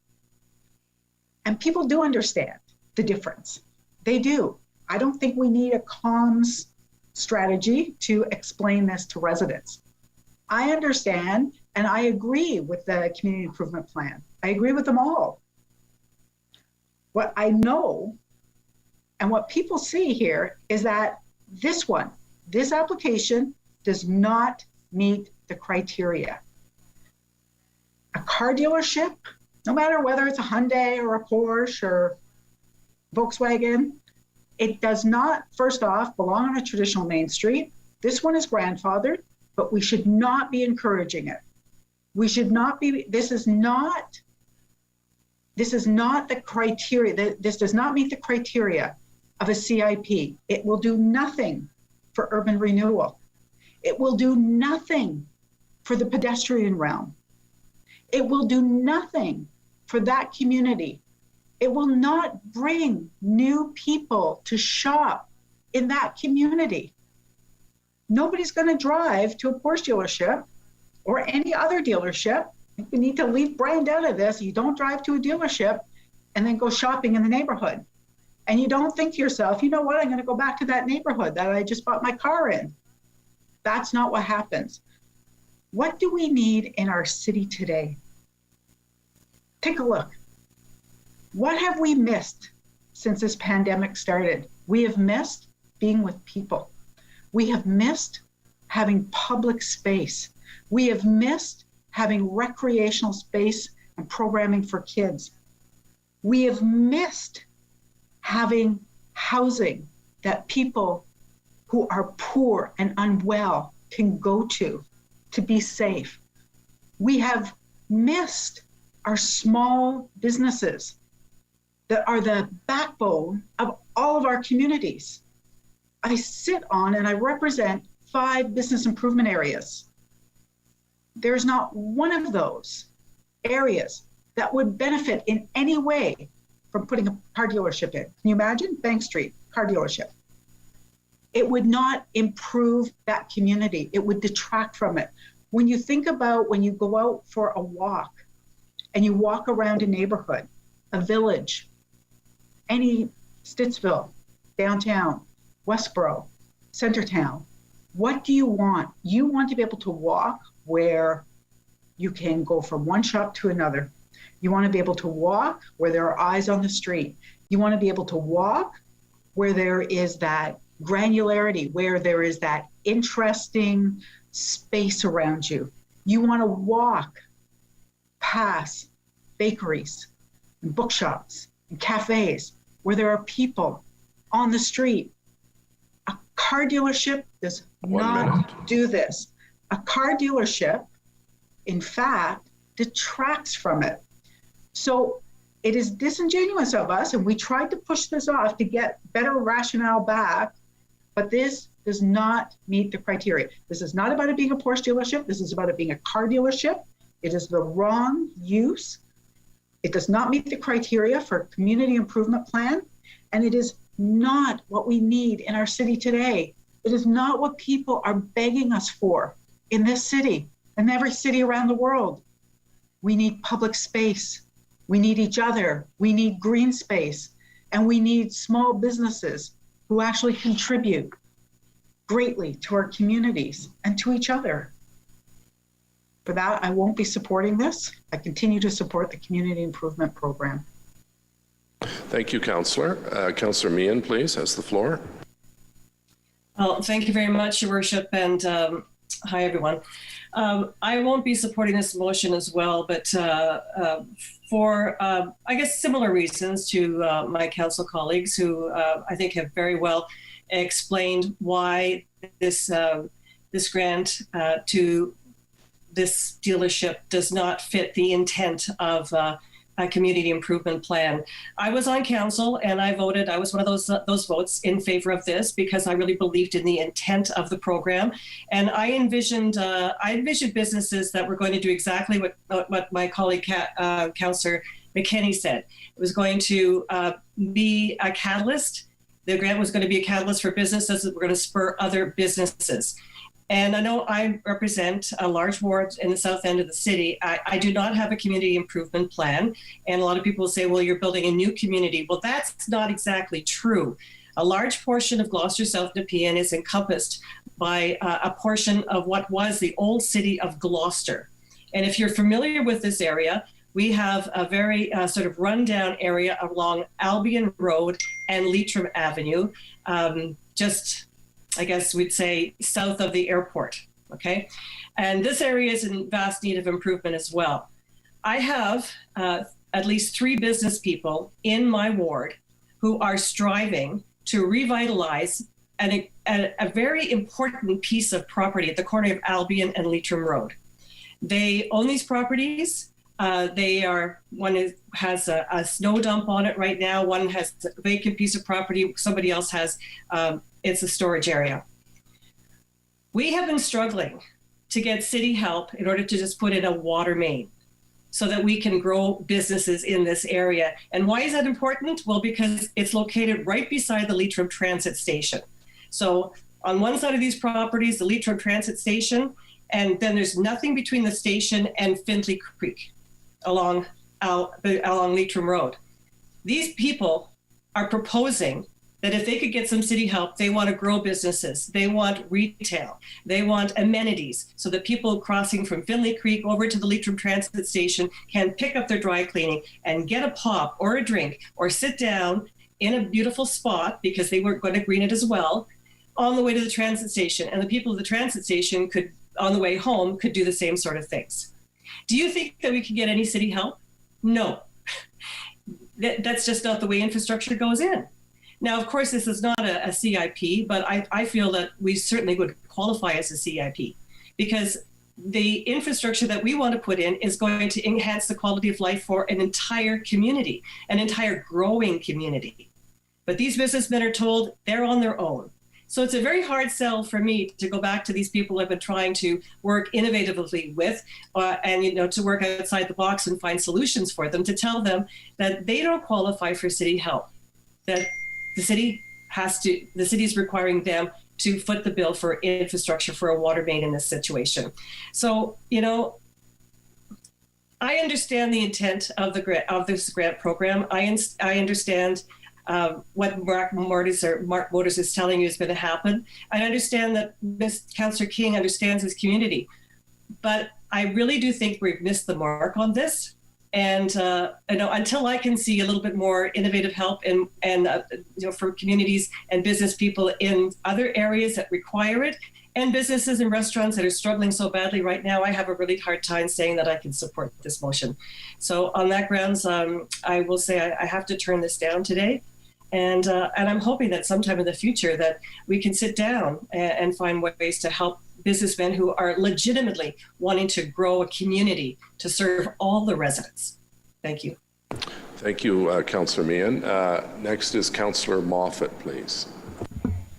Thanks. I just heard a comment that I think is not entirely applicable. So I would agree that if we were in a automobile plaza mall, like the Palladium Auto Mall, you're likely not going to get a ton of offshoot benefits. But I don't drive a Porsche. I'm not sure if anyone on council does, but I drive a 2016 Chevrolet Malibu with a dented front fender. I get it serviced at two places, either Myers Baseline, where I bought it, or Myers in Kemptville, because it's the closest dealership and garage to my house. When I go down to Myers Baseline to get my car serviced, I wait and I walk around. One time I went and got a meal over at Dunn's. It's not Dunn's anymore. Might go to the Loblaws, just around the corner there as well. I'll pop into the Dollar Tree, buy a Coke because, I like Coke. When I'm at the Myers in Kemptville, I don't wait at the dealership either. I walk around. There's a convenience store just down the road, Shoppers Drug Mart not too far. While I'm down there, I might pop in and get some groceries over at Johnson's Independent. Those are the realities of this is not just a place to stop in and buy cars. I'm not sitting here. I just don't think that we should sit here and, have an assault on car dealerships in general, like they're, the bane of our existence, and we should eradicate them from the face of Ottawa. I don't think that's fair. I think in certain areas, a car dealership does add to a community. I think when people go to get their car serviced, it's no different than if you go to, a cycling shop where you want to get your bike tuned up. You're going to wait for it. You're probably not going to sit there and wait for it. You're going to walk around the community that the bike shop's in. You're going to go and spend money in that community. It's the same case with this. On Montreal Road, if there's more amenities nearby, if there's different things nearby, you're going to go and be a patron for those facilities. It's not just showing up, buying your car, and never coming back. That is not the case at all. So I just wanted to touch that because I think that's a bit of a misleading statement to suggest that it's a one and done type of facility. It simply isn't the case unless it's an auto mall. Great, thank you very much. Are you finished, Councillor? Councillor Cavanaugh, please. Thank you very much, Mr. Mayor. I want to thank my colleague, Councillor McKenney, for her points as the lead on affordable housing and homelessness. She obviously has a lot of background, and the fact that this motion is just being presented at the very last minute, why it was not presented to us before is puzzling. But my concern is when I think of the official plan, which is the document that we're all looking at with traditional main streets and what we want to see. When I think of the climate change sponsor group that I'm on in terms of what we want to see for our future, neither of these fit into the picture for what is being proposed. And that is my concern. We're not looking in terms of what our future is. We're looking at something that is in the present, that is convenient, but it doesn't fit into the model that we're trying to tell people that we're moving towards. So I will not be supporting this. Thank you. Thank you, Councillor. Councillor Fleury, please. Merci, Monsieur le Maire. J'aimerais remercier l'ensemble de la communauté. I would like to thank the whole of the community, business people, for the engagement. We mentioned it many times today. The CIP is a plan that was prepared after public consultation with the engagement of the different companies along Montreal Road. This is a reality of the consultation that we had. It shows us some realities, some facts. When CIP was prepared and was presented at council, we have to remember a few things. We had many strategies. So we wanted to actually rework the underground infrastructure. This is ongoing right now. We also had a BBRN plan We also had some essential road that were going to be repaved. So I would like to ask you, when is the last time that you walked down Montreal Road? When is the last time that you visited these businesses? I'm privileged right now. I learned more, and I met these business owners. They are on Montreal Road. At the same time, these small companies are showing the neighbor, the guy in front of them, and they say, why is that location empty? Why is this not rented? So we're looking at the potential, and the potential is incredible on Montreal Road. So we have commercial space that is not well used. So what can we do to boost the area, to build, attract new business people? This is why we had the secondary plans that is part also that will be done after the official plan. So maybe what happened is that with SIP, we excluded some companies. We included some benefit. So if we're building housing and even affordable housing, you will have a better return on your investment. We didn't exclude public policy debates. We didn't exclude dealerships. It's not a new usage. I think it's been there for a long time. Bellil was there even before Vanier was there. I don't even... It's not the new way to see things. It's just an investment on a property. So is this a difficult discussion? We have to think about that. This is also possibly the most important investment on Montreal Road. I haven't seen one construction on Montreal Road that it was valued at more than $1 million. So this is an investment that we like or not, the type of car that we like or not, that dealership. It's a use that's been there for as long as I can think. Should we review the CIP criteria? Maybe. What we've done is we look at what was done elsewhere and we add a more modern approach to CIP. What we're saying is that we want to have people investing on Montreal Road. We want to have a diversity of businesses. And the community wants that. So we're looking at, would that in such an investment on Montreal Road would need a grant from the City of Ottawa? I understand every single position today. For me, I do support the CIP plan. I do support the program. Thank you. Thank you very much. Councillor El-Shantiri, please. Councillor El-Shantiri. Thank you, Mr. Mayor. And Mr. Mayor, at least 3 of my colleagues say this application does not meet the CIP grants. And I'm sure you don't want me to repeat asking staff because we already did and already have the answers.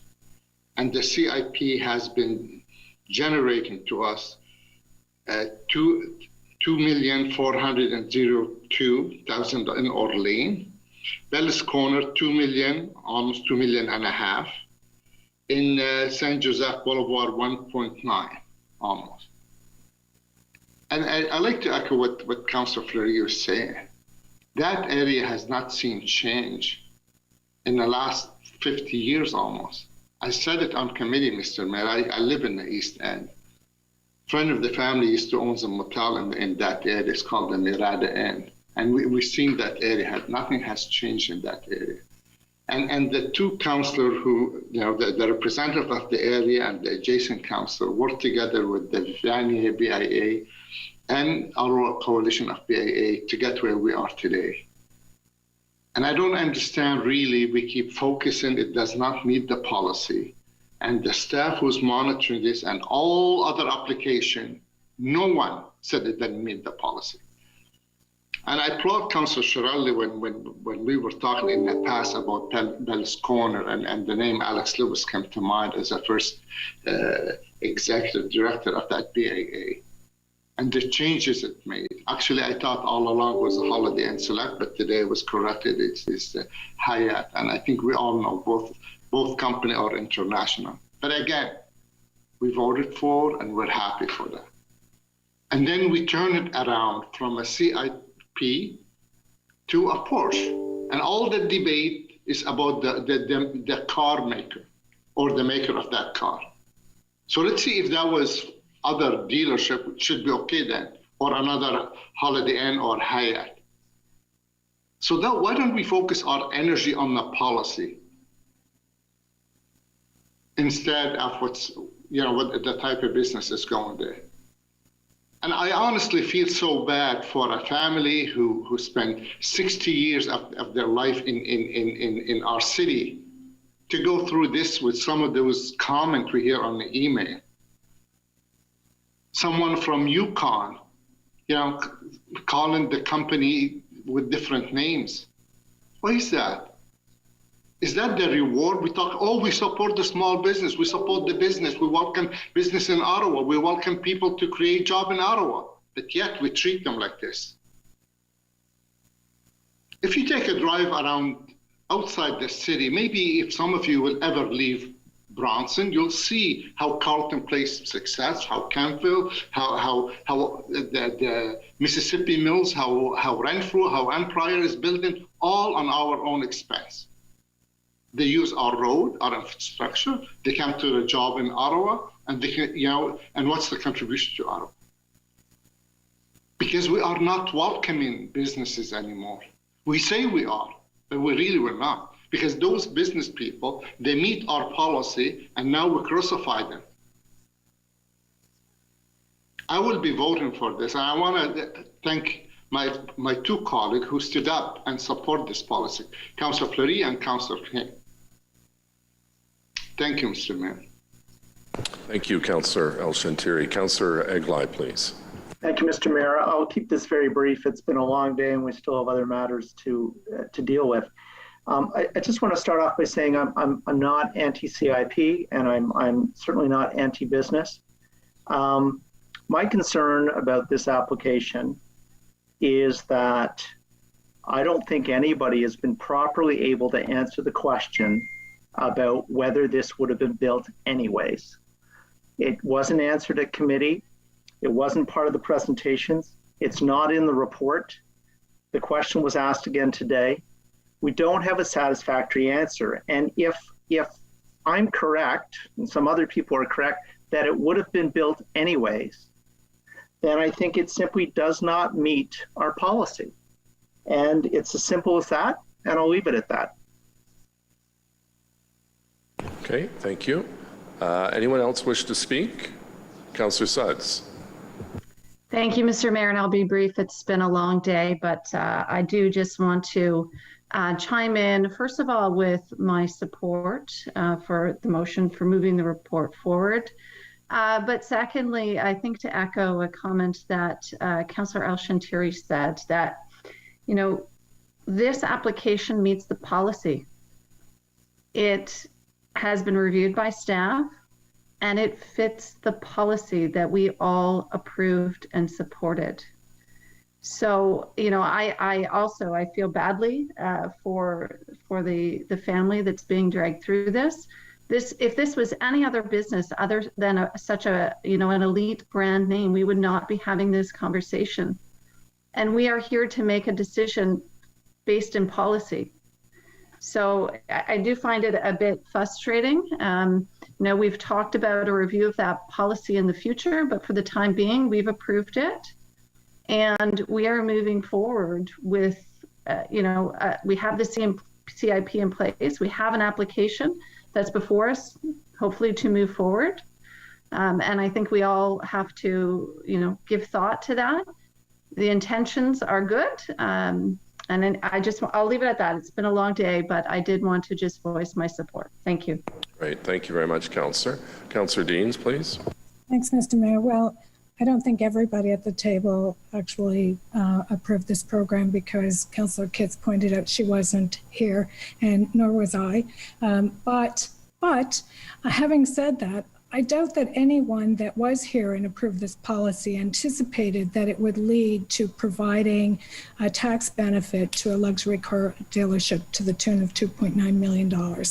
And in my estimation, it takes a lot of interpretation to look at that policy and fit that square peg into that round hole, because I don't think it fits. I don't think a clear case has been made that this incentive is required for Mark Motors project to move forward at all. Just as Councillor Eglide just said, I believe they would have gone ahead with this anyway. I don't believe there's a clear community benefit. There is already an abundance of car dealerships along that corridor. If they were going to generate growth and development, they would have done it by now. There is just no evidence to suggest that a car dealership is going to generate that kind of economic growth. And this whole question about, it's not really giving them money, it's a tax benefit. It's all money. It's all taxpayers' money. If we don't have that money, it's money we have to come up with elsewhere. And, just in the backdrop of taking hundreds of millions of dollars from upper tier governments with a pandemic on the forefront of all of our minds, and then giving a tax benefit to a luxury car dealership, it just kind of stinks. And it's very hard to understand how that can be communicated to the public in any way that makes sense, because it doesn't make sense to me. And also, this particular property is that it transects a traditional main street and an arterial main street. And I'm thinking about traditional main streets in Ottawa. I'm thinking about the Glebe, Bank Street through the Glebe. Would we put a honking big car dealership on that traditional main street? What about Elgin Street? Would we put a big car dealership on Elgin Street? Because if you're talking about traditional main streets, that's what you're talking about. And if you want that to develop in that way, and I agree with the people that say community improvement programs are important. Yes, they are. They're important to generate the kind of community-related uses that we want to see. And this isn't one of them. So however this program developed, it's run off the rails, in my estimation. It's not meeting the criteria that I think council was envisioning when they supported this. I have to say, I have received a lot, and I know you all have too, of email messages from outraged members, citizens of this community, who can't understand why council would consider this. And what worries me a lot is that the public is losing faith in this council. They're losing faith not just because of this issue, but many others. I can think of the mega shelter in Vanier. I can think of the Chateau Laurier debacle. I think of awarding the stage 2 contract to SNC-Lavalin, who completely botched phase 1 and who didn't meet the technical requirement. And you put that all together, and then you give, in the midst of a pandemic, when all kinds of small businesses are hurting, they're closing, they're barely hanging on by their fingernails. When people are suffering, when we have people living on the streets and in our parks, and we have so much need to do the right thing with every tax 1 minute that we can scrape together. And in the face of all that, this council sits here today and says, you know what? It meets the criteria. We really should give almost $3 million in tax benefit to a luxury car dealership. And I got to tell you, you can say, well, it's not really money, but money is money is money. A tax benefit is money, and the public get that. And don't ever take the public for stupid. And I'm afraid that that's maybe what's happening here today. But the public see it loud and clear what's happening here, and they don't like it. And all I would say to the public is please take note of who supports this and who doesn't, because this isn't all of council that supports it. It's some of council. And there is a big difference between those who think this is appropriate and those who think it's not. And I, for one, think this misses the mark. Thank you. Okay, thank you. Does anyone else wish to speak? Councillor Menard. Thanks. Thank you very much. You know, we're 15 months into the pandemic. People are looking to build back better. They want hope for the future and lessons to be learned, and they want to have trust in the representatives that change is going to come.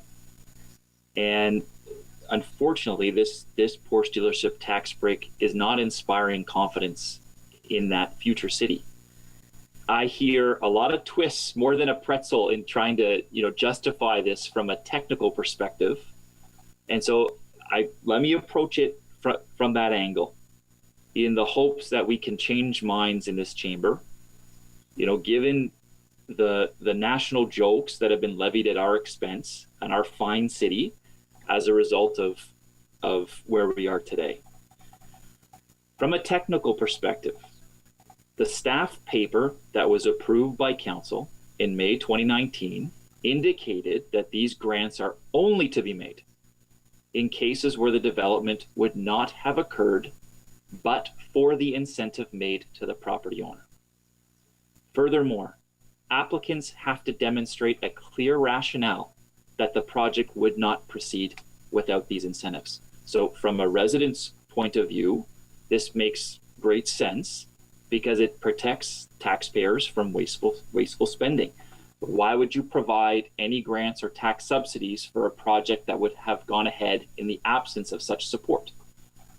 And so while the staff report does review the potential economic benefits of the project, there is not one word there, or clearly from our questions to staff today, regarding the requirement by Mark Motors for this benefit. And indeed, in their own words at FEDCO, that decision had been made. Other technical concerns that have been raised. Mark Sutcliffe has pointed this out. The argument that it doesn't cost the city anything because the increased taxes from the property are greater than the rebate is false. We need to stop using that argument that this is free money we're giving away.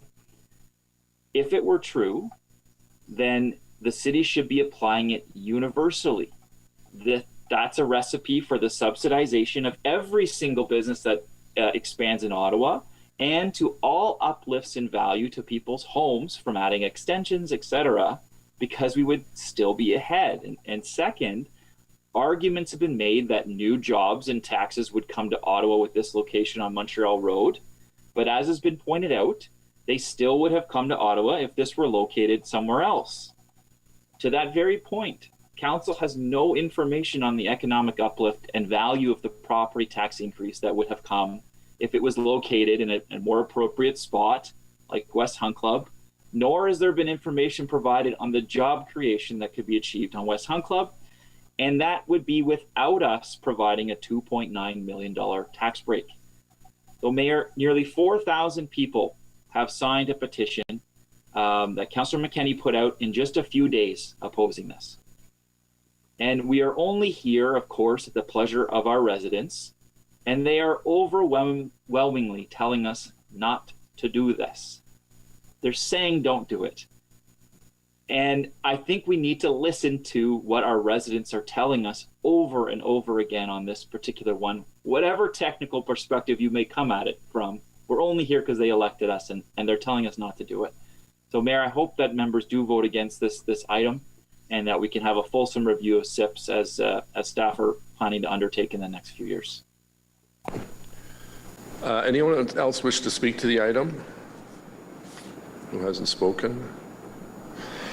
Well, colleagues, in 2019, Council voted overwhelmingly to create the Montreal Road CIP so we could attract investments, upgrades and jobs to Vanier and Overbrook Forbes.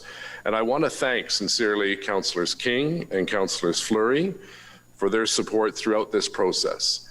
This was, I think, one of Councillor King's first votes he mentioned the other day, the CIP on Montreal Road. He voted obviously for it, as did Councillor Fleury, who understands that those two wards are the most economically challenged wards in the city.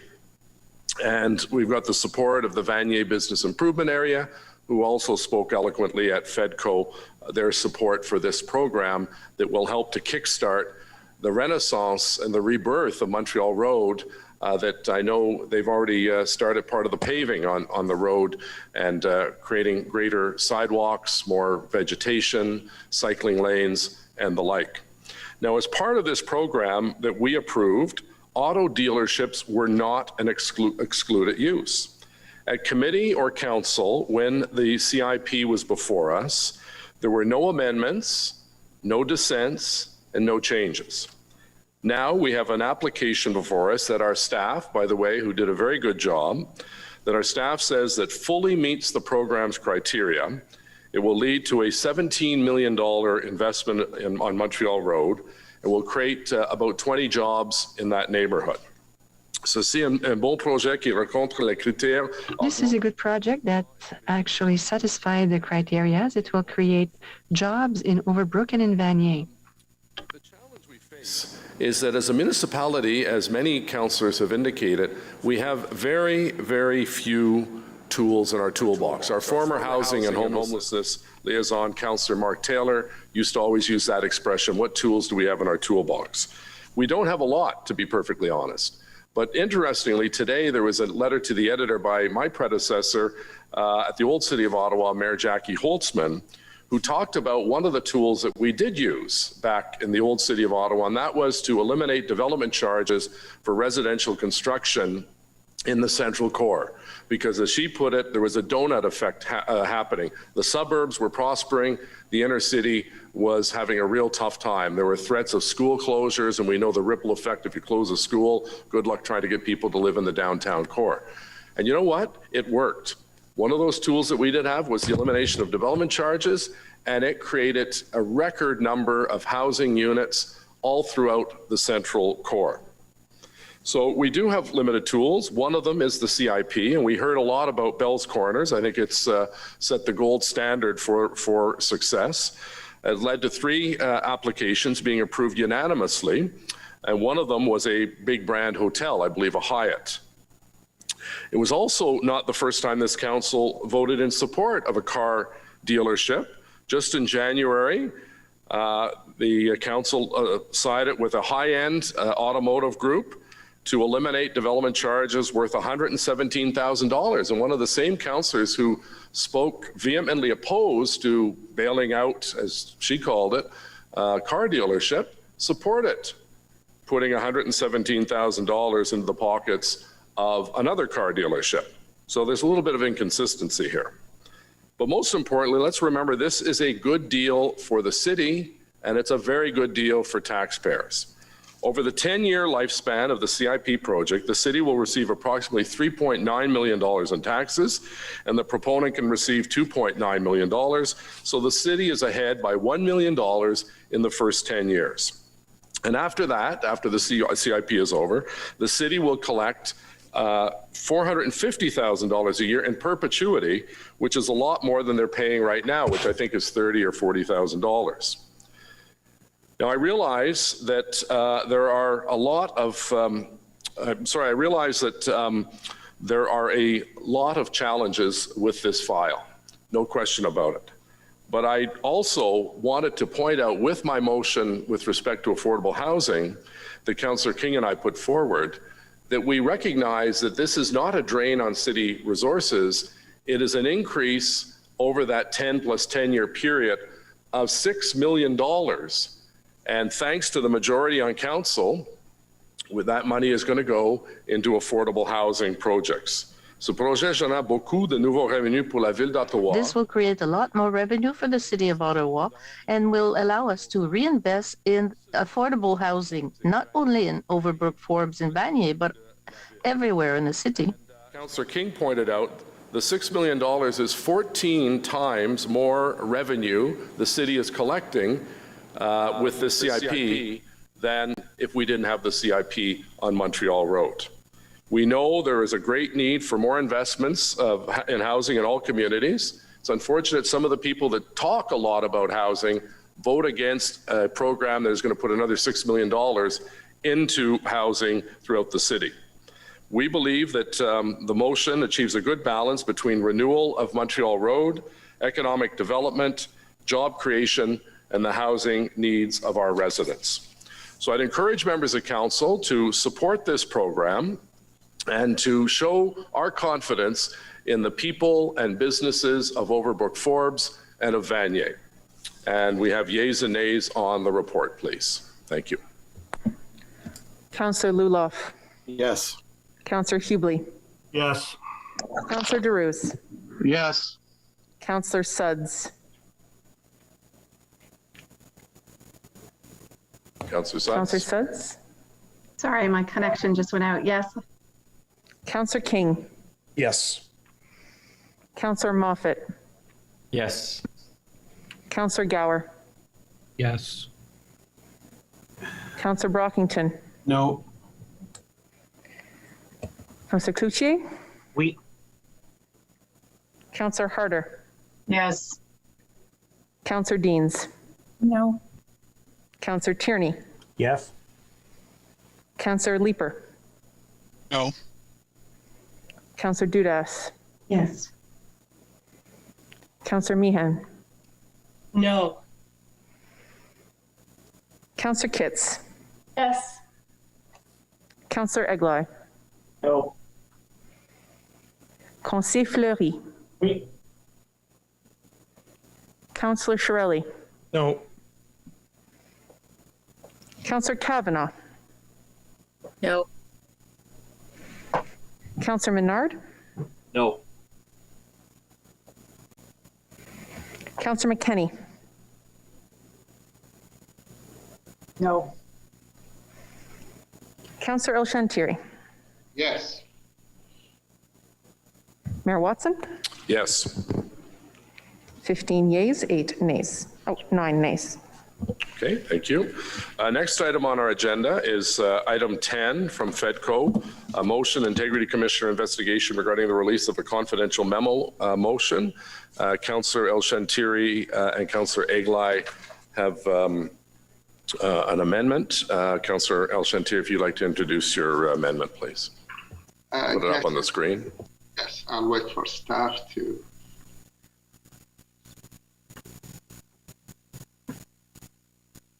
Thank you.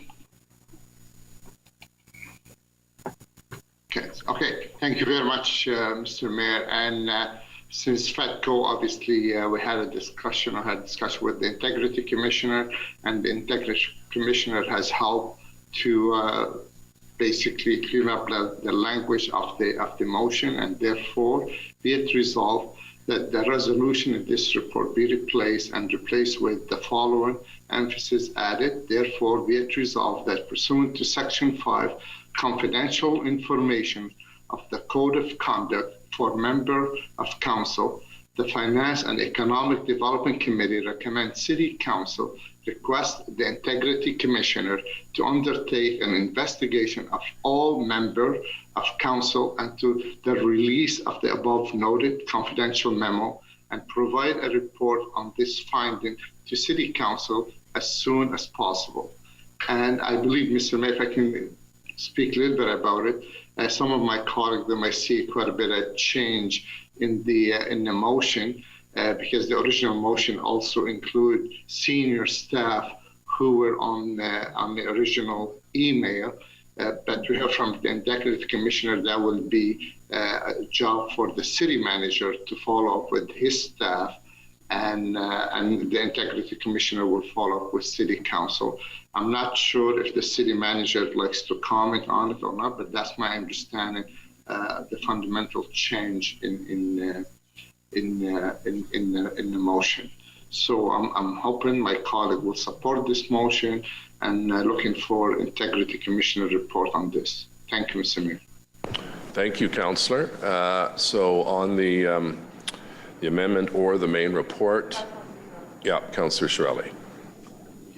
Thank you, Your Worship. Okay, my first question is just of a technical nature. How was this defined as confidential? Who made that determination and under what authority? Mr. White or Mr. Kanalakis?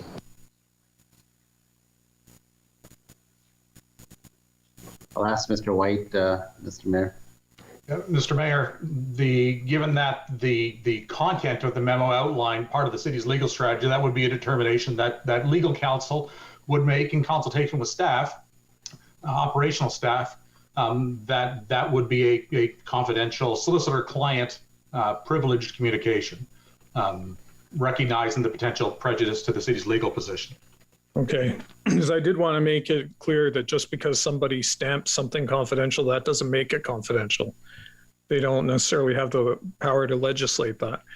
So my second question is, normally in this type of situation, we have a corporate security department that we pay a significant amount of money to every year.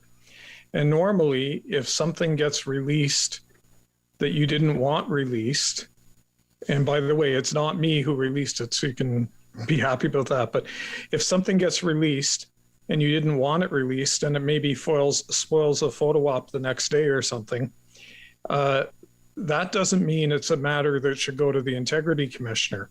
You're taking something that's supposed to be an investigation, for which we have corporate security to do investigations, and you're trying to elevate this to the status of an independent statutory officer. And on top of that, extraordinary powers that go with his office so that he can use these extraordinary powers to access people's personal email, personal phone records, things like that. The corporate security would have to follow the standard law on in order to do that investigation. But why would we be using the Integrity Commissioner as somebody to conduct basically an investigative role that you normally would leave with corporate security? So who wants to answer that? And what's the justification for having the Integrity Commissioner do it? Mayor, I'd be pleased to respond, and if the city solicitor wants to add on something thereafter, that would be fine. But with regards to this particular matter, in response to the councillor, this is about members of council. So with the greatest respect, corporate security does not have authority to investigate members of council, whether it's their emails or anything else. There is a high degree of privacy with regards to that. So it is based on the code of conduct, which is mandated by the Municipal Act, and that would fall under the jurisdiction of the Independent Integrity Commissioner, who is mandated by the Municipal Act. Okay, and secondly, what gives council the right to direct the Integrity Commissioners to do any investigation? As I look at it, it's up to the Integrity Commissioner whether to do it. I think the Councillor Shirelli, that's the reason why Councillor El-Shantiri has changed his report. I believe Mr. O'Connor, this is more in line with what should be done with respect to requesting as opposed to demanding. Is that correct, Mr. Clerk? Absolutely, Mr. Mayor. In my haste in preparing the original motion that Councillor El-Shantiri moved at FEDCO, I used the word direct. And in discussions subsequently with the Integrity Commissioner, he reminded me very kindly that the legislation, section 223.41 sub A, says in respect of a request made of council. So the Municipal Act clearly defines the word as request and not direct, hence the proposed amending motion this afternoon. So are you saying that investigation of councillors cannot occur without rising to the extraordinary powers of the Public Inquiries Act that the Integrity Commissioner is in possession of? You know, like he has the right to access all our phone records, all our email, personal and corporate, and he has all these other rights that normally in the course of investigations would require all sorts of other process. But is he the only one that can do it? Mayor, as the Integrity Commissioner is on the call, I will defer to him to respond to the question with regards to his jurisdiction. Well, it's not his jurisdiction. I'm saying we're asking to use these extraordinary powers for something that really intimidates media, and for some reason there isn't any substantive damage being done that I can see. So what's happened is whatever the press plan was for this lawsuit wasn't able to be executed as planned.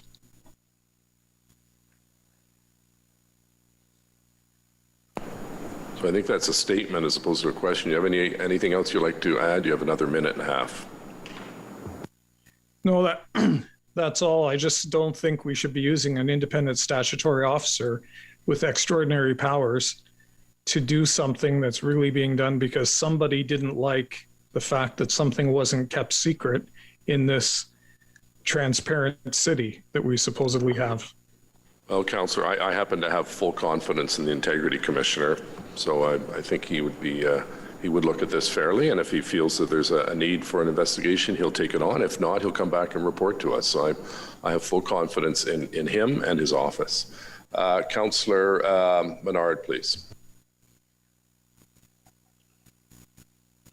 Thank you, Mayor.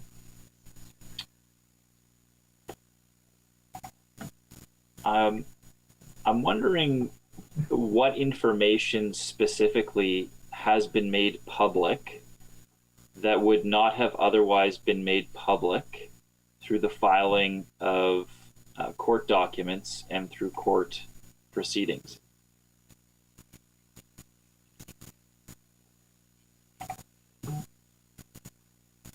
Dwight? Mr. Mayor, if I were to review the memo that was circulated and that's the subject of this request, I would say that it outlines more than what was contained in the court filing and identified more than the mere fact of the court filing.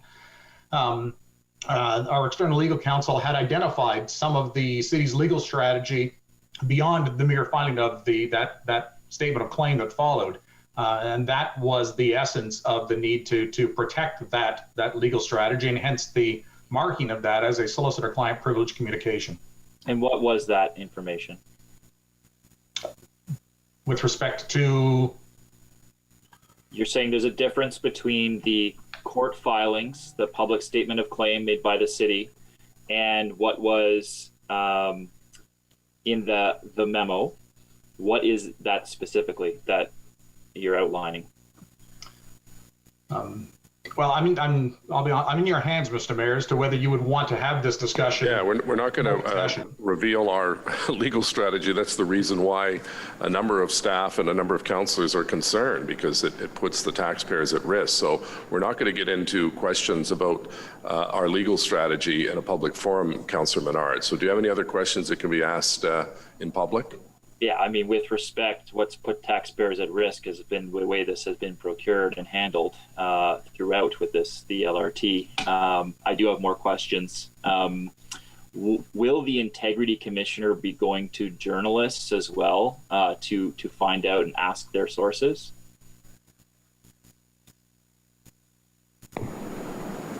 Mr. Clerk. Mr. Mayor, again, I assumed that Mr. Marlowe was on the call and he would provide that answer. Integrity Commissioner Marlowe, are you with us? Yes, I'm here, sir.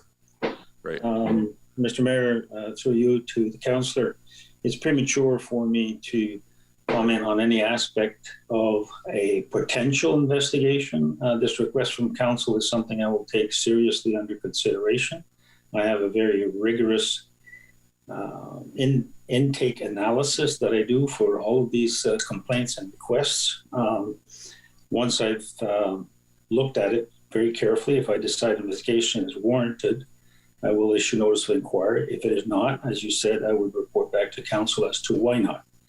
But for me, at this point, to outline where the investigation will take us is premature. Thank you, Councillor Menard. That journalists may be questioned about their sources. How much money might this investigation cost? Mr. Mayor, again through you, to the councillor, it's difficult to put a figure on such an investigation, depending on the dimensions. You enter into an investigation with a scope defined, and then the investigation takes you beyond that. The average in the province is somewhere for this kind of study, I would say somewhere in the range of $25,000 to $30,000. And how long? $25,000 to $30,000. That includes all of your contractors that would be hired, and the complete investigation of 23 members of council and the mayor. And would it include their staff too? Would it include our staff? The staff that is assigned to me by the clerk's office is not costed in any of the investigations that I do. It's part of the global budget of the clerk's office. Okay. And this investigation, the way the motion is worded, would you also be investigating all of City Councilor's staff during the pandemic? Potentially. Some City Councilor staff are acting on behalf and at the direction of councillors. And that's a potential avenue of investigation, yes. And how long do you anticipate this type of investigation would take? Difficult again to say, Mr. Mayor, to the councillor. I've reviewed several cases in the province in preparation for this. I've not yet seen the memo. I've done no investigative work. I've just looked at what the practice has been in other jurisdictions. There's a case in Amherstburg. There's a case in Innisfil. There are two cases in Toronto by two different IC commissioners who requested the same kind of investigation. The reports turned out to be not very long and lengthy in terms of reports back to council. Two cases found breaches. Two cases found that it was impossible to find anyone in breach. So again, how long? If it takes longer than 90 days, I'm bound to report that to council. And the target date usually is 180 days when I get a complaint or request.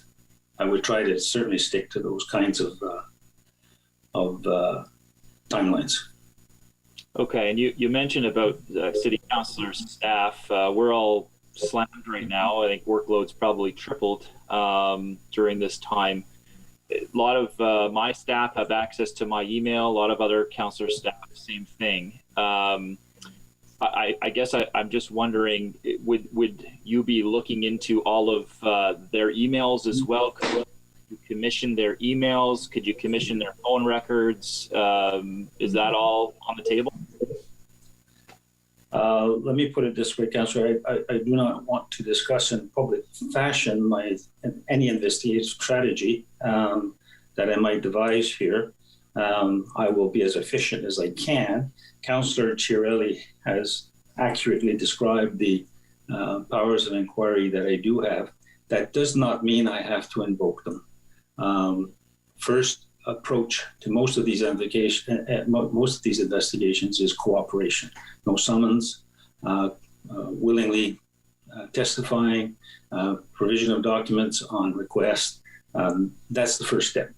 However, you never know. I might have to resort to the Municipal Act, the Inquiries Act's authorities in order to obtain information I believe is pertinent and relevant. Okay, thank you for that. With those answers, Mr. Mayor, I think it's important that given the state we're all in, the huge amount of workload our offices have, instead of tasking the IC with this budget and time in an effort to maintain what has been a real difficult time for residents in terms of a lack of transparency around the largest public project in the history of Ottawa, and going after journalistic sources why don't we try to be clear with the public? I'd say vote this motion down, and let's try to be more transparent with the public about how their money is being spent. Thank you. Councillor Brockington, please. Colleagues, if anyone feels motivated to step forward today and make an admission and avoid an up to 6-month investigation costing taxpayers tens of thousands of dollars, I'm going to be more forgiving today. Okay? I don't want to waste 6 months. I said in camera to Councillor El-Shantiri, I support the sentiment of his motion. We have an obligation to protect confidential data, particularly when it's involving contracts worth billions of dollars. We have an obligation to do that. Criticisms about the transparency of LRT are also founded, but people can criticize the lack of transparency of this large project. But at the same time, we have a duty to protect confidential information. And so I say, let's not go down this road if someone could just step forward.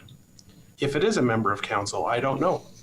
There are dozens of people not on council, my understanding, staff, who have had access to the same memo. So I just want to avoid a very lengthy process, what could be lengthy, and just have us think about stepping forward if someone made a mistake in this regard. Mr. City Manager, is this the best way to get down to the crux of the matter? Is the motion that Councillor El-Shantiri is proposing the best way to get to what we need to get to identify potentially someone who shared this information? Mr. Mayor, as you heard from Mr. O'Connor, our City Clerk, there is no other way to find out if a councillor actually leaked the document.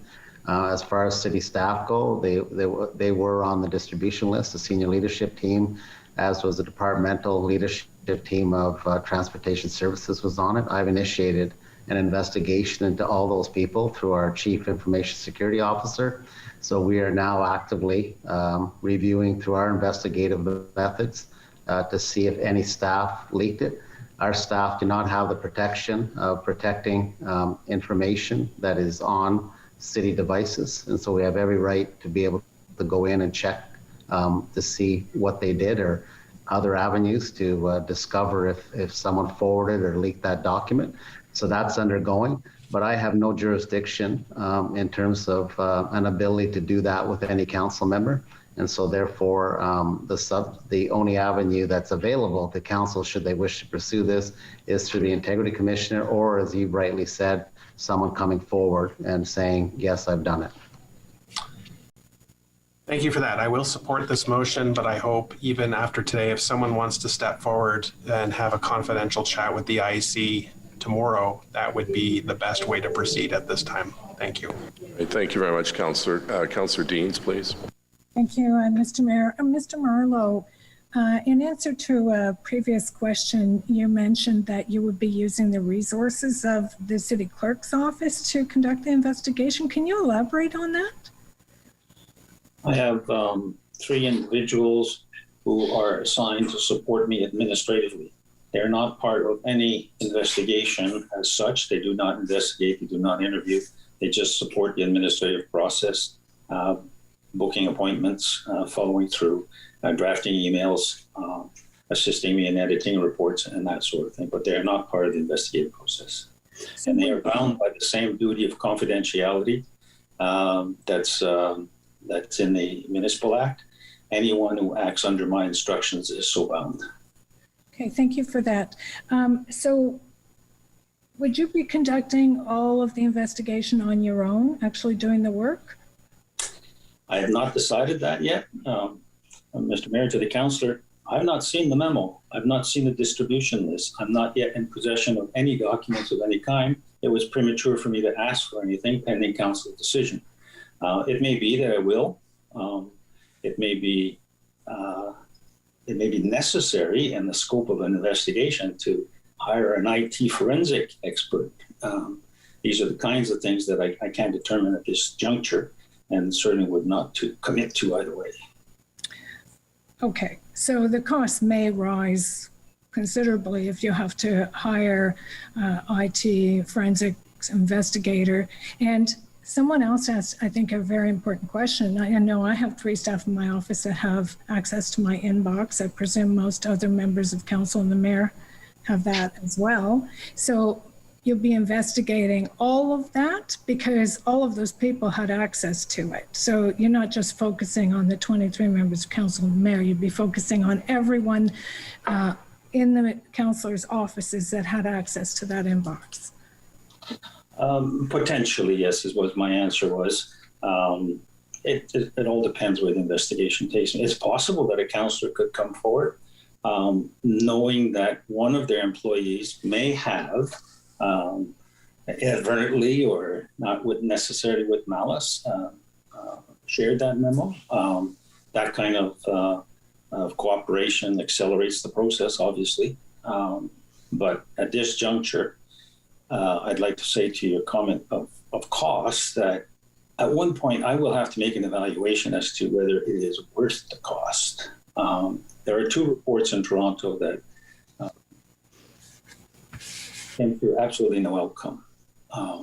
At one point, I have to decide that an investigation is just not worth it. And I have that authority under the statute to discontinue if, in my estimation, it is not warranted. And I will weigh those factors in terms of cost versus outcomes. Some things just cannot be found out. It took 50 years for Deep Throat to be discovered and declared after the Nixon Watergate. This will not be a Watergate investigation. Well, thank heavens for that. Maybe to the mover of the motion, I'm just wondering what the outcome it is that you are hoping to achieve by putting this motion in front of council today.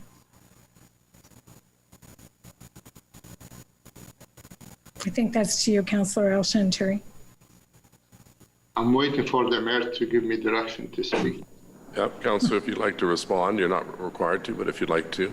I mean, we talk about it, and I don't want to repeat what we said in camera with the external legal, and it is an oath we took as a councillor to respect the organization's confidentiality, and I don't have to remind you. I don't know if you were on at the meeting or not, but the external legal in camera told us how damaging that leak could cost the taxpayer. So I don't have to say any more. I'm just sticking to that motion, and I was grateful the IC and the clerk work on it after the original motion, and that's what we have in front of us. Thank you. I'm just wondering about the outcome, though. What do you want to achieve by doing this, by spending this money? What do you want to achieve? I mean, why don't we ask the question, how much is going to cost us and cost the taxpayer by leaking that memo and the strategy that the external defense team has in place? Why don't we ask that question? And why don't we ask why that was leaked? I like the idea Councillor Brockington addressed it. Just come forward, whoever you are, talk to the IC and put it to bed, and we're fine. Okay, thank you for that. I mean, I guess my concern is I don't know if you can quantify it, and I don't know that there's any possible outcome that is going to help the situation. I think what we really have to do is learn from it and figure out how we can tighten controls so when confidential information is provided to members of council, it doesn't go anywhere. But Mr. Marlowe, I wanted to ask you, can you just remind me when your retirement date is?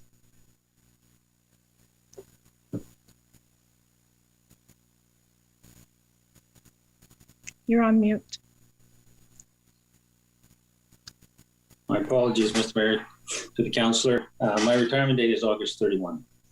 Okay, so you said in answer to a previous member of council's question that you estimate 90 to 180 days. So somewhere around 90 days after you launch the investigation, you're going to retire. So what would happen then? We would restart and a new integrity commissioner would begin again, or how would that be handled? There's two ways to handle that. I could hand the investigation to an external resource, internal investigator, as I have in other cases, which parenthetically were always at an hourly rate lesser than mine, as an advantage to process. If that investigation goes beyond my retirement date, then that investigator would report to the next IC, who would be charged with making the findings and the recommendations to council. I don't think we want a situation where I personally start investigation, which I might, depending on what my analysis is, and not report before I retire, and having my findings or process reevaluated by the next IC. A third-party investigator is charged by the IC to perform fact-finding mission and to report back. Those facts are then analyzed by the IC, findings are made, and if necessary, breaches are found and recommendations are made.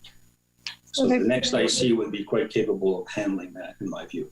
Okay, so if we go down that path, this could cost a lot more than the $25,000 that you started out saying. I mean, if we're going to hire a third-party forensic investigator, it sounds possibly more, but it's still, I think, doable within. I mean, there are 24 councillors to be at least contacted. I don't want to necessarily say interviewed, contacted. It may not be necessary to interview all of you. It may not be necessary to talk to all of your staff. There's only a couple of days window here of activity around this memo. So to some degree, I don't think the scope should enlarge itself unless we get into a series of other complications in terms of players and motives and that sort of thing.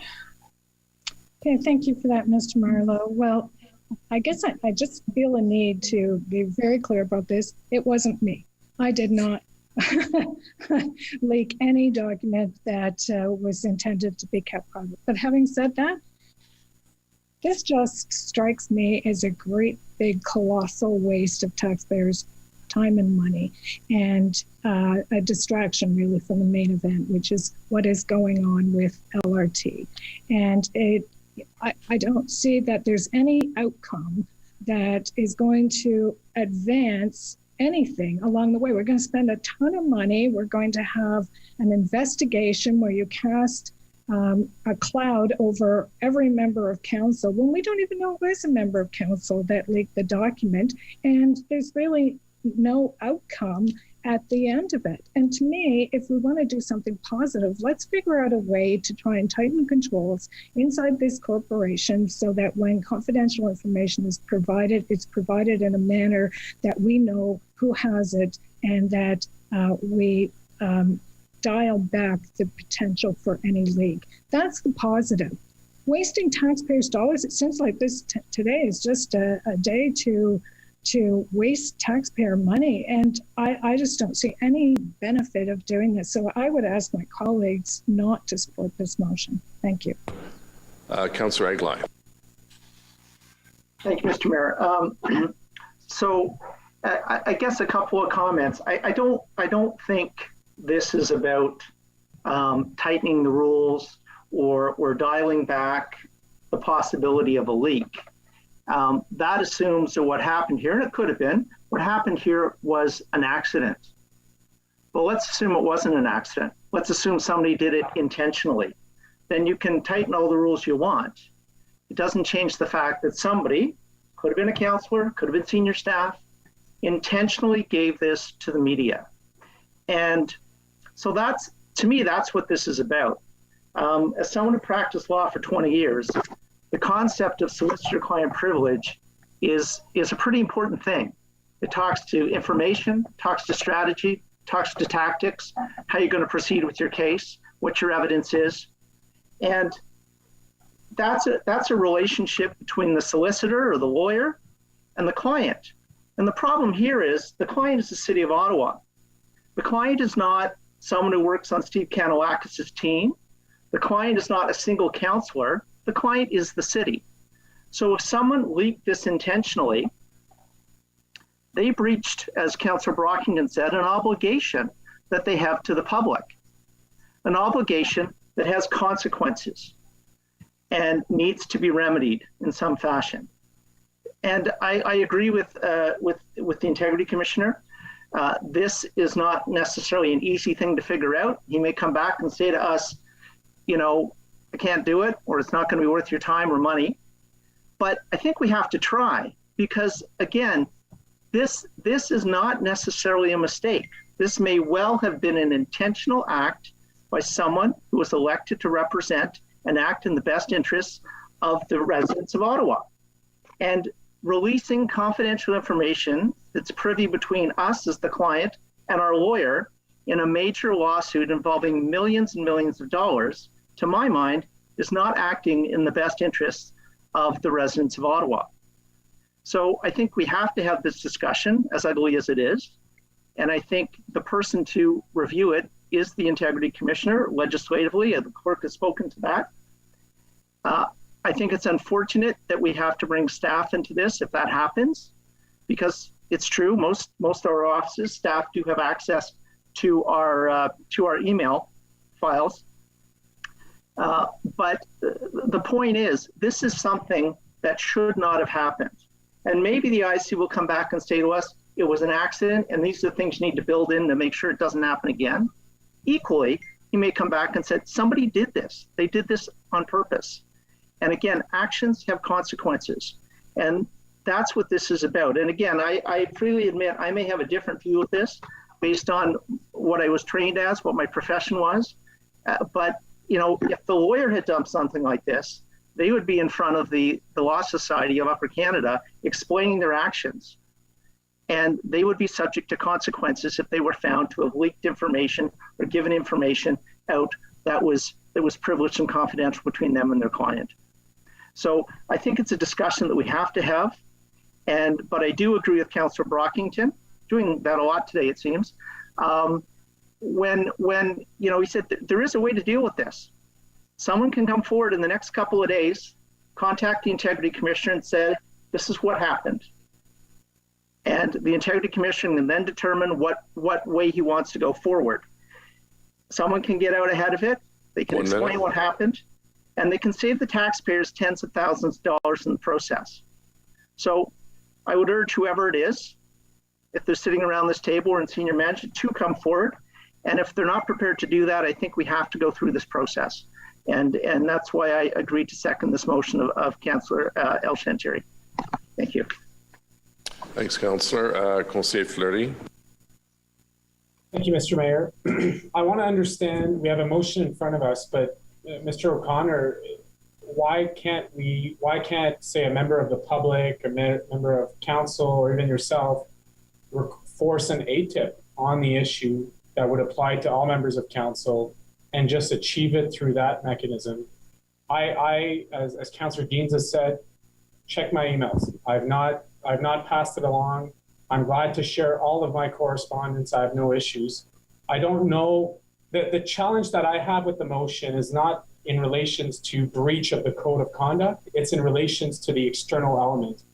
And you know, I have had a number of conversations with colleagues saying, I don't know if you followed the Gumry inquiry. I don't know if you followed a scandale des commandites, but there was a bunch of leaks to the media, which ultimately made their way to the Supreme Court, who ultimately protected the media in this. So when I saw the Citizen's editorial piece, I became very uncomfortable that we would expand beyond what is our official correspondence channel, which is the email, right? We received it through email. There was a behavior that released that information. So, Mr. O'Connor, could you maybe comment on what's stopping us today from just triggering an ATIP for all members of council and getting that information? Well, thank you, Mr. Mayor. With regards to the question on access to information, MFIPA would have a host of both discretionary and mandatory exclusions that staff would have to go through one line at a time for every email that may or may not be relevant. So that would be a long and rather expensive process because we are entitled to charge back. Secondly, with regards to the email trail, so to speak, if I may, Mr. Mayor, that assumes that someone has flipped the email to somebody else. That does not say they printed off the document and handed it to somebody else. So there may be other ways that the breach may have occurred. Your sense is that an ATIP time and money is more expensive than going through the Integrity Commissioner route? I don't think I said that, Mr. Mayor. What I said was there is a long process that would have to be filed because it is a statutory process that we would have to pay attention to. And there are a number of mandatory and discretionary exemptions that we would have to apply. So that is rather time consuming. And as the members have pointed out, there's 24 members of council, plus other individuals who may have access to your email. And then, Mr. Mayor, there are, I think, 25 members of staff. And I know I'm listed as one of them, and a number of people have access to my email. So it would be a very long process. Okay. Can I just want to think this through here for a second. Yeah, I guess I'm of the same mindset that I have no issues if I have no issues doing an ATIP, releasing any correspondence, and then if there is an external ATIP to an external email, that be shared with the Integrity Commissioner to launch the investigation. But just to launch an investigation like this is confusing. The question I had for Mr. White is specific here, which is the information that was contained in the memo.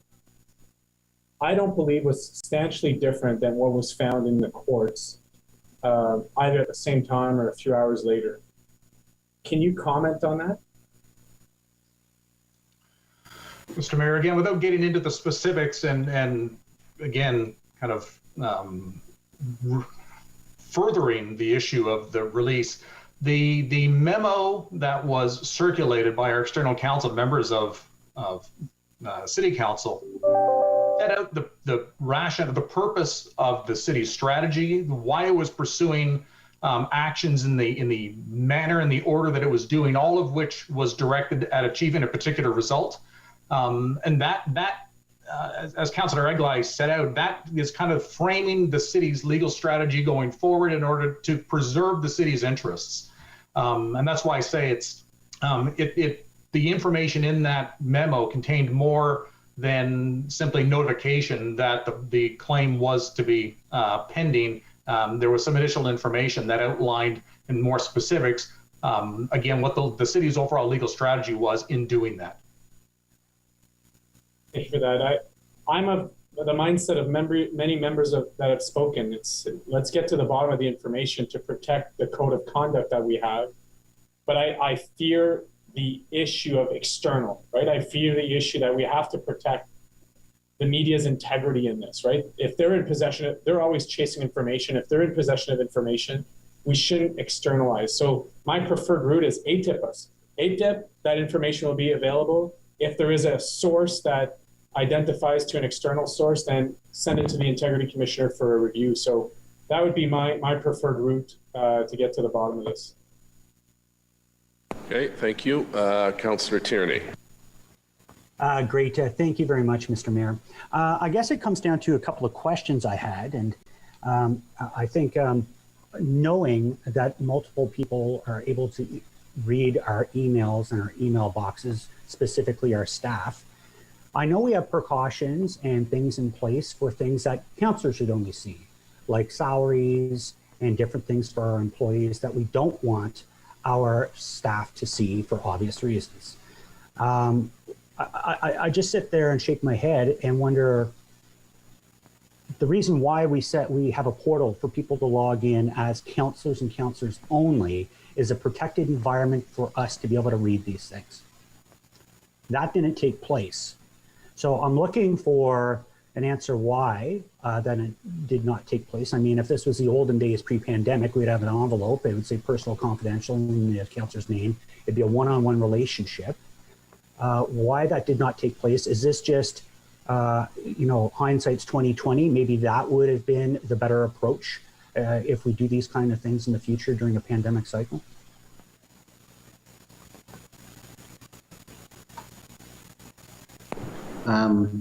I guess I'll start because the memo was sent by Michael Morgan, Mr. Mayor, to answer Councillor Tierney's response, and our external solicitor, Sharon Vogel. And obviously my office and myself reviewed the memo before it finally went out.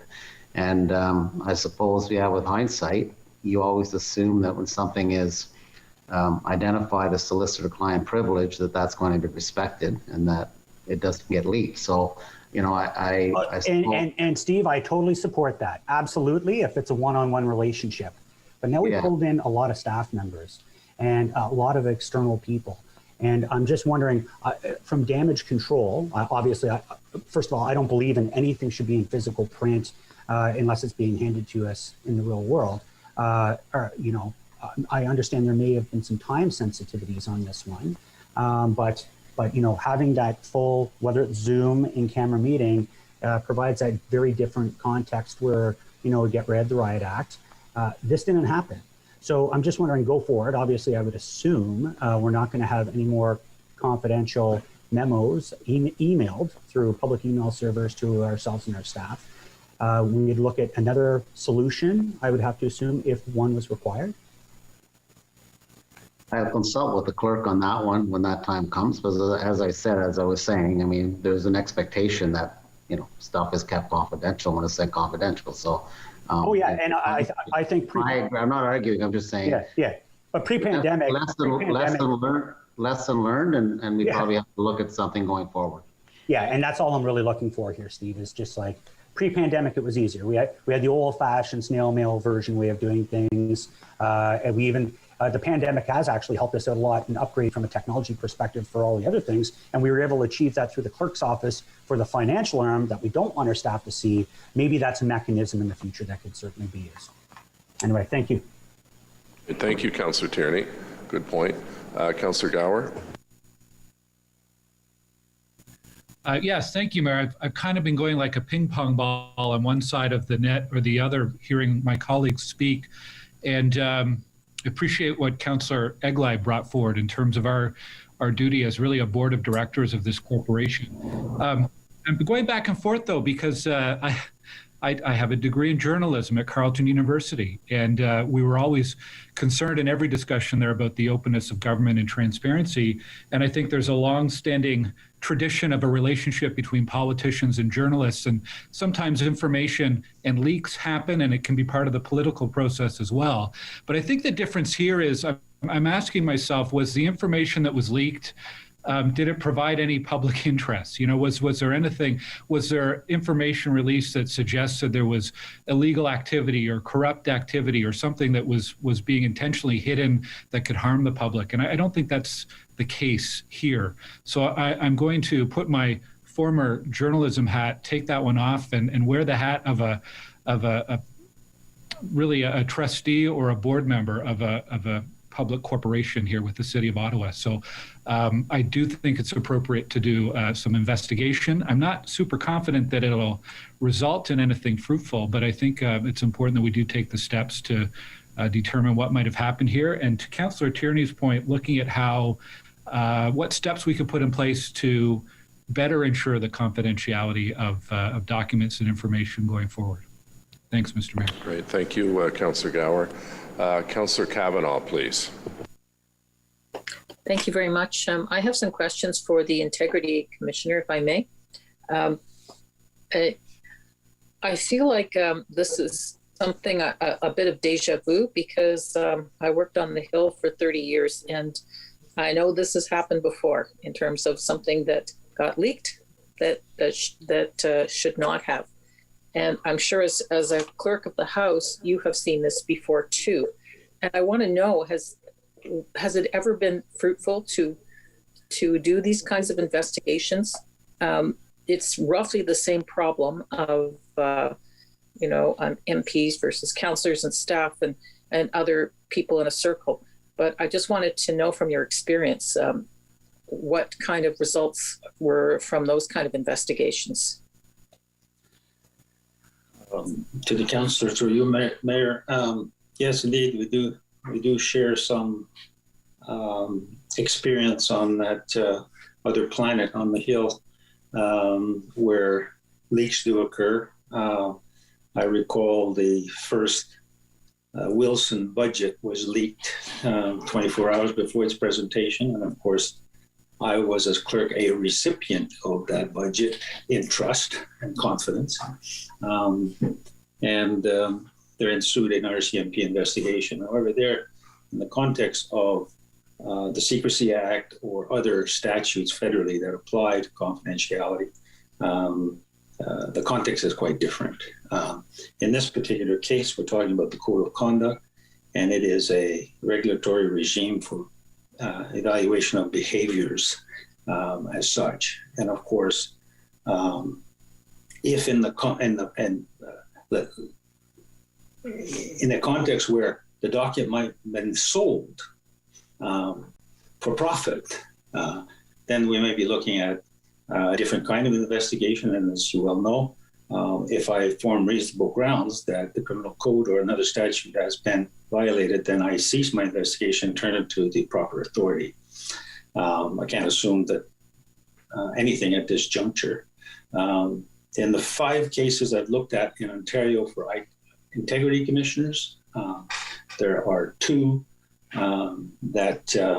that found breaches, one in Innisfil, one in Amherstburg. 2 were in the city of Toronto by 2 separate integrity commissioners, and there was no outcome. There were some recommendations and guidance given to council on how to handle confidential information and documentation. The one in Amherstburg is, I would call it a weak case. Even the IC said, well, I found the counselor who released it, but the evidence is not all that strong, but on a balance of probabilities, I believe it is him. And the other was more complex in terms of having access to phone records and emails that demonstrated a great amount of traffic between the individuals involved and the developer that was involved. And the commissioner did find, on a balance of probabilities, that the mayor and the councillor had released the information. So it's hard to say. It could be a short investigation.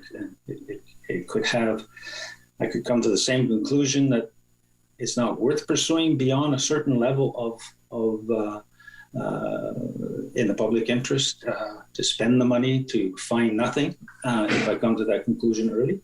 But who knows? It could be resolved fairly quickly, particularly if there's cooperation. Yeah, I guess I just wanted to get some idea, because this isn't the first time these kinds of things happen, and I wanted some sort of idea of how productive it has been in the past, and whether in the end they were worthwhile. Overall, I think I've not done an analysis of this across the country, but my sense of it, both as a parliamentary officer, clerk, parliamentary agent, and 2 functions of privacy and access to information, leaks are usually left on the floor at the end of the day of an investigation with no one being identified, by and large. One thing, if I may commit to, unusually, I will not be going on the avenue of investigating journalists or their activity. I'm investigating a breach of the Code of Conduct. If someone feels that a journalist has breached their own Code of Conduct, there's another avenue of complaint for that. It would not be within my, certainly not my intention, unless a journalist came forward and had information that he or she felt was relevant. But I will not be going down that road. Okay. Yeah, I just wanted to get a sense of whether this is worthwhile. Thank you. Thank you, Councillor Kavanagh. Any other question, or sorry, any other person wants to debate the motion that hasn't spoken? Okay, just a couple of observations. First of all, thank you, Ms. Can I just wrap up? Oh, I'm sorry, Councillor, you can wrap up. I apologize. No, it's okay, Mr. Mayor. First of all, thank you to all my colleagues. There was good question, good debate. Specifically, thanks to colleague Egli, who's seconding this motion, and to, we ask, how much this is going to cost. Well, why don't we ask ourselves how much that leak is going to cost us? And it's funny, it is in the hundreds of $1 million strategy, and that was a privilege for us to hear the external legal team telling us how well they did in defending the city and the taxpayers' money. And now all of a sudden, we worry about the cost of the integrity commissioner versus the hundreds of $1 million this could cost us as a strategy, and also souring the relationship with the people we are doing business with, which is the RTG, which is everybody know who they are. So I find that this is disheartening to hear about this. I'm not looking to set anybody on fire. All we're looking for, we took an oath, and this is our taxpayers' money, and we are the custodians of this. Don't we need to make sure that doesn't happen and it doesn't cost the taxpayer money? And again, what we heard from that was their strategy was leaked out. So I'm not asking to go investigate the journalists or the reporters. That's their job. Somebody give them information. They're going to use it. I get that. That's not the issue here. The issue is with ourselves and the people who was on that list. And I echo Councillor Brockington's plea. Please, if you care so much about saving the taxpayers' money, just come forward.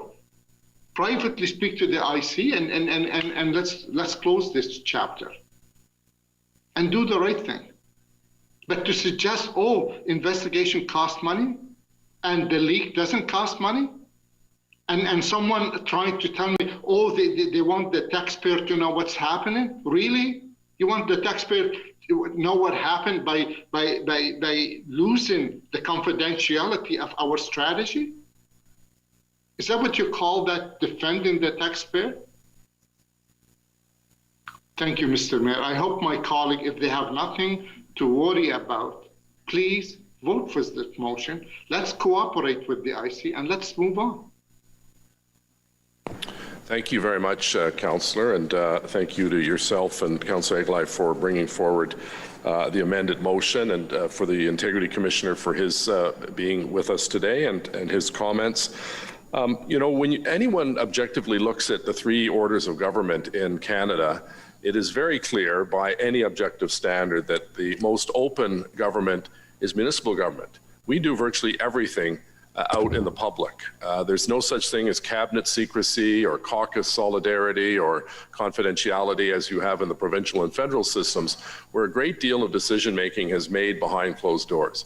Almost everything we do is right out in front of the public and in front of the media, as it should be. But there are three specific areas under municipal law that require us and give us the ability to go in camera.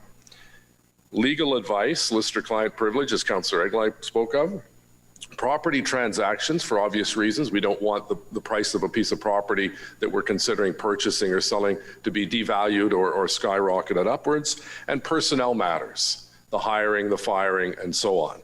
So very, very tight parameters as to what we as municipal councillors and mayors can do in the province of Ontario, and I suspect that's probably the case in every single province. And I was very pleased to hear Mr. Marlowe indicate this is not a situation, if this is approved by council today, that he's going to go and start knocking on the doors of the media. In fact, I commend, in this case, Mr. Willing from the Ottawa Citizen, who was the recipient of the confidential document. He's doing his job.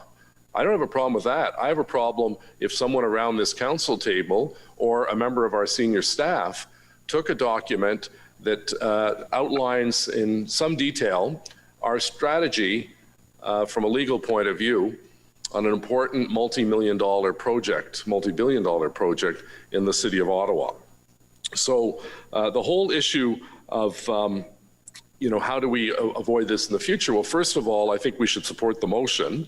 And I would be delighted, I don't think it will happen, but I'd be delighted if someone who did leak it speaks confidentially in the Integrity Commissioner and we wrap it up and we call it a day. But I think Councillor Tierney brought up some good points that, in addition to going forward with the Eli El Shantiri motion, we also look in collaboration with the IC and the clerk, are there ways that we can distribute confidential material more securely so this situation doesn't happen again? Because as a number of you spoke of, I think Councillor Gower as well, there are ramifications for leaking a document and making it public. And the ramifications are it weakens our hand when we go to court because our opponents, those across the aisle, know exactly what our strategy is. And that has the potential to cost us tens of millions, if not hundreds of millions of dollars. So I would encourage members to support this. There seemed to be an awful lot of folks that seemed to be quite defensive about this motion. I think it's a very sensible, middle-of-the-road motion. We have no guarantee that Mr. Marleau is even going to deal with this, because I think, to the credit of Mr. Marleau and Mr. Clerk and Councillor El Shantiri, we changed the word. We can't demand or direct the Integrity Commissioner, but we can request. And the request may be turned down. And then it becomes a bit of a moot point for this, but I still think that we need to continue to ensure that any decisions that we make that are of a confidential nature stay confidential for the benefit of our citizens and our taxpayers, and really for our own staff. I'm not sure. I think Mr. Kanalakis has indicated that he's looking at all of the staff that would have had a copy of that memo to see if they were involved in leaking. And if not them, then obviously it falls back to us around this table to answer questions if Mr. Marleau decides to ask each member of council whether they had any role in it. I have no hesitation of providing all of my emails and a correspondence on any issue to the Integrity Commissioner if this motion passes, which I hope it does, because I think it sends a signal to all of us that there can be consequences, severe consequences, for the well-being and the credibility of our organization. And for the people that deal with us, if someone decides, well, you know what, I'm going to release information about a human resource issue, that has personal implications, and it also has professional implications and financial implications. Or I'm going to go and let someone know about the piece of land that we want to buy, and maybe the price goes up, and that puts our taxpayers once again at a very difficult situation. So I'd encourage members to please support the El Shantiri-Egli motion, and we'll call yeas and nays, please, Madam Clerk.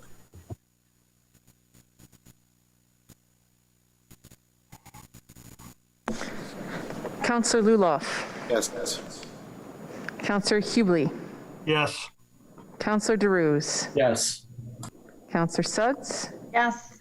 Councillor King. Yes. Councillor Moffat. Yes. Councillor Gower. Yes. Councillor Brockington. Yes. Conseil Cloutier. Oui. Councillor Harder. Yes. Councillor Deans. No. Councillor Tierney. Yes. Councillor Leeper. No. Councillor Dudas. Yes. Councillor Meehan. Yes. Councillor Kitts. Yes. Councillor Egli. Yes. Conseil Fleury. Oui. Councillor Shirelli. No. Councillor Kavanaugh. No. Councillor Menard. No. Councillor McKenney. No. Councillor El Shantiri. Yes. Mayor Watson. Yes. 18 yeas and 6 nays. Okay. Motion to adopt reports. Motion portant adoption de rapport. Councillor King, please. Seconded by Councillor Brockington. Thank you, Your Worship. That Built Heritage Subcommittee Report 21, Community and Protective Services Committee Report 19, Standing Committee on Environmental Protection, Water and Waste Management Report 16, Finance and Economic Development Committee Report 25, and Planning Committee Report 42 be received and adopted as amended. On the motion by Councillor King, carried. Adopté. Carried. Motions of which notice have been previously given. Motion dont avis a été donné entièrement. Councillor Brockington has a motion that was put before us, seconded by Councillor Luloff. Councillor Brockington, the floor is yours, please. Thank you, Mayor. In summary, what I'm asking Council to endorse today is the establishment of a National Suicide Prevention 988 hotline, and that the Mayor, on behalf of Council, send a letter to the Ministers of Health, both at the federal and provincial levels, as well as the CRTC, expressing the city's support for this initiative. I'll just give a little bit of background. I know it's well after 4 o'clock and we have other things to tackle, but this is quite important, particularly as May is coming to an end and it's been a Mental Health Awareness Month. Private member's bill was unanimously supported in the House of Commons late last year to establish a 3-digit suicide crisis hotline. Right now you have to dial an actual phone number, and that's proved to be problematic. So similar to 911, which has North American capabilities, it's the same emergency number in the United States and Canada. There's a desire to create a 3-digit number as well in Canada. The American Congress is very supportive and endorsed this, and it's likely that the 3-digit number, if approved in Canada as well, would be the same number. Colleague asked me this week if you called this hotline, whether you'd be directed to local services rather than get someone in a call center across Canada. It's similar to 911. If you need help, you will be immediately directed to local services here in Ottawa. So the CRTC is ultimately responsible for determining the feasibility, whether this goes forward.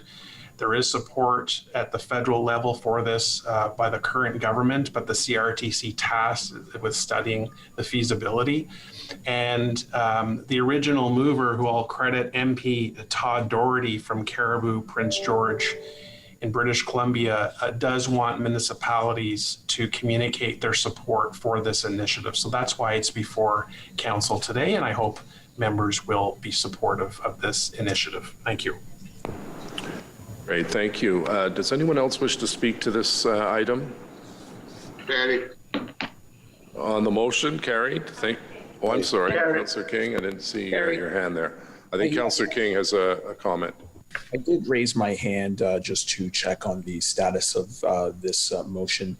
I did have some suggestions concerning the potential addition of adding a whereas clause or a clause that really recognizes the fact that the municipality is moving towards independent mental health crisis response, and that the 988 number could be used as that type of future mechanism. So I just wanted to see if that was ultimately reflected in this motion, and I wanted to see with the mover, if not, whether that would be considered as a friendly amendment. Okay, Councillor, you'd have to write out the motion and get a seconder, unless, I don't know, Councillor Brockington, the mover of the motion, has a comment, but you'd need the specific ask to be put in writing with a seconder, and then if it's friendly, it's just carried, and if it's not friendly, it's voted on. So, Mayor, maybe I'll jump in. Councillor King did reach out to me. I provided him with some feedback earlier today. Given the direction the city is going with respect consolidating our resources for the mental health strategy, I believe Councillor King wanted to ensure that there was one little clause he wanted embedded there, which is fine with me.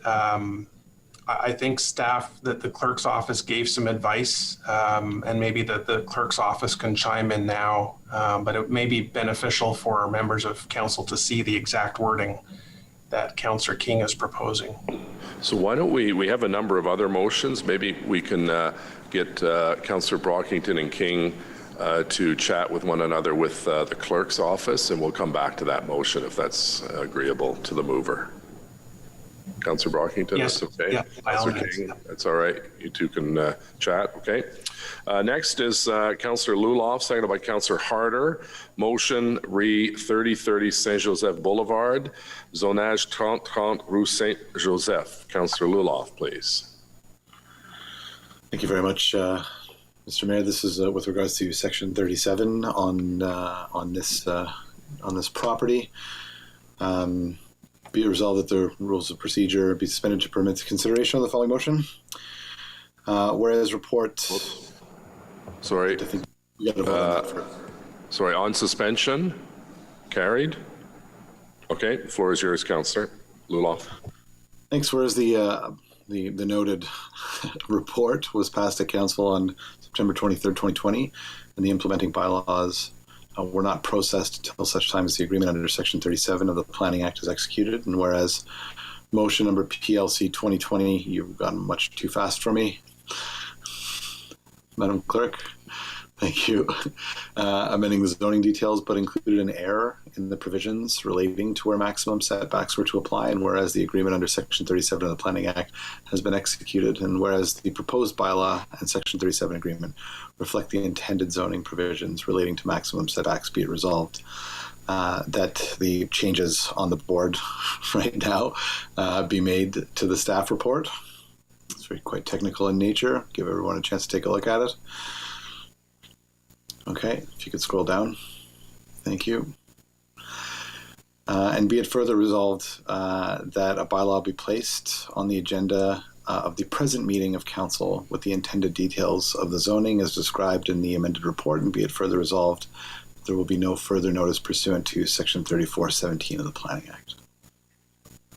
Okay, so this is technical in nature. I think staff are supportive of it. It's moved by Councillor Luloff, seconded by Councillor Harder. Carried. Adopté. All right. Our next motion requiring suspension of the rules is Councillor Fleury and Councillor Kitts with respect to, this is a tradition of Councillor Fleury's, National Health and Fitness Day. On the rules of procedure being suspended as the date is coming up quickly. On suspension. Carried. Adopté. Councillor Fleury, if you'd like to introduce the motion, please. Thank you, Mr. Mayor, and thank you to Councillor Kitts for joining the fitness movement. Yes, National Health and Fitness Day is coming up, whereas the participation rates of Canadians engaging in healthy physical activity has declined, while inactivity and obesity continues to rise in Canada, whereas health and fitness out to promote and embrace by Canadians of all ages and abilities, whereas many Canadian cities have taken up the annual challenge of encouraging and promoting physical activity, including Calgary, Saskatoon, Montreal, and Victoria. And whereas the City of Ottawa has been promoting and participating in National Health and Fitness Day for the last 8 years since 2013, whereas the City of Ottawa offers a multitude of recreation and leisure programming and promotes active and healthy lifestyle through a number of initiatives, including ongoing Try It campaign for city fitness membership programs and a series of I Love To programs to promote swimming, skating, soccer, and other sports. And whereas the City of Ottawa has previously offered a small incentive to residents to embrace physical activity fitness by providing 2-for-1 public swim at city-operated swimming pools and 2-for-1 admission at city-operated weight and cardio rooms in recognition of past National Health and Fitness Day.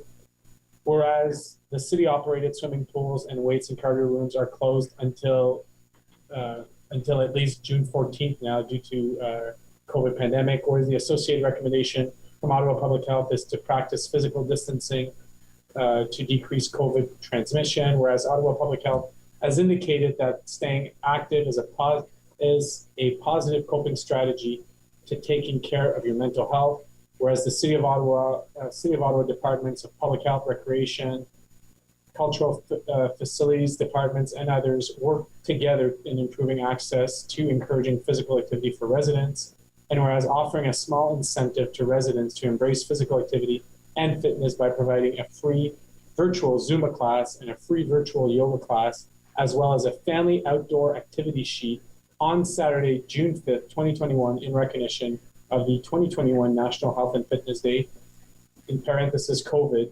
Therefore, be it resolved that the City Council declared Saturday, June 5th, 2021, the National Health and Fitness Day in Ottawa, And be it further resolved that City Council approve the city offer a free virtual Zumba class and free virtual yoga class, as well as a family outdoor activity sheet on Saturday, June 5th, 2021, in recognition of National Health and Fitness Day in Ottawa.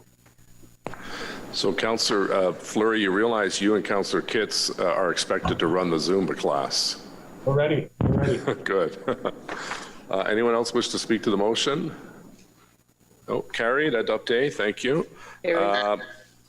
Next, we have Councillor Brockington and Councillor King have worked on an agreement on some wording. So, Councillor Brockington and then Councillor King, if you'd like to take the floor.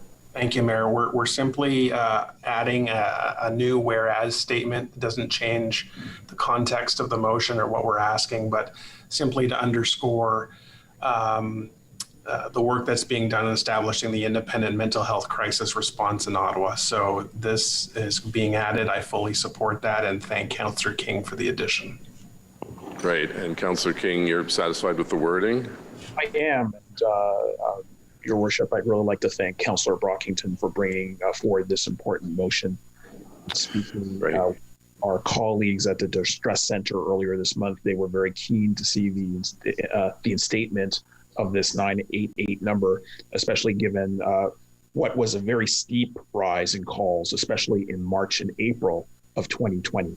And stats provided by the Distress Center told us that just over 27% of calls from April 2020 to the end of March 2021 were new callers. With increasing awareness of mental health that's important to our overall health and the increasing recognition that seeking help is a sign of strength and not weakness, it's vital that we make that process as easy as possible. Eventually, I would personally like to see an exploration of whether we could expand a 988 number for potential dispatch of a co-produced or independent mental health crisis response. As we continue to have very important discussions about how we can better serve communities that are marginalized, much of that is already considering what alternatives are available to a police response. We as a city council can and should encourage our higher orders of government to investigate and keep open the possibility of a system that could serve people better where they are already vulnerable in their time of crisis. An easy to remember 3-digit number that would be able to serve people in a crisis and ensure that they get the right supports would be of enormous benefit to this city. Thank you, Mr. Mayor. Thank you. That was well said. Anyone else like to speak on the item? On the motion, carried. Adopté. Next is Councillor Menard, seconded by Councillor Leeper, with respect to a demolition of a real eyesore in Old Ottawa South on suspension. Carried. Carried. Carried. Councillor Menard, I'd like to introduce the motion, please. Thanks very much, Mayor. Whereas the building at 1123, 1125 Bank Street has been empty for an extensive period of time, and whereas in the past it has been the subject to a fire in 2009, whereas given its current dilapidated state of disrepair, it is desirable to have it demolished, and whereas policy 13 of section 3.6.3 of the official plan requires a site plan be approved for demolitions on traditional main streets where there is no immediate replacement building proposed that addresses landscaping and associated site improvements that will contribute to the attractiveness of the Main Street environment on an interim basis. Therefore, be it resolved that the applicant prepare an interim site plan and enter into a development agreement with the city to the satisfaction of the General Manager of PIDE to address the interim landscaping and improvements to the property after demolition, and be it further resolved that given the long-standing community and city interest in the demolition of this building by the community and the support of the ward councillor, that all city fees associated with the site plan and demolition agreement be waived. I will just mention, Mayor, this has been a long-standing issue. This is the old West Coast Video building. I think a lot of people on council will likely recognize that name. It's been 12 years now since that fire took place, gutted by fire, and obviously been regular graffiti on the building, bylaw complaints, garbage left out, leaks, animals, other issues. We've had a lot of roundtables with community, working directly with the property management, and have been working with city staff to ensure the existing regulation is enforced. And of course, working with this group here to look at a demolishment of the building. Mayor, I know you've also been a proponent of moving on with this building, getting some answers here and trying to see what next step could come. And so in the meantime, grass and a bench would be put in place, and then eventually this site would be redeveloped. I want to thank yourself, predecessors. A lot of this on people on City Council have also pushed for redevelopment on our traditional main streets where we've seen dilapidated buildings, and it is expected that Council will see a bylaw in front of us on a vacant building bylaw come forward. I believe it's scheduled for 2022. So hopefully that will also encourage more derelict buildings to redevelop on our traditional main street. So I appreciate this and hope we can pass this today. And Councillor, thank you for bringing this forward. When do you think they would start the demolition? They tell me that they're ready to begin it soon. They've got the company that they've agreed with. They're saying they're just waiting for this piece and that they can start it fairly quickly after. So I anticipate this summer. Great. Okay, thank you. On the motion, carried. Adopté. Carried. Next motion we have is by Councillor McKenney, seconded by Councillor Leeper, with respect to, speaking of, demolition on suspension of the rules. Carried. Councillor McKenney, if you'd like to introduce your motion, please. Yeah, thank you, Mr. Mayor. This is second iteration of the Rochester Balsam motion. We granted permission for this demolition control back in November, and it had a 6-month window. That's expired, but the property owner now does want to move forward with the demolition. Unfortunately, didn't do it on time, but this just allows for another 3-month extension to permit the owner to enter into an agreement with the city and remove these very unsafe vacant buildings from an urban residential community. So I appreciate the waiver of the rules and allowing this demolition to take place. Great, thank you. Any comments on the motion? Carried. Adopté. Our next motion requiring suspension of the rules is from Councillor El Shantiri, sent by Councillor Moffat, with respect to the Court of Revision. There's a timeliness issue to deal with on suspension. Carried. On Councillor El Shantiri. I don't think you have to read the whole thing. I think it's a replacement of Councillor Meehan with Councillor Kitts. Is that what it boils down to? First of all, I would like to thank Councillor Meehan for agreeing to make room for Councillor Kitts, who to become the vice chair of the committee. And we all know, in the absence of the chair, the vice chair will step in. And we can have more than 5 members of the Court of Revision, and we are 6 members of ERAC. So Councillor Meehan graciously agreed to step and make room for the vice chair of ERAC to take her place on the Court of Revision. So it's not trust me, it's not a trophy to be on a Court of Revision. You can ask some of my colleagues who sit through the night on listening to this, but obviously we have to do it, and this is established under the Section 97 of the Drainage Act. So I'm hoping for your support to have Councillor Kitts sit on as a member of the Court of Revision. Yeas and nays? I'm joking. It's the Court of Revision. It sounds so important. I have no idea what it does, to be honest with you, but congratulations, Councillor Kitts, and thank you, Councillor Meehan, for your service. You don't get to wear robes, I guess, or anything fancy. Long hours. Or wigs. On the motion, carried? Carried. Thank you. Are there any other notices of motion requiring, or I'm sorry, motions requiring suspension of the rules of procedure? See any? Mr. Mayor, I did yeah, have, we're going to get to you in just a second under inquiries, Councillor, so thank you. Okay. Notices of motion for consideration of subsequent meeting. Avis de motion pour examen à réunion subséquente. Received none. Notice of intent, avis d'intention, notice of intent from the Ottawa Community Housing Corporation to hold the annual general meeting of the shareholder at the council meeting scheduled for June 9th, 2021. Motion to introduce bylaws. Motion portant présentation de règlement. Councillor King, please, and Councillor Brockington. That the bylaws listed on the agenda under motion to introduce bylaws, 3 readings, be read and passed, and that the rules of procedure be suspended and the following bylaw be read and passed in accordance with the motion approved at today's meeting regarding 30 St. Joseph Boulevard, a bylaw of the City of Ottawa to amend bylaw number 2008-250 to change the zoning of part of the lands known municipally as 3030 St. Joseph Boulevard. On the motion, carried. Bylaw, Councillor King, please.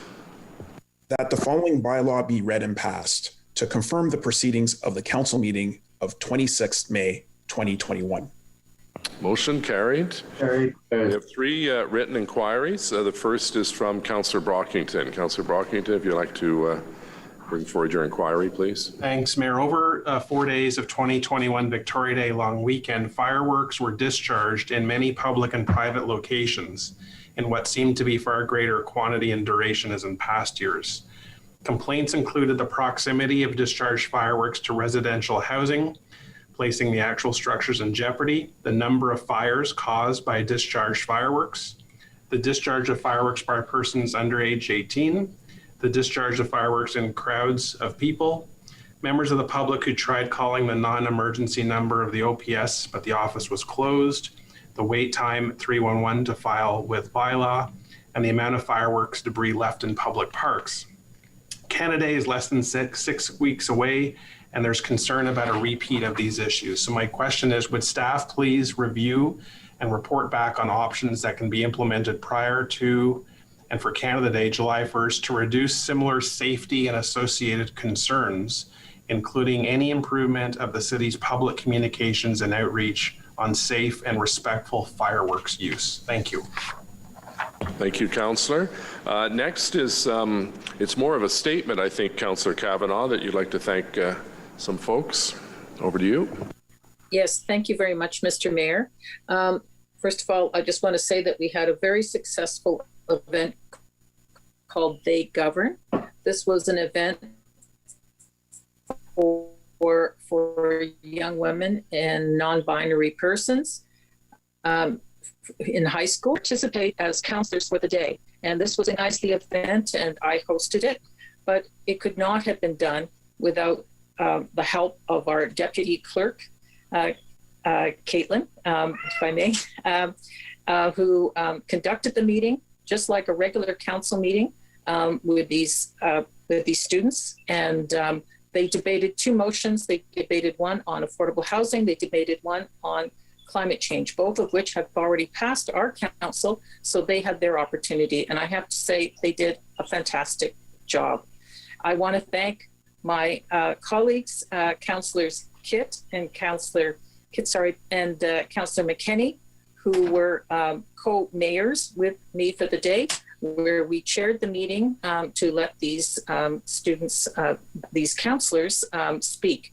And it was a very memorable event and very positive, and I hope we can do it again. I also would like to thank the mayor for doing a pre-recording reading for this event that we played as well.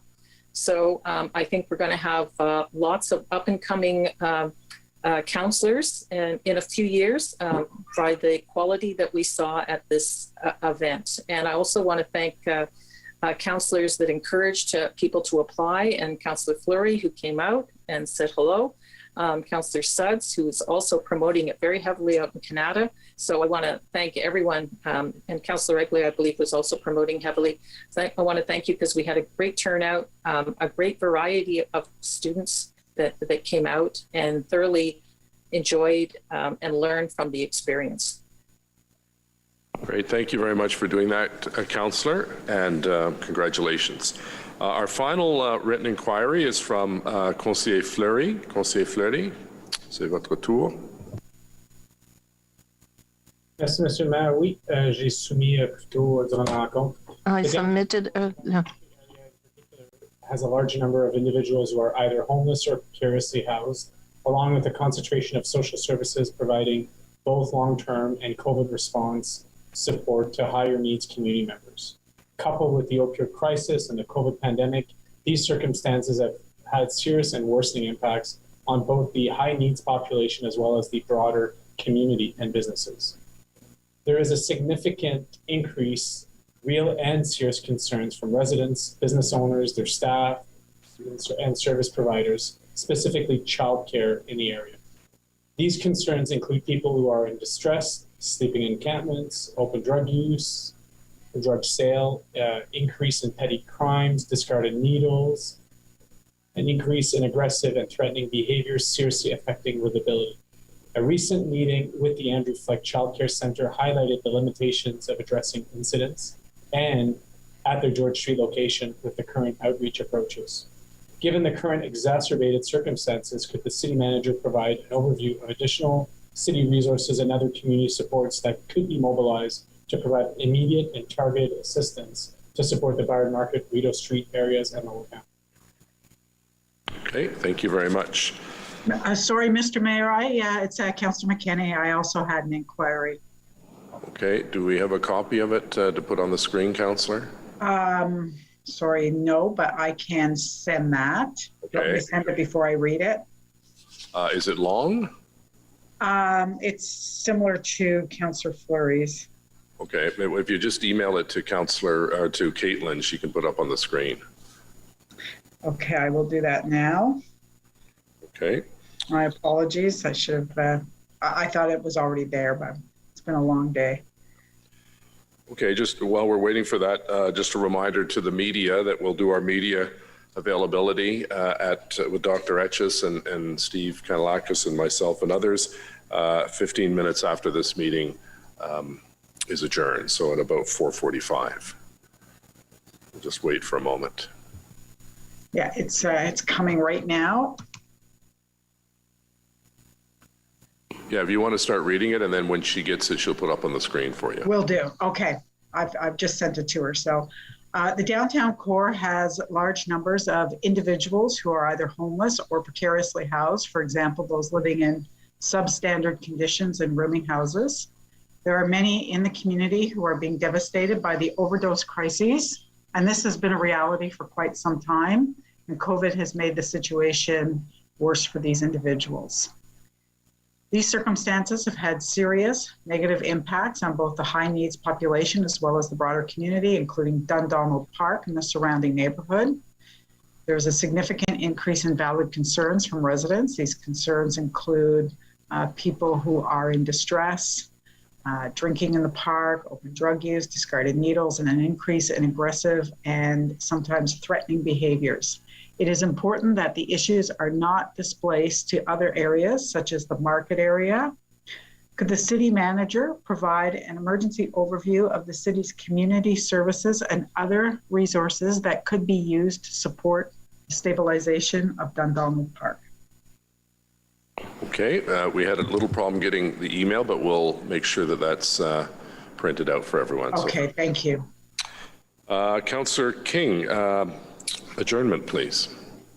That the proceedings of the City Council meeting of May 26, 2021 be adjourned. Carried. Adopté. Thank you, and everyone, please enjoy the great weather outdoors safely.